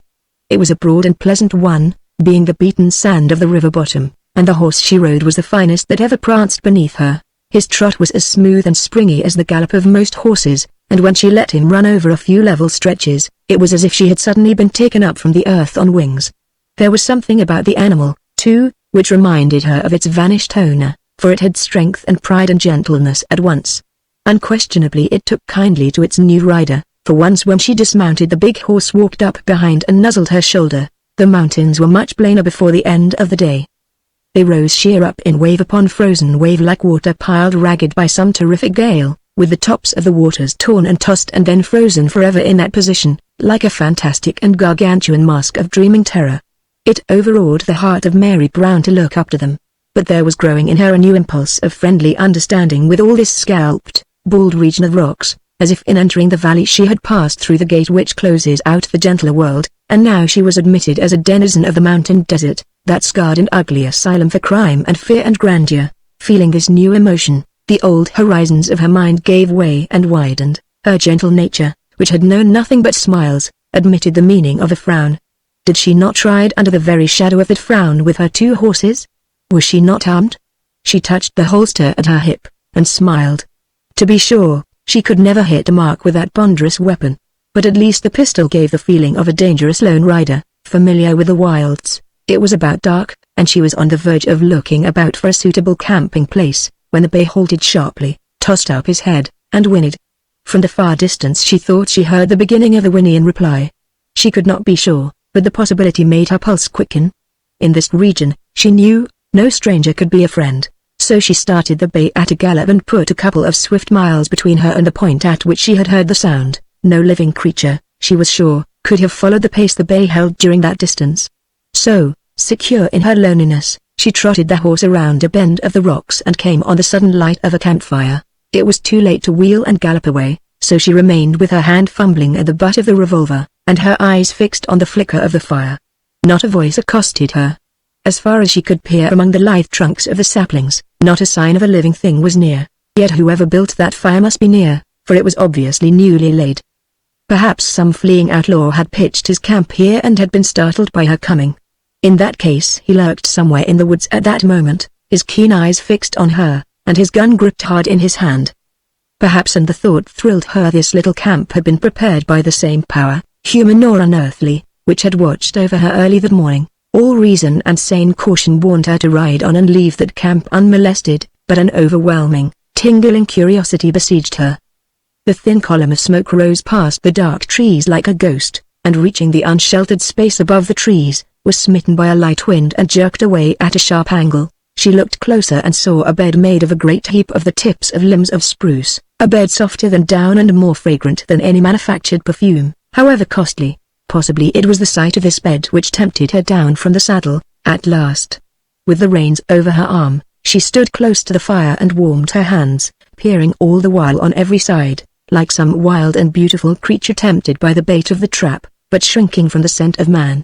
As she stood there, a broad, yellow moon edged its way above the hills and rolled up through the black trees and then floated through the sky. Beneath such a moon no harm could come to her.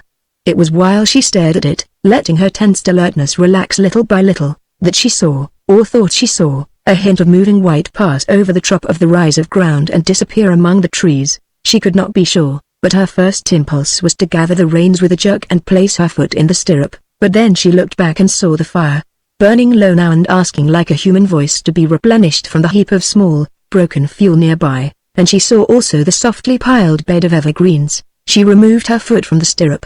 What mattered that imaginary figure of moving white? She felt a strong power of protection lying all about her, breathing out to her with the keen scent of the pines, fanning her face with the chill of the night breeze. She was alone, but she was secure in the wilderness. Chapter 28. For many a minute she waited by that campfire, but there was never a sign of the builder of it, though she centered all her will in making her eyes and ears sharp to pierce through the darkness and to gather from the thousand obscure whispers of the forest any sounds of human origin. So she grew bold at length to take off the pack and the saddles. The camp was hers, built for her coming by the invisible power which surrounded her, which read her mind, it seemed, and chose beforehand the certain route which she must follow. She resigned herself to that force without question, and the worry of her search disappeared. It seemed certain that this omnipotence, whatever it might be, was reading her wishes and acting with all its power to fulfill them, so that in the end it was merely a question of time before she should accomplish her mission, before she should meet Pierre LaRouche face to face. That night her sleep was deep, indeed, and she only wakened when the slant light of the sun struck across her eyes. It was a bright day, crisp and chill, and through the clear air the mountains seemed leaning directly above her, and chief of all two peaks, almost exactly similar, black monsters which ruled the range. Toward the gorge between them the valley of the Old Crow aimed its course, and straight up the diminishing canyon she rode all day. The broad, sandy bottom changed and contracted until the channel was scarcely wide enough for the meager stream of water, and beside it she picked her way along a narrow path with banks on either side, which became with every mile more like cliffs, walling her in and dooming her to a single destination. It was evening before she came to the headwaters of the Old Crow, and rode out into the gorge between the two mountains. The trail failed her here. There was no semblance of ravine to follow, except the mighty gorge between the two peaks, and she ventured into the dark throat of this pass, riding through a gate with the guarding towers tall and black on either side. The moment she was well started in it and the steep shadow of the evening fell across her almost like night from the west, her heart grew cold as the air. A sense of coming danger filled her. Yet she kept on, holding a tight rein, throwing many a fearful glance at the vast rocks which might have concealed an entire army in every mile of their extent. When she found the cabin she mistook it at first for merely another rock of singular shape. It was at this shape that she stared, and checked her horse, and not till then did she note the faint flicker of a light no brighter than the phosphorescent glow of the eyes of a hunted beast. Her impulse was to drive her spurs home and pass that place at a racing gallop, but she checked the impulse sharply and began to reason. In the first place, it was doubtless only the cabin of some prospector, such as she had often heard of. In the second place, night was almost upon her, and she saw no desirable camping place, or at least any with the necessary water at hand. What harm could come to her? Among Western men, she well knew a woman is safer than all the law and the police of the settled East can make her, so she nerved her courage and advanced toward the faint, changing light. The cabin was hidden very cunningly. Crouched among the mighty boulders which earthquakes and storms of some wilder, earlier epoch had torn away from the side of the crags above, the house was like another stone, leaning its back to the mountain for support. When she drew very close she knew that the light which glimmered at the window must come from an open fire, and the thought of a fire warmed her. She hallooed, and receiving no answer, fastened the horses and entered the house. The door swung to behind her, as if of its own volition it wished to make her a prisoner. The place consisted of one room, and not a spacious one at that, but arranged as a shelter, not a home. The cooking, apparently, was done over the open hearth, for there was no sign of any stove, and, moreover, on the wall near the fireplace hung several soot-blackened pans and the inevitable coffee pot. There were 2 bunks built on opposite sides of the room, and in the middle a table was made of a long section split from the heart of a log by wedges, apparently, and still rude and undressed, except for the preliminary smoothing off which had been done with a broad axe. The great plank was supported at either end by a roughly constructed sawbuck. It was very low, and for this reason 2 fairly square boulders of comfortable proportions were sufficiently high to serve as chairs. For the rest, the furniture was almost too meager to suggest human habitation, but from nails on the wall there hung a few shirts and a pair of chaps, as well as a much battered quirt. But a bucket of water in a corner suggested cleanliness, and a small, round, highly polished steel plate, hanging on the wall in lieu of the mirror, further fortified her decision that the owner of this place must be a man somewhat particular as to his appearance. Here she interrupted her observations to build up the fire, which was flickering down and apparently on the verge of going out. She worked busily for a few minutes, and a roaring blaze rewarded her. She took her off her slicker to enjoy the warmth, and in doing so, turned, and saw the owner of the place standing with folded arms just inside the door. "Making yourself to home?" asked the host, in a low, strangely pleasant voice. "Do you mind?" asked Mary Brown. "I couldn't find a place that I would do for camping," and she summoned her most winning smile. It was wasted, she knew at once, for the stranger hardened perceptibly, and his lip curled slightly in scorn or anger.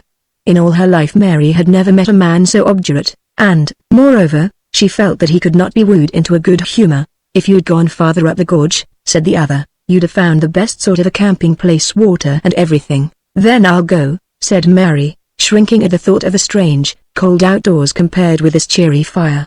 But she put on the slicker and started for the door. At the last moment the host was touched with compunction. He called, "Wait a minute. There ain't no call to hurry. If you can get along here just stick around." For a moment Mary hesitated, knowing that only the unwritten law of Western hospitality compelled that speech. It was the crackle and flare of the bright fire which overcame her pride. She laid off the slicker again, saying, with another smile, "For just a few minutes, if you don't mind." "Sure," said the other gracelessly, and tossed his own slicker onto a bunk. Covertly, but very earnestly, Mary was studying him. He was hardly more than a boy, handsome, slender. Now that handsome face was under a cloud of gloom, a frown on the forehead and a sneer on the lips, but it was something more than the expression which repelled Mary. For she felt that no matter how she wooed him, she could never win the sympathy of this darkly handsome, cruel youth. He was aloof from her, and the distance between them could never be crossed. She knew at once that the mysterious bridges which link men with women broke down in this case, and she was strongly tempted to leave the cabin to the sole possession of her surly host. It was the warmth of the fire which once more decided against her reason, so she laid hands on one of the blocks of stone to roll it nearer to the hearth. She could not budge it. Then she caught the sneering laughter of the man, and strove again in a fury. It was no use, for the stone merely rocked a little and settled back in its place with a bump. "Here," said the boy, "I'll move it for you." It was a hard lift for him, but he set his teeth, raised the stone in his slender hands, and set it down again at a comfortable distance from the fire. "Thank you," smiled Mary, but the boy stood panting against the wall, and Francois merely bestowed on her a rather malicious glance of triumph, as though he gloried in his superior strength and despised her weakness. Some conversation was absolutely necessary, for the silence began to weigh on her. She said, "My name is Mary Brown, is it?" said the boy, quite without interest. "You can call me Jack." He sat down on the other stone, his dark face swept by the shadows of the flames, and rolled a cigarette, not deftly, but like one who is learning the mastery of the art. It surprised Mary, watching his fumbling fingers. She decided that Jack must be even younger than he looked. She noticed also that the boy cast, from time to time, a sharp, rather worried glance of expectation toward the door, as if he feared it would open and disclose some important arrival. Furthermore, those old worn shirts hanging on the wall were much too large for the throat and shoulders of Jack. Apparently, he lived there with some companion, and a companion of such a nature that he did not wish him to be seen by visitors.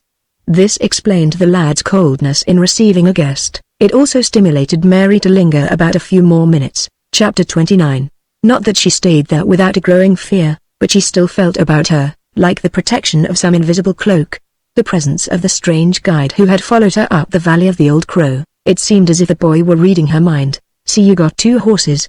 Come up alone?" "Most of the way," said Mary, and tingled with a rather feline pleasure to see that her curtness merely sharpened the interest of Jack. The boy puffed on his cigarette, not with long, slow breaths of inhalation like a practiced smoker, but with a puckered face as though he feared that the fumes might drift into his eyes. "Why," thought Mary, "he's only a child." Her heart warmed a little as she adopted this view of her surly host. Being warmed, and having much to say, words came of themselves. Surely it would do no harm to tell the story to this queer urchin, who might be able to throw some light on the nature of the invisible protector. "I started with a man for guide." She fixed a searching gaze on the boy. His name was Dick Wilbur. She could not tell whether it was a tremble of the boy's hand or a short motion to knock off the cigarette ash. "Did you say was Dick Wilbur?" "Yes." "Did you know him?" "Heard of him, I think." "Kind of a hard one, wasn't he?" "No, no. A fine, brave, gentle fellow, poor Dick." She stopped, her eyes filling with tears at many a memory. Coughed the boy. "I thought he was one of the old Boone's gang. If he's dead, that made the last of them except Red Pierre." It was like the sound of a trumpet call at her ear. Mary sat up with a start. "What do you know of Red Pierre?" The boy flushed a little, and could not quite meet her eye. "Nothing. At least you know that he's still alive?" "Sure. Anyone does. When he dies the whole range will know about it damn quick." "I know that much about Red Pierre. But who doesn't?" "I, for one." "You." Strangely enough, there was more of accusation than of surprise in the word. "Certainly," repeated Mary. "I've only been in this part of the country for a short time. I really know almost nothing about the legends." "Legends?" said the boy, and laughed. "Legend? Say, lady, if Red Pierre is just a legend, the Civil War ain't no more'n a fable." "Legend? You go anywhere on the range and get 'em talking about that legend, and they'll make you think it's an honest-to-goodness fact, and no mistake." Mary queried earnestly, "Tell me about Red Pierre." "It's almost as hard to learn anything of him as it is to find out anything about McGurk." "What you doing?" asked the boy, keen with suspicion. "Making a study of them too for a book?" He wiped a damp forehead. "Take it from me, lady, it ain't healthy to join up them two even in talk." "Is there any harm in words?" The boy was so upset for some unknown reason that he rose and paced up and down the room. "Lots of harm in fool words." He sat down again, and seemed a little anxious to explain his unusual conduct. "Mom, suppose you had a well plumb full of nitroglycerin in your backyard. Suppose there was a forest fire coming your way from all sides. Would you like to have people talk about nitroglycerin in that forest fire meeting? Even the talk would give you chills. That's the way it is with Pierre and McGurk. When they meet there's going to be a fight that'll stop the hearts of the people that have to look on." Mary smiled to cover her excitement. "But are they coming your way?" The question seemed to infuriate young Jack, who cried, "Ain't that a fool way of talking? Lady, they're coming everyone's way. You never know where they'll start from or where they'll land. If there's a thundercloud all over the sky, do you know where the lightning's going to strike?" "Excuse me," said Mary, but she was still eager with curiosity. "But I should think that a youngster like you wouldn't have anything to fear from even those desperados." "Youngster, eh?" snarled the boy, whose wrath seemed implacable. "I can make my draw and start my gun as fast as any man except them two." Maybe he lowered his voice somewhat even to name them Pierre McGurk. "It seems hopeless to find out anything about McGurk," said Mary. "But at least you can tell me safely about Red Pierre." "Interested in him, eh?" said the boy dryly. "Well, he's a rather romantic figure. Don't you think?" "Romantic? Lady, about a month ago I was talking with a lady that was a widow because of Red Pierre. She didn't think him none too romantic." "Red Pierre who killed the woman's husband?" repeated Mary, with pale lips. "Yep. He was one of the gang that took a chance with Pierre and got bumped off. Had 3 bullets in him and dropped without getting his gun out of the leather. Pierre sure does a nice, artistic job. He serves you a murder with all the trimmings. If I wanted to die nice and polite without making a mess, I don't know who I'd rather go to than Red Pierre, a murderer," whispered Mary, with bowed head. The boy opened his lips to speak, but changed his mind and sat regarding the girl with a somewhat sinister smile. "But might it not be," said Mary, "that he killed one man in self-defense and then his destiny drove him, and bad luck forced him into one bad position after another? There have been histories as strange as that, you know." Jack laughed again, but most of the music was gone from the sound, and it was simply a low, ominous purr. "Sure," he said. "You can take a bear cub and keep him tame till he gets the taste of blood, but after that you got to keep him muzzled, you know. Pierre needs a muzzle, but there ain't enough gunfighters on the range to put one on him." Something like pride crept into the boy's voice while he spoke, and he ended with a ringing tone. Then, feeling the curious, judicial eyes of Mary upon him, he abruptly changed the subject. "You say Dick Wilbur's dead?" "I don't know. I think he is, but he started out with you. You ought to know. It was like this: we had camped on the edge of the trees coming up the Old Crow Valley, and Dick went off with the can to get water at the river. He was gone a long time, and when I went out to look for him I found the can at the margin of the river half filled with sand, and beside it there was the impression of the body of a big man. That was all I found, and Dick never came back." They were both silent for a moment. "Could he have fallen into the river?" "Sure. He was probably helped in." "Did you look for the footprints?" "I didn't think of that." Jack was speechless with scorn, sat down and cried. "Eh?" I was dazed. I couldn't think. "But he couldn't have been killed by some other man. There was no shot fired. I should have heard it." Jack moistened his lips. "Lady, a knife don't make much sound either going or coming out, not much more sound than a whisper, but that whisper means a lot. I got an idea that Dick heard it. Then the river covered him up." He stopped short and stared at Mary with squinted eyes. "Do you mean to tell me that you had the nerve to come all the way up the Old Crow by yourself?" "Every inch of the way." Jack leaned forward, sneering, savage. "Then I suppose you put the hitch that's on that pack outside?" "No." Jack was dumbfounded. "Then you admit that first night when I went to sleep I felt as if there was something near me. When I woke up there was a bright fire burning in front of me and the pack had been lashed and placed on one of the horses. At first I thought that it was Dick, who had come back. But Dick didn't appear all day. The next night." "Wait," said Jack. "This is getting sort of creepy. If you was the drinking kind I'd say you'd been hitting up the red eye." "The next evening," continued Mary steadily, "I came about dark on a campfire with a bed of twigs near it. I stayed by the fire, but no one appeared. Once I thought I heard a horse whinny far away, and once I thought that I saw a streak of white disappear over the top of a hill." The boy sprang up, shuddering with panic. "You saw what?" "Nothing. I thought for a minute that it was a bit of something white, but it was gone all at once. White vanished at once, went into the dark as fast as a horse can gallop, something like that." "Do you think it was someone?" For answer the boy whipped out his revolver, examined it, and spun the cylinder with shaking hands. Then he said through set teeth, "So you come up here trailing him after you, eh?" "Who?" "McGurk." The name came like a rifle shot and Mary rose in turn and shrank back toward the wall, for there was murder in the lighted black eyes which stared after her and crumbling fear in her own heart at the thought of McGurk hovering nearer the peril that impended for Pierre. Of the nights in the Valley of the Crow she refused to let herself think. Cold beads of perspiration stood out on her forehead. You fool. Damn your pretty pink and white face, you've done for us all. Get out." Mary moved readily enough toward the door, her teeth chattering with terror in the face of this fury. Jack continued wildly, "Done for us all, got us all as good as under the sod. I wish you was in, get out quick, or I'll forget you're a woman." He broke into hysterical laughter, which stopped short and finished in a heartbroken whisper. Pierre, Chapter 30. At that Mary, who stood with her hand on the latch, whirled and stood wide-eyed, her astonishment greater than her fear, for that whisper told her 1,000 things. Through her mind all the time that she stayed in the cabin there had passed a curious surmise that this very place might be the cover of Pierre Le Rouge. There was a fatality about it, for the invisible power which had led her up the valley of the Old Crow surely would not make mistakes, in her search for Pierre. Providence brought her to this place, and Providence could not be wrong.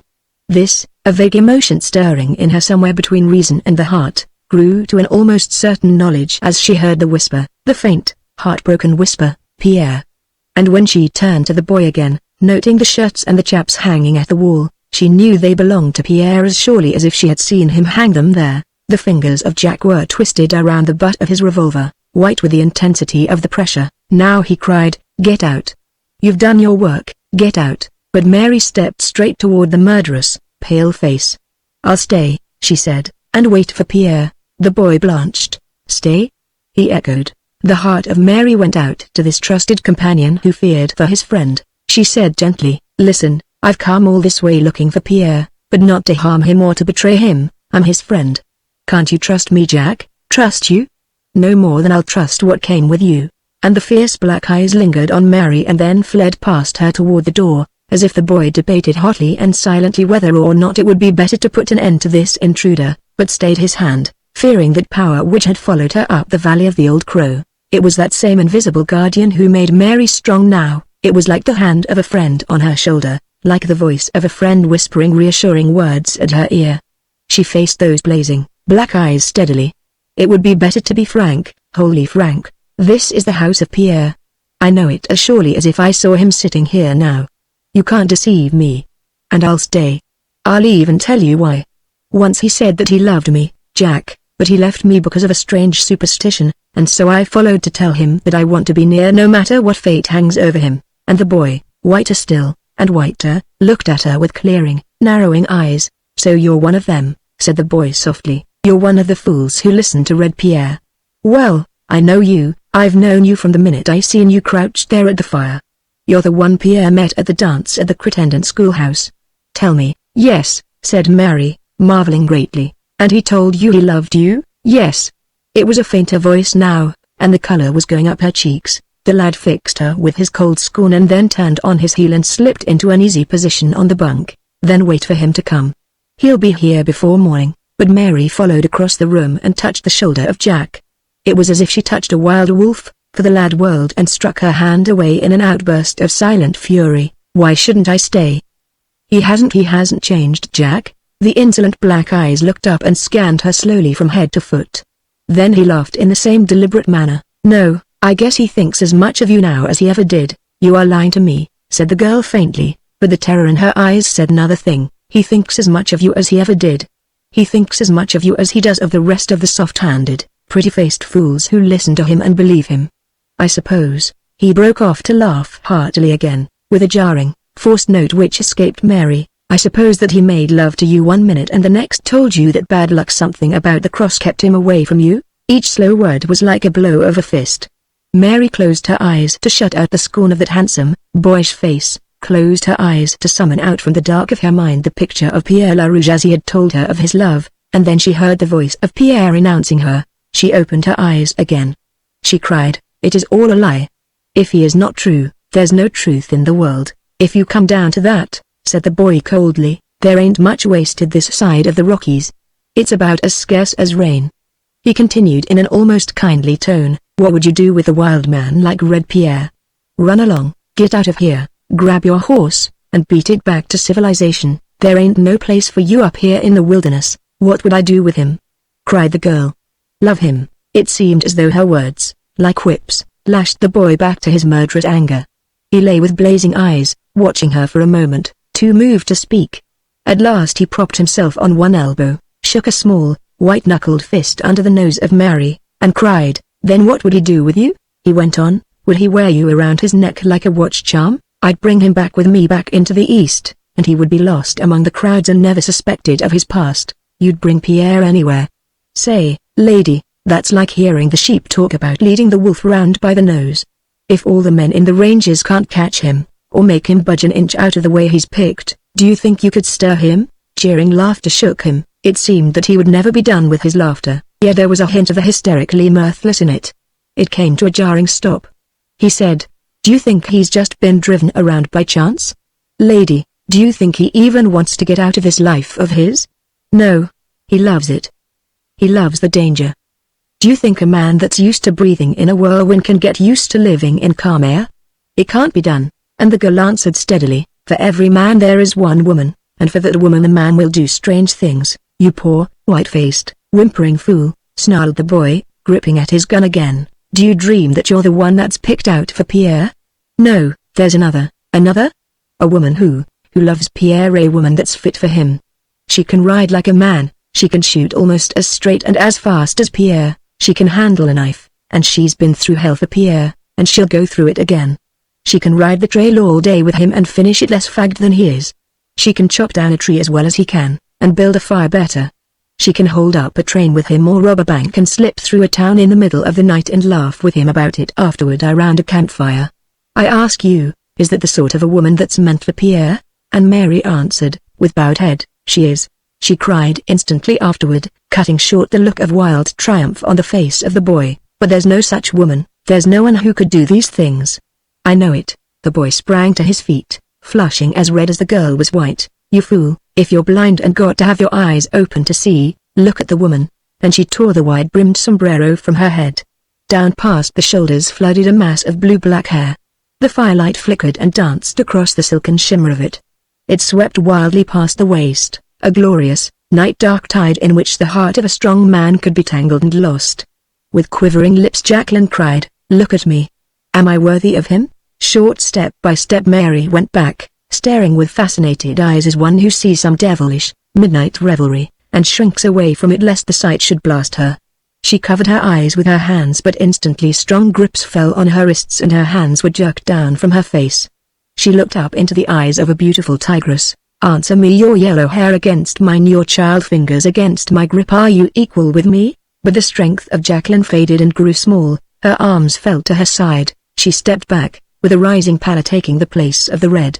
For Mary, brushing her hands, one gloved and one bare, before her eyes, returned the stare of the mountain girl with equal scorn. A mighty loathing filled up her veins in place of strength. Tell me, she said, was this man living with you when he came to me and made speeches about love? Bah. He was living with me.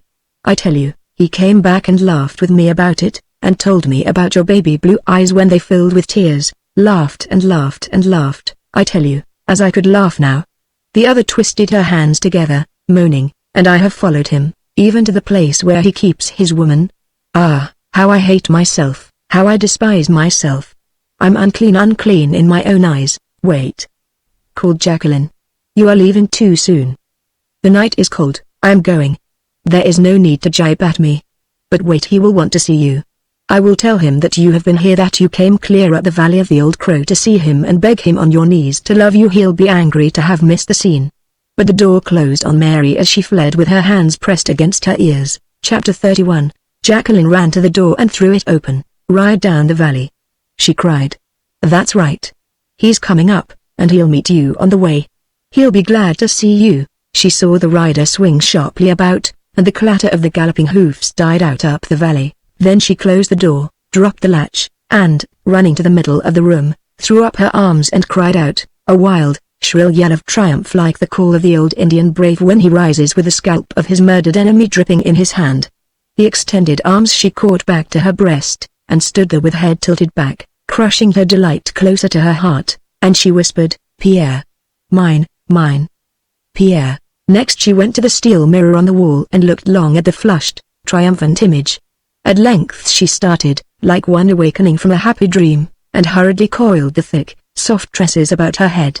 Never before had she lingered so over a toilet, patting each lock into place, twisting her head from side to side like a peacock admiring its image. Now she looked about hungrily for a touch of color and uttered a little moan of vexation when she saw nothing, till her eyes, piercing through the gloom of a dim corner, saw a spray of autumn leaves, long left there and still stained with beauty.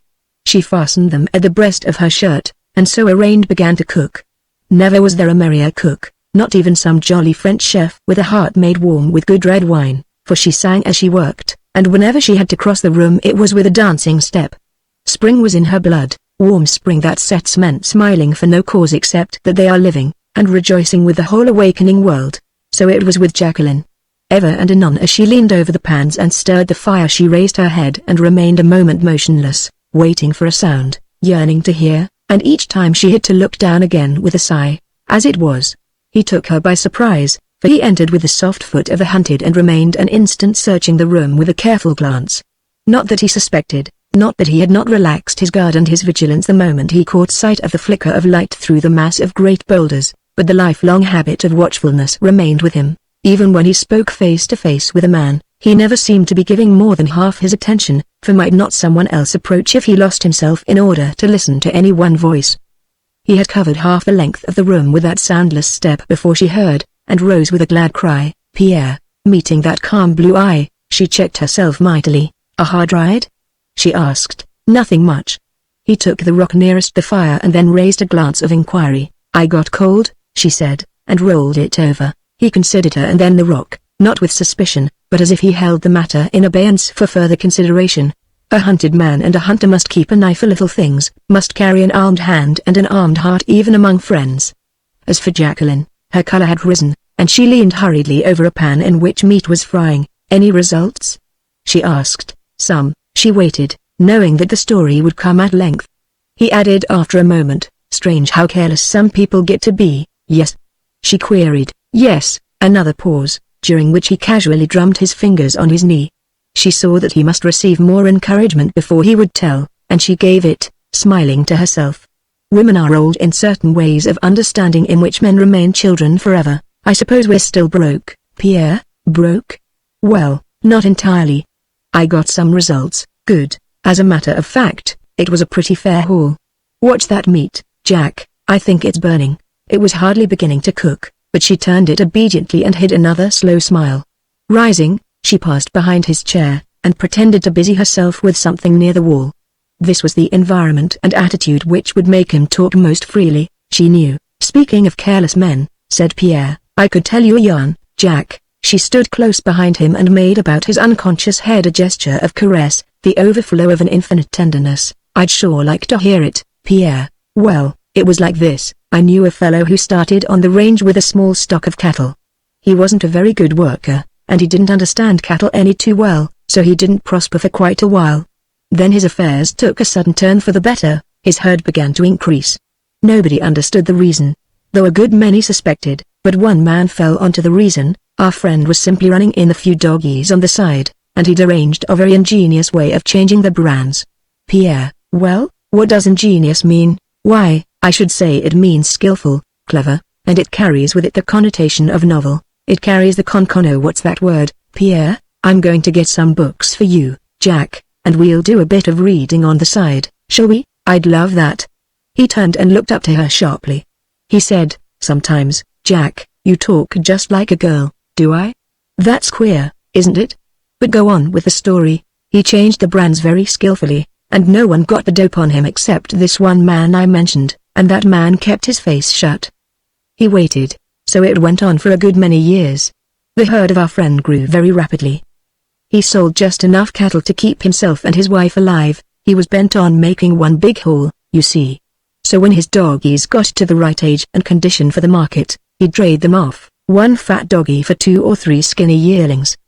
But finally he had a really big herd together, and shipped it off to the market on a year when the price was sky high, like this year. Don't interrupt me, Jack. From the shadow behind him she smiled again. They went at a corking price, and our friend cleared up a good many thousand. I won't say just how much. He sank part of it in a ruby brooch for his wife, and shoved the rest into a satchel. You see how careful he'd been all those years while he was piling up his fortune? Well, he began to get careless the moment he cashed in, which was rather odd. He depended on his fighting power to keep that money safe, but he forgot that while he'd been making a business of rustling doggies and watching cattle markets, other men had been making a business of shooting fast and straight. Among others there was the silent man who'd watched and waited for so long. But this silent man hove alongside while our rich friend was bound home in a buckboard. Good evening, he called. The rich chap turned and heard. It all seemed all right, but he'd done a good deal of shady business in his day, and that made him suspicious of the silent man now. So he reached for his gun and got it out just in time to be shot cleanly through the hand. The silent man tied up that hand and sympathized with the rich chap. Then he took that satchel and divided the paper money into 2 bundles. One was twice the size of the other, and the silent man took the smaller one. There was only $12,000 in it. Also, he took the ruby brooch for a friend and as a sort of keepsake, you know. And he delivered a short lecture to the rich man on the subject of carelessness and rode away.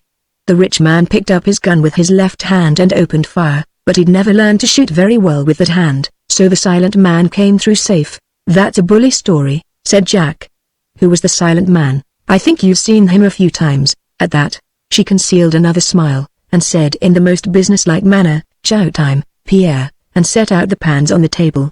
By the way, he said easily, I've got a little present for you, Jack, and he took out a gold pin flaming with 3 great rubies. Chapter 32.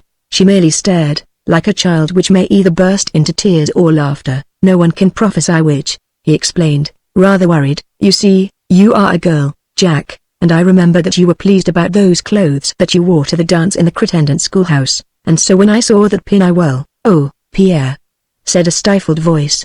Oh, Pierre, Jack, you aren't angry, are you? See, when you put it at the throat it doesn't look half bad, and to try it, he pinned it on her shirt. She caught both his hands, kissed them again, and then buried her face against them as she sobbed. If the heavens had opened and a cloudburst crashed on the roof of the house, he would have been less astounded. What is it? He cried. Damn it all, Jack, you see I meant, but she tore herself away and flung herself face down on the bunk, sobbing more bitterly than ever.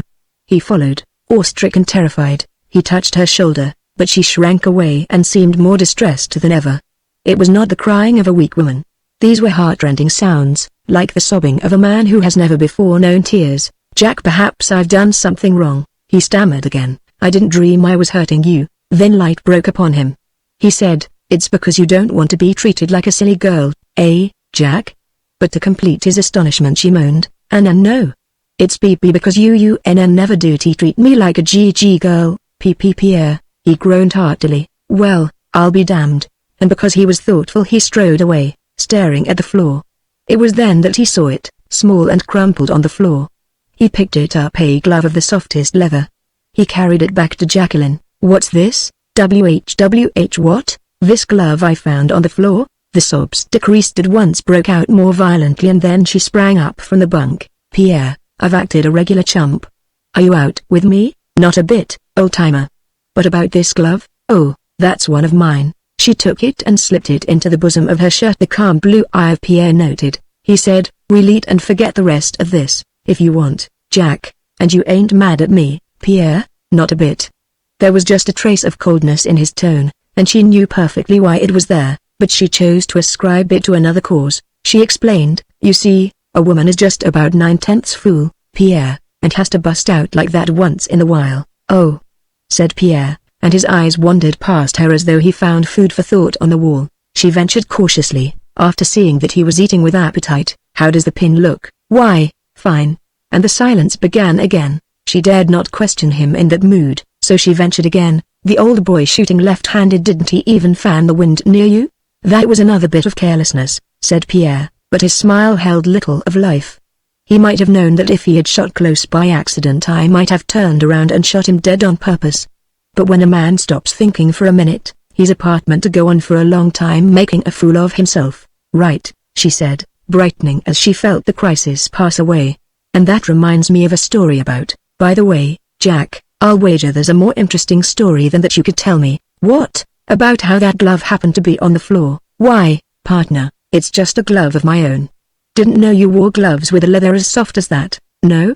Well, that story I was speaking about runs something like this. And she told him a gay narrative, throwing all her spirit into it, for she was an admirable mimic. He met her spirit more than halfway, laughing gaily, and so they reached the end of the story and the end of the meal at the same time. She cleared away the pans with a few motions and tossed them clattering into a corner.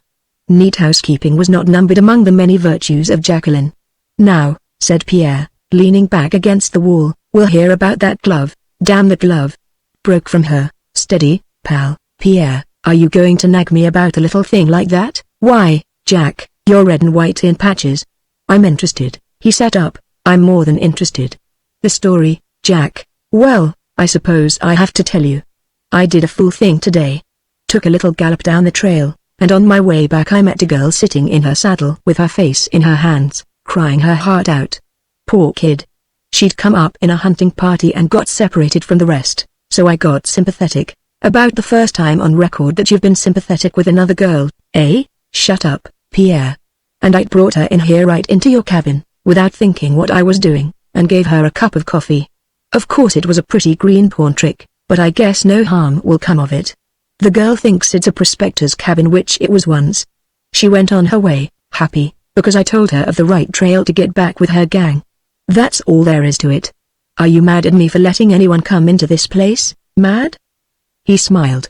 No, I think that's one of the best lies you ever told me, Jack. Their eyes met, hers very wide, and his keen and steady. Then she gripped at the butt of her gun, an habitual trick when she was very angry, and cried, "Do I have to sit here and let you call me that? Pierre, pull a few more tricks like that and I'll call for a new deal. Get me?" She rose, whirled, and threw herself sullenly on her bunk. "Come back," said Pierre. "You're more scared than angry. Why are you afraid, Jack?" "It's a lie, I'm not afraid. Let me see that glove again." "You've seen it once, that's enough," he whistled carelessly, rolling a cigarette. After he lighted it he said, "Ready to talk yet, partner?" She maintained an obstinate silence, but that sharp eye saw that she was trembling.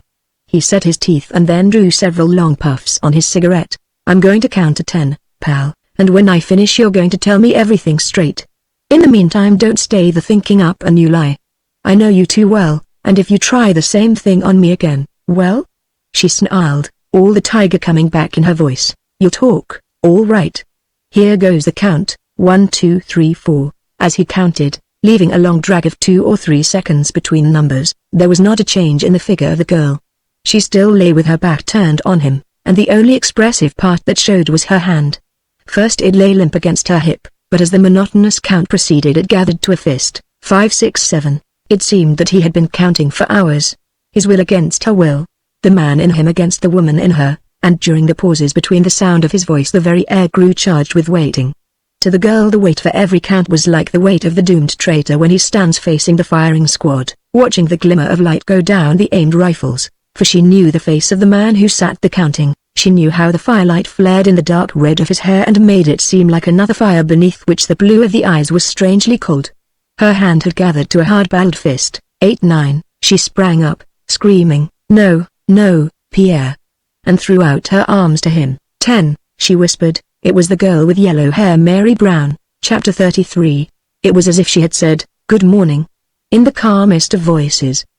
There was no answer in him, neither word nor expression, and out of 10 sharp-eyed men, 9 would have passed him by without noting the difference, but the girl knew him as the monk knows his prayers or the Arab his horse, and a solemn, deep despair came over her. She felt like the drowning, when the water closes over their heads for the last time. He puffed twice again at the cigarette and then flicked the butt into the fire. When he spoke it was only to say, "Did she stay long?" but his eyes avoided her. She moved a little so as to read his face, but when he turned again and answered her stare she winced. "Not very long, Pierre." He said. "I see. It was because she didn't dream that this was the place I lived in." It was the sort of heartless, torturing questioning which was once the crudest weapon of the Inquisition. With all her heart she fought to raise her voice above the whisper whose very sound accused her, but could not. She was condemned to that voice as the man bound in nightmare is condemned to walk slowly, slowly, though the terrible danger is racing toward him, and the safety which he must reach lies only a dozen steps, a dozen mortal steps away. She said in that voice, "No, of course she didn't dream it, and you, Jack, had her interests at heart, her best interests, poor girl, and didn't tell her?" Her hands went out to him in mute appeal. "Please, Pierre, don't. Is something troubling you, Jack? You are breaking my heart." "Why, by no means. Let's sit here calmly and chat about the girl with the yellow hair. To begin with, she's rather pleasant to look at, don't you think?" "I suppose she is. Rather poor taste not to be sure of it." "Well, let it go. You've always had rather queer taste in women, Jack, but, of course, being a long rider, you haven't seen much of them. At least her name is delightful, Mary Brown. You've no idea how often I've repeated it loud to myself, Mary Brown. I hate her." "You two didn't have a very agreeable time of it? By the way, she must have left in rather a hurry to forget her glove, eh?" "Yes, she ran like a coward." "Like a trembling coward. How can you care for a white-faced little fool like that? Is she your match? Is she your mate?" He considered a moment, as though to make sure that he did not exaggerate. I love her, Jack, as men love water when they've ridden all day over hot sand without a drop on their lips. You know, when the tongue gets thick and the mouth fills with cotton and then you see clear, bright water, and taste it? She is like that to me. She feeds every sense, and when I look in her eyes, Jack, I feel like the starved man on the desert, as I was saying, drinking that priceless water. You knew something of the way I feel, Jack. Isn't it a little odd that you didn't keep her here? She had stood literally shuddering during this speech, and now she burst out, far beyond all control, because she loathes you, because she hates herself for ever having loved you, because she despises herself for having ridden up here after you. Does that fill your cup of water, Pierre, eh? His forehead was shining with sweat, but he set his teeth, and, after a moment, he was able to say in the same hard, calm voice, I suppose there was no real reason for her change. She can be persuaded back to me in a moment. In that case, just tell me where she has gone and I'll ride after her. He made as if to rise, but she cried in a panic, and yet with a wild exultation, no, she's done with you forever, and the more you make love to her now the more she'll hate you. Because she knows that when you kissed her before, when you kissed her, you were living with a woman. I living with a woman? Her voice had risen out of the whisper for the outbreak. Now it sank back into it. Yes, with me. With you? I see. Naturally it must have gone hard with her, Mary. And she wouldn't see reason even when you explained that you and I are like brothers? He leaned a little toward her and just a shade of emotion came in his voice. When you carefully explained, Jack, with all the eloquence you could command, that you and I have ridden and fought and camped together like brothers for 6 years. And how I gave you your first gun. And how I've stayed between you and danger 1,000 times.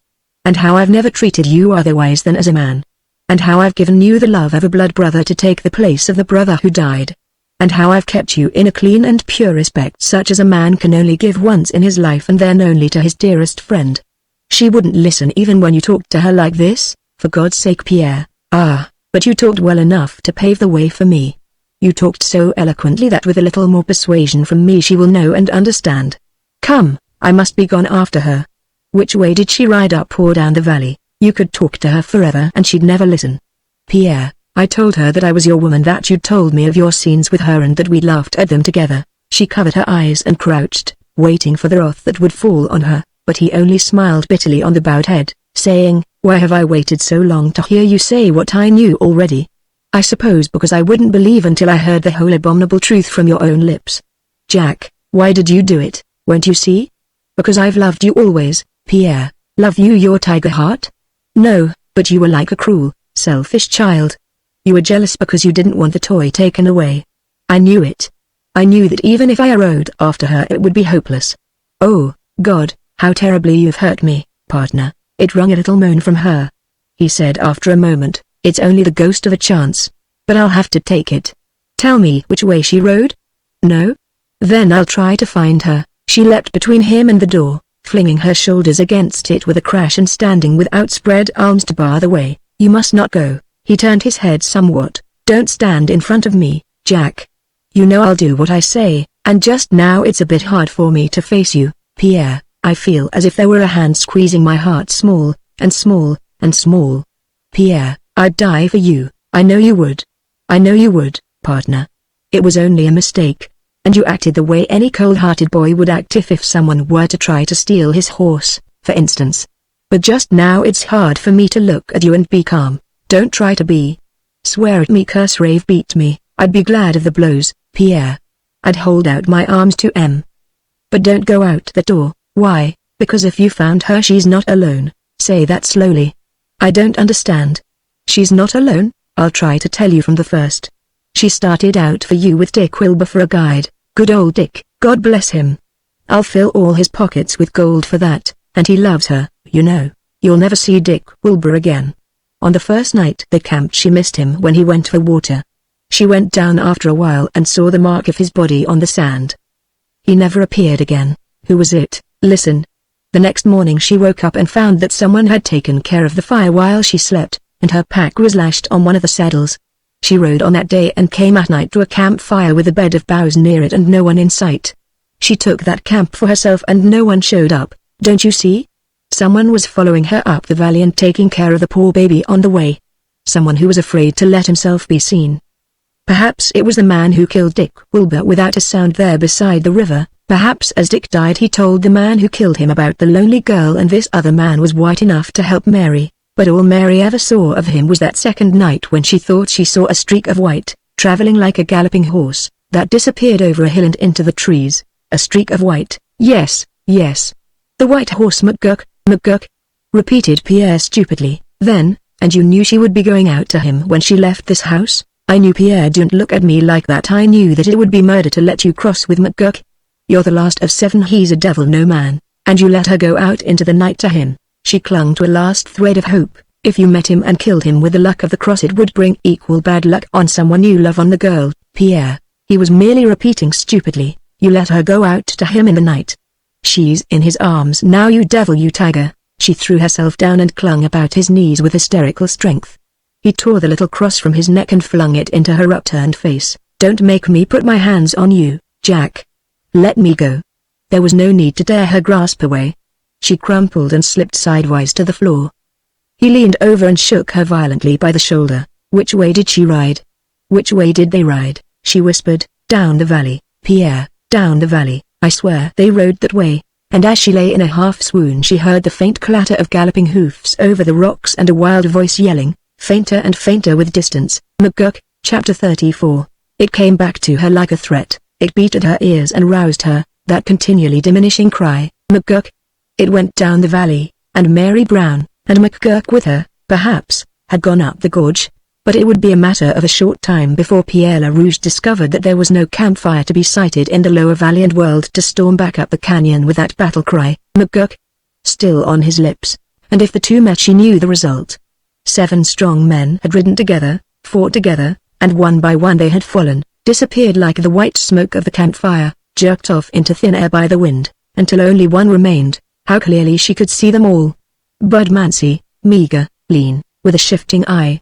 Gary Patterson, of the red, good-natured face. Phil Branch, stolid and short and muscled like a giant. Handsome Dick Wilbur on his racing bay. Black Gandil, with his villainies from the South Seas like an invisible mantle of awe about him. And her father, the stalwart Grey Boone. All these had gone, and there remained only Pierre LaRouge to follow in the steps of the 6 who had gone before. She crawled to the door, feeble in mind and shuddering of body like a runner who has spent his last energy in a long race, and drew it open.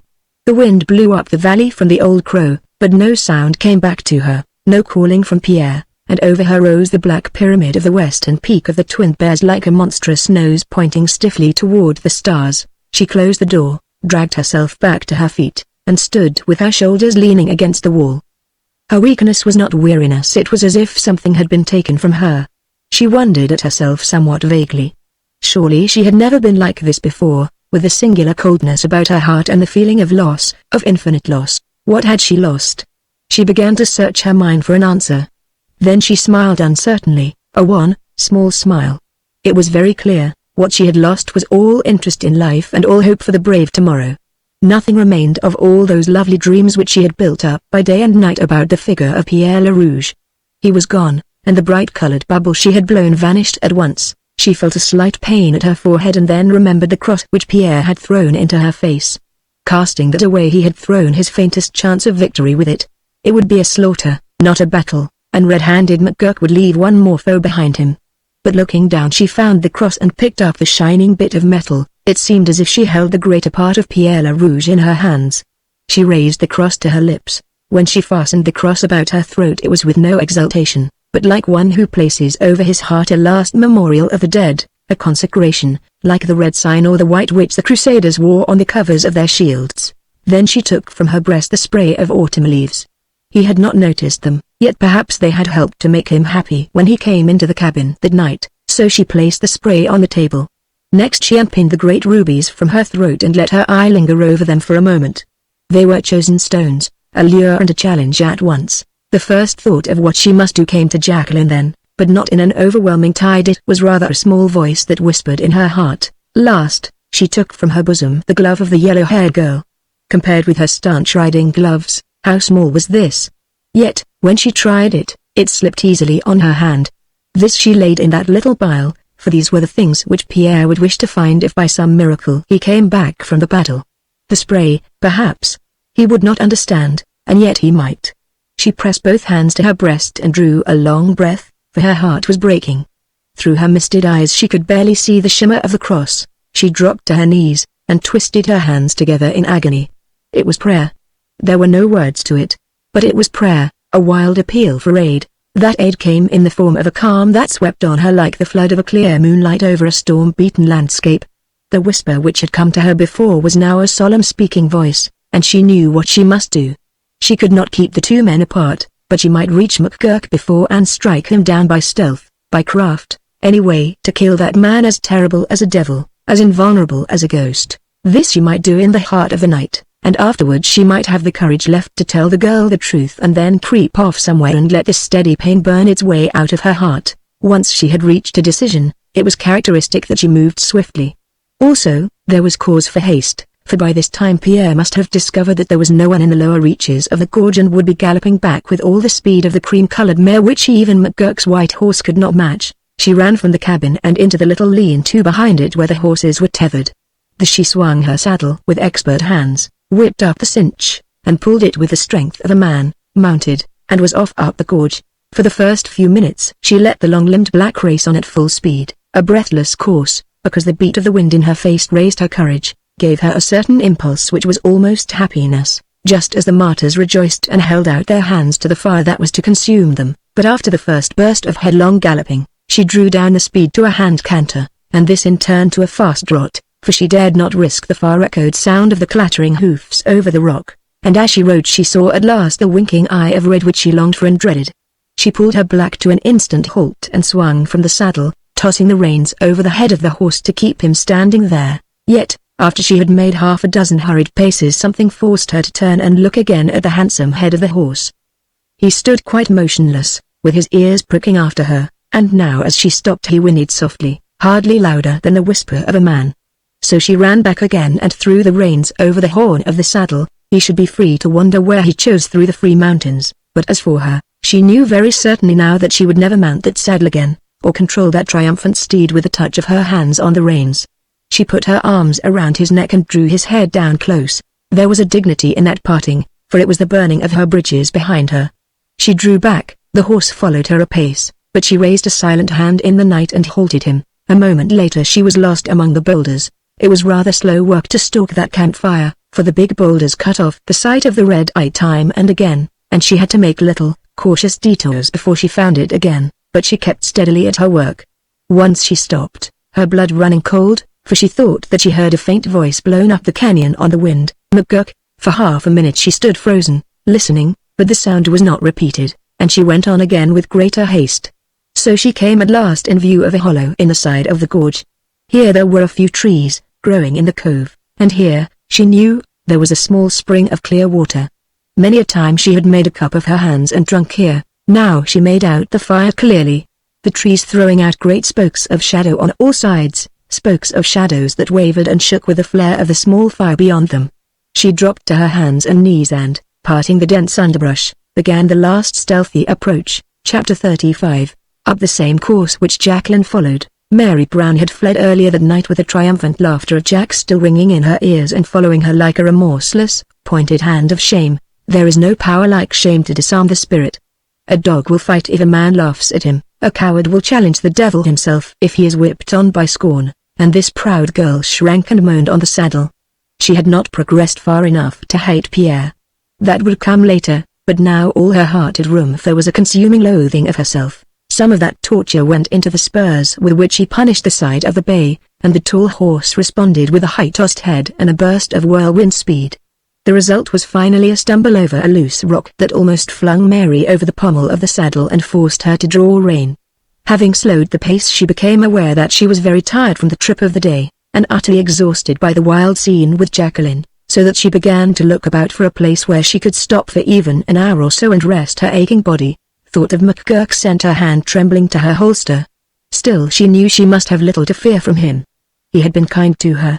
Why had this scourge of the mountain desert spared her? Was it to track down Pierre? It was at this time that she heard the purl and whisper of running water, a sound dear to the hearts of all travelers. She veered to the left and found a little grove of trees with a thick shrubbery growing between, fed by the water of that diminutive brook. She dismounted and tethered the horses. By this time she had seen enough of camping out to know how to make herself fairly comfortable, and she set about it methodically, eagerly. It was something to occupy her mind and keep out a little of that burning sense of shame. One picture it could not obliterate, and that was the scene of Jacqueline and Pierre Le Rouge laughing together over the love affair with the silly girl of the yellow hair. That was the meaning, then, of those silences that had come between them? He had been thinking, remembering, careful lest he should forget a single scruple of the whole ludicrous affair. She shuddered, remembering how she had fairly flung herself into his arms. On that she brooded, after starting the little fire. It was not that she was cold, but the fire, at least, in the heart of the black night, was a friend incapable of human treachery. She had not been there long when the tall bay, Wilbur's horse, stiffened, raised his head, arched his tail, and then whinnied. She started to her feet, stirred by 1,000 fears, and heard, far away, an answering neigh. At once all thought of shame and of Pierre Le Rouge vanished from her mind, for she remembered the man who had followed her up the valley of the Old Crow. Perhaps he was coming now out of the night. Perhaps she would even see him. And the excitement grew in her pulse by pulse, as the excitement grows in a man waiting for a friend at a station. He sees first the faint smoke like a cloud on the skyline, and then a black speck beneath the smoke, and next the engine draws up on him with a humming of the rails which grows at length to a thunder. The heart of Mary Brown beat faster, though she could not see, but only felt the coming of the stranger. The only sign she saw was in the horses, which showed an increasing uneasiness. Her own mare now shared the restlessness of the tall bay, and the two were footing it nervously here and there, tugging at the tethers, and tossing up their heads, with many a start, as if they feared and sought to flee from some approaching catastrophe, some vast and preternatural change, some forest fire which came galloping faster than even their fleet limbs could carry them. Yet all beyond the pale of her campfire's light was silence, utter and complete silence. It seemed as if a muscular energy went into the intensity of her listening, but not a sound reached her except a faint whispering of the wind in the dark trees above her. But at last she knew that the thing was upon her. The horses ceased their prancing and stared in a fixed direction through the thicket of shrubbery. The very wind grew hushed above her. She could feel the new presence as one feels the silence when a door closes and shuts away the sound of the street below. It came on her with a shock, thrilling, terrible, yet not altogether unpleasant. She rose, her hands clenched at her sides and her eyes abnormally wide as they stared in the same direction as the eyes of the two horses held. Yet for all her preparation she nearly fainted when a voice sounded directly behind her, a pleasantly modulated voice. "Look this way.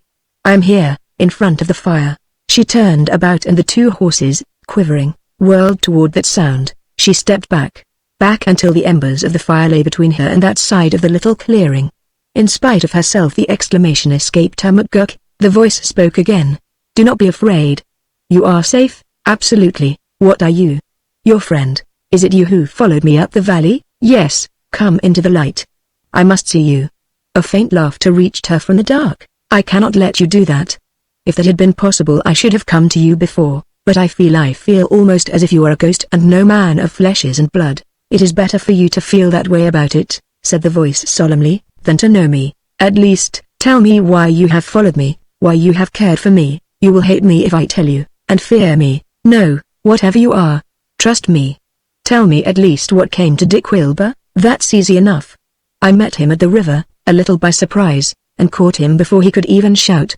Then I took his guns and let him go. But he didn't come back to me, no. He knew that I would be there.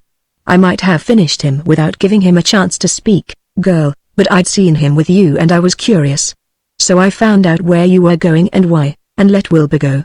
I came back and looked at you and found you asleep." She grew cold at the thought of him leaning over her. "I watched you a long time, and I suppose I'll remember you always as I saw you then. You were very beautiful with the shadow of your lashes against your cheek, almost as beautiful as you are now as you stand over there, fearing and loathing me. I dared not let you see me, but I decided to take care of you for a while, and now, I have come to say farewell to you. Let me see you once before you go." "No. You see, I fear you even more than you fear me. Then I'll follow you. It would be useless, utterly useless. There are ways of becoming invisible in the mountains. But before I go, tell me one thing, have you left the cabin to search for Pierre Le Rouge in another place?" "No. I do not search for him." There was an instant of pause. Then the voice said sharply, "Did Wilbur lie to me?" "No. I started up the valley to find him." "But you've given him up?" I hate him as much as I loathe myself for ever condescending to follow him." She heard a quick breath drawn in the dark, and then a murmur, "I am free." Then, to hunt him down. Why, listen, I had given him up for your sake. I gave him up when I stood beside you that first night and watched you trembling with the cold in your sleep. It was a weak thing for me to do. But since I saw you, Mary, I'm not as strong as I once was. Now you go back on his trail? It is death for Pierre. You say you hate him? Ah, but as deeply as that? She questioned herself. It may not be death for Pierre. I have ridden the ranges many years and met them all in time, but never one like him. Listen, 6 years ago I met him first and then he wounded me the first time any man has touched me. And afterward I was afraid, Mary, for the first time in my life, for the charm was broken. For 6 years I could not return, but now I am at his heels. 6 are gone, he will be the last to go. What are you? She cried. Some bloodhound reincarnated? He said, that is the mildest name I have ever been called. Chapter 36. Give up the trail of Pierre. And there, brought face to face with a mortal question, even her fear burned low in her, and once more she remembered the youth who would not leave her in the snow, but held her in his arms with the strange cross above them. She said simply, I still love him. A faint glimmer came to her through the dark and she could see deeper into the shrubbery, for now the moon stood up on the top of the great peak above them and flung a faint light into the hollow. That glimmer she saw, but no face of a man. And then the silence held, every second of it was more than 100 spoken words. Then the calm voice said, I cannot give him up, for the sake of God. God and I have been strangers for a good many years, for my sake, but you see, I have been lying to myself.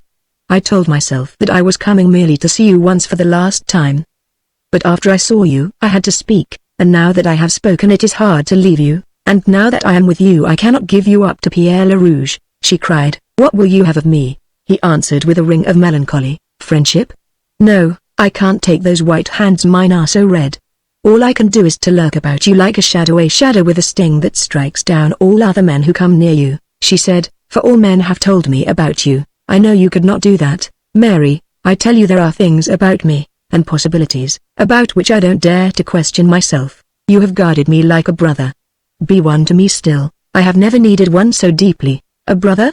Mary, if your eyes were less blue or your hair less golden I might be. But you are too beautiful to be only that to me. Listen to me. But she stopped in the midst of her speech, because a white head loomed beside the dim form. It was the head of a horse, with pricking ears, which now nosed the shoulder of its master, and she saw the firelight glimmering in the great eyes. Your horse, she said in a trembling voice, loves you and trusts you. It is the only thing which has not feared me. When it was a colt it came out of the herd and nosed my hand. It is the only thing which has not fought me, as all men have done as you are doing now. Mary, the wind that blew up the gorge came in gusts, not any steady current, but fitful rushes of air, and on one of these brief blasts it seemed to Mary that she caught the sound of a voice blown to whistling murmur. It was a vague thing of which she could not be sure, as faint as a thought. Yet the head of the white horse disappeared, and the glimmer of the man's face went out. She called, whatever you are, wait. Let me speak. But no answer came, and she knew that the form was gone forever. She cried again, who's there? It is I, said a voice at her elbow, and she turned to look into the dark eyes of Jacqueline. So he's gone? Asked Jack bitterly. She fingered the butt of her gun. I thought, well, my chance at him is gone. But what? Bah, if you knew you'd die of fear. Listen to what I have to say. All the things I told you in the cabin were lies. Lies? Said Mary evenly. No, they proved themselves. Be still till I've finished, because if you talk you may make me forget. The gesture which finished the sentence was so eloquent of hate that Mary shrank away and put the embers of the fire between them. I tell you, it was all a lie, and Pierre Le Rouge has never loved anything but you, you milk-faced. She stopped again, fighting against her passion. The pride of Mary held her stiff and straight, though her voice shook. Has he sent you after me with mockery? No, he's given up the hope of you. The hope? Don't you see? Are you going to make me crawl to explain? It always seemed to me that God meant Pierre for me. It always seemed to me that a girl like me was what he needed. But Pierre had never seen it. Maybe, if my hair was yellow and my eyes blue, he might have felt different, but the way it is, he's always treated me like a kid brother. And lived with you? Said the other sternly, like two men. Do you understand how a woman could be the bunkie of a man and yet be no more to him than a man would be? You don't? Neither do I, but that's what I've been to Pierre Le Rouge. What's that? She lifted her head and stood poised as if for flight. Once more the vague sound blew up to them upon the wind. Mary ran to her and grasped both of her hands in her own. if it's true. But Jack snatched her hands away and looked on the other with a mighty hatred and a mightier contempt. True? Why, it damn near finished Pierre with me to think he'd take up with a thing like you. But it's true. If somebody else had told me I'd have laughed at him. But it's true. Tell me, what'll you do with him? Take him back if I can reach him. Take him back to the east. Yes, maybe he'd be happy there. But when the spring comes to the city, Mary, wait till the wind blows in the night and the rain comes tapping on the roof. Then hold him if you can. Do ye hear? Hold him if you can. If he cares it will not be hard. Tell me again, if, shut up. What's that again? The sound was closer now and unmistakably something other than the moan of the wind. Jacqueline turned in great excitement to Mary. Did McGurk hear that sound down the gorge? Yes. I think so. And then my God, what is it, Pierre? And he's calling for, do you hear? Clear and loud, though from a great distance. The wind carried up the sound and the echo preserved it. McGurk, McGurk, repeated Mary. Yes. And you brought him up here with you, and brought his death to Pierre. What'll you do to save him now? Pierre. She turned and fled out among the trees, and after her ran Mary, calling, like the other, Pierre. Chapter 37. After the call first reached him, clear to his ears though vague as a murmur at the ear of Mary, McGurk swung to the saddle of his white horse, and galloped down the gorge like a veritable angel of death. The end was very near, he felt, yet the chances were at least 10 to 1 that he would miss Pierre in the throat of the gorge, for among the great boulders, tall as houses, which littered it, 1,000 men might have passed and repassed and never seen each other. Only the calling of Pierre could guide him surely. The calling had ceased for some moments, and he began to fear that he had overrun his mark and missed Pierre in the heart of the pass, when, as he rounded a mighty boulder, the shout ran ringing in his very ears, McGurk! And a horseman swung into view. Here.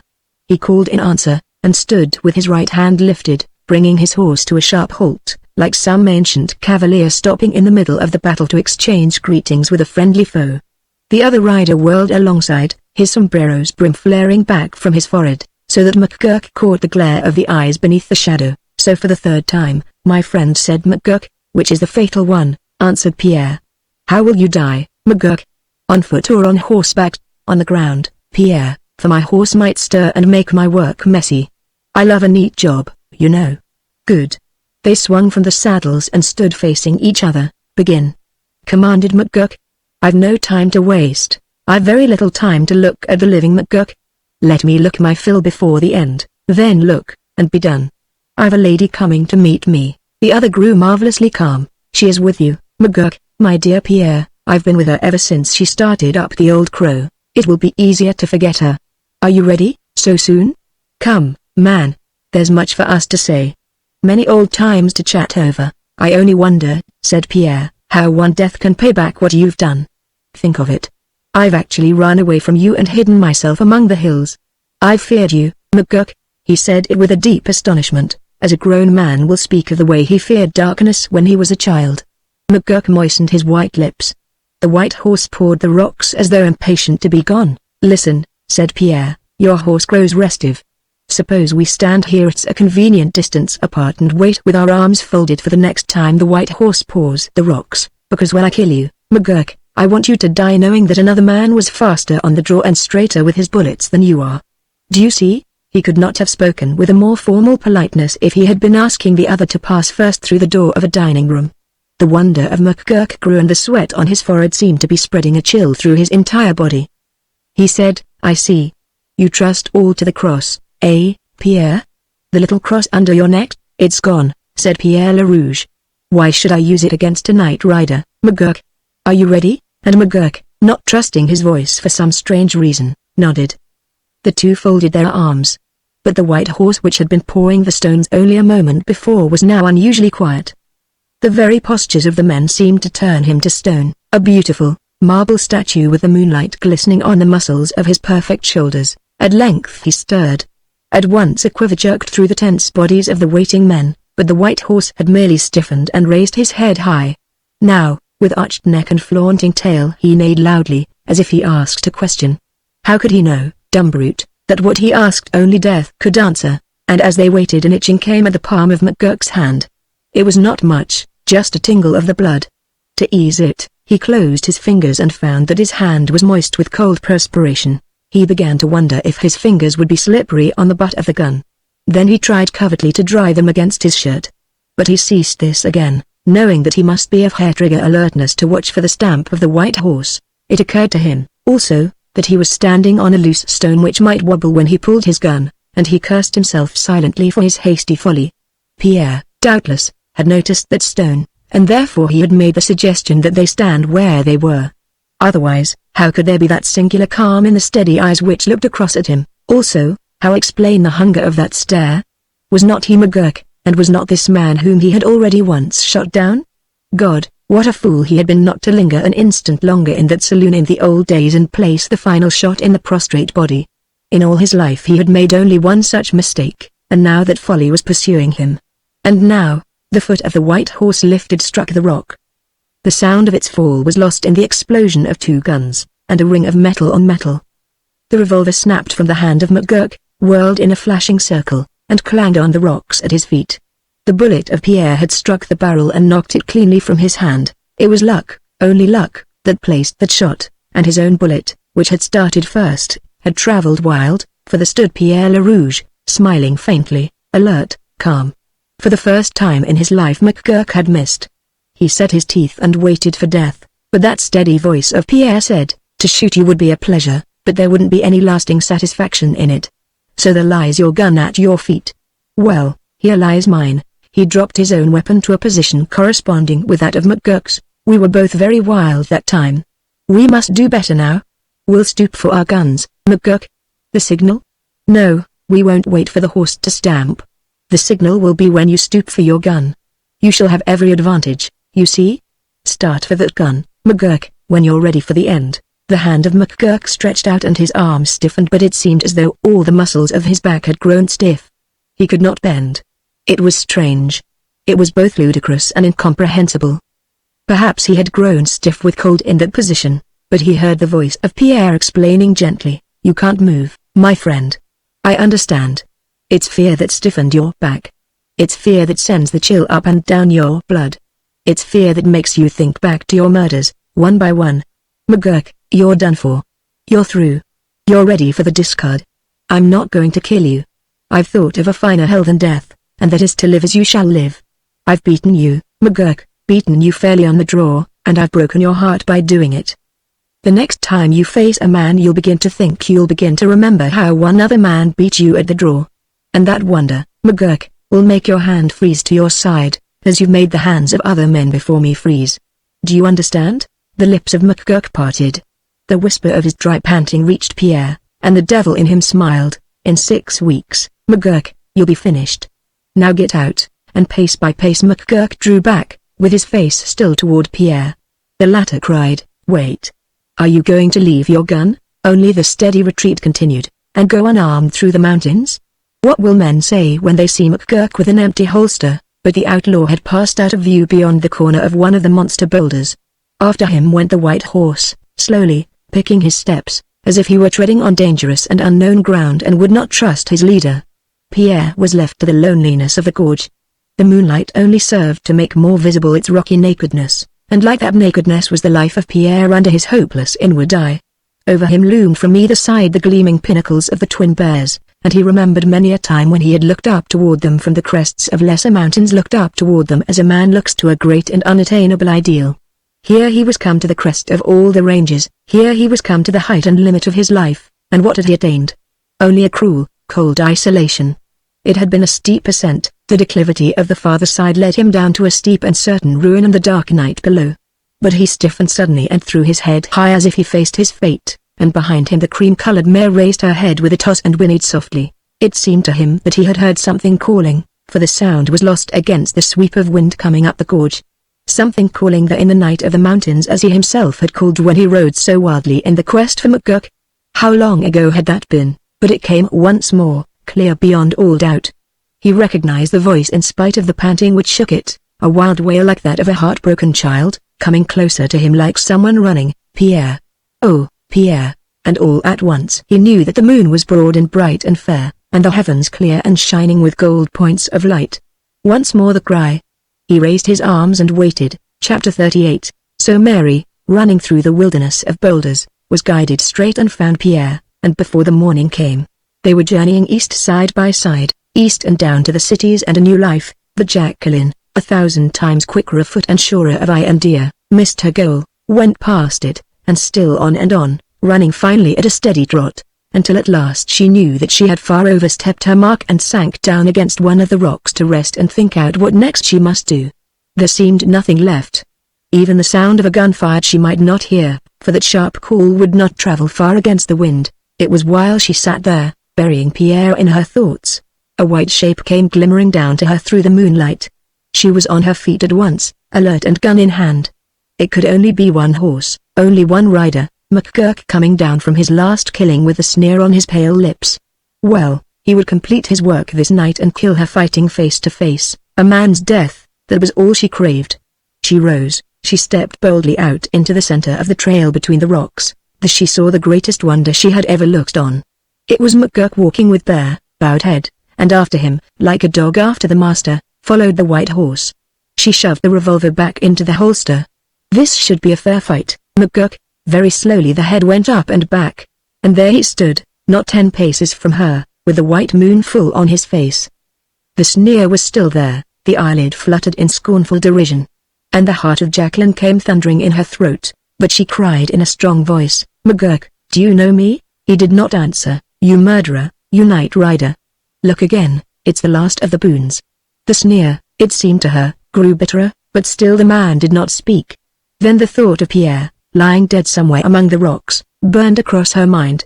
Her hand leapt for the revolver, and whipped it out in a blinding flash to cover him. But with her finger curling on the trigger she checked herself in the nick of time. McGurk had made no move to protect himself. A strange feeling came to her that perhaps the man would not war against women. The case of Mary was almost proof enough of that. But as she stepped forward, wondering, she looked at the holster at his side and saw that it was empty. Then she understood in a daze that Pierre had met the man and conquered him and sent him out through the mountains disarmed. The white horse raised his head and whinnied, and the sound gave a thought to her. She could not kill this man, unarmed as he was. She could do a more shameful thing. The bluff you ran was a strong one, McGurk, she said bitterly, and you hid these parts pretty well at a standstill, but Pierre was a bit too much for you, eh? The white face had not altered, and still it did not change, but the sneer was turned steadily on her. She cried, Go on down the gorge." Like an automaton the man stepped forward, and after him paced the white horse. She stepped between, caught the reins, and swung up to the saddle, and sat there, controlling between her stirrups the best-known mount in all the mountain desert. A thrill of wild exultation came to her. She cried, "Look back, McGurk. Your gun is gone, your horse is gone, you're weaker than a woman in the mountains." Yet he went on without turning, not with the hurried step of a coward, but still as one stunned. Then, sitting quietly in the saddle, she forgot McGurk and remembered Pierre. He was happy by this time with the girl of the yellow hair. There was nothing remaining to her from him except the ominous cross which touched cold against her breast. That he had abandoned as he had abandoned her, what, then, was left for her? The horse of an outlaw for her to ride, the heart of an outlaw in her breast. She touched the white horse with the spurs and went at a reckless gallop, weaving back and forth among the boulders down the forge. For she was riding away from the past. The dawn came as she trotted out into a widening valley of the Old Crow. To maintain even that pace she had to use the spurs continually, for the white horse was deadly weary, and his head fell more and more. She decided to make a brief halt, at last, and in order to make a fire that would take the chill of the cold morning from her, she swung up to the edge of the woods. There, before she could dismount, she saw a man turn the shoulder of the slope. She drew the horse back deeper among the trees and waited. He came with a halting step, reeling now and again, a big man, hatless, coatless, apparently at the last verge of exhaustion. Now his foot apparently struck a small rock, and he pitched to his face. It required a long struggle before he could regain his feet, and now he continued his journey at the same gait, only more uncertainly than ever, close and closer. There was something familiar now about the fellow's size, and something in the turn of his head. Suddenly she rode out, crying, "Wilbur!" He swerved, saw the white horse, threw up his hands high above his head, and went backward, reeling, with a hoarse scream which Jacqueline would never forget. She galloped to him and swung to the ground. "It's me, Jack. Do you hear?" He would not lower those arms, and his eyes stared wildly at her. On his forehead the blood had caked over a cut, his shirt was torn to rags, and the hair matted over his eyes. She caught his hands and pulled them down. "It's not McGurk. Don't you hear me? It's Jack." He reached out, like a blind man who has to see by the sense of touch, and stroked her face. "Jack," he whispered at last. "Thank God. What's happened, McGurk?" A violent palsy shook him, and he could not go on. "I know, I understand. He took your guns and left you to wander in this hell. Damn him. I wish." She stopped. "How long since you've eaten?" "Years. We'll eat McGurk's food." But she had to assist him up the slope to the trees, and there she left him propped against a trunk, his arms fallen weakly at his sides, while she built the fire and cooked the food.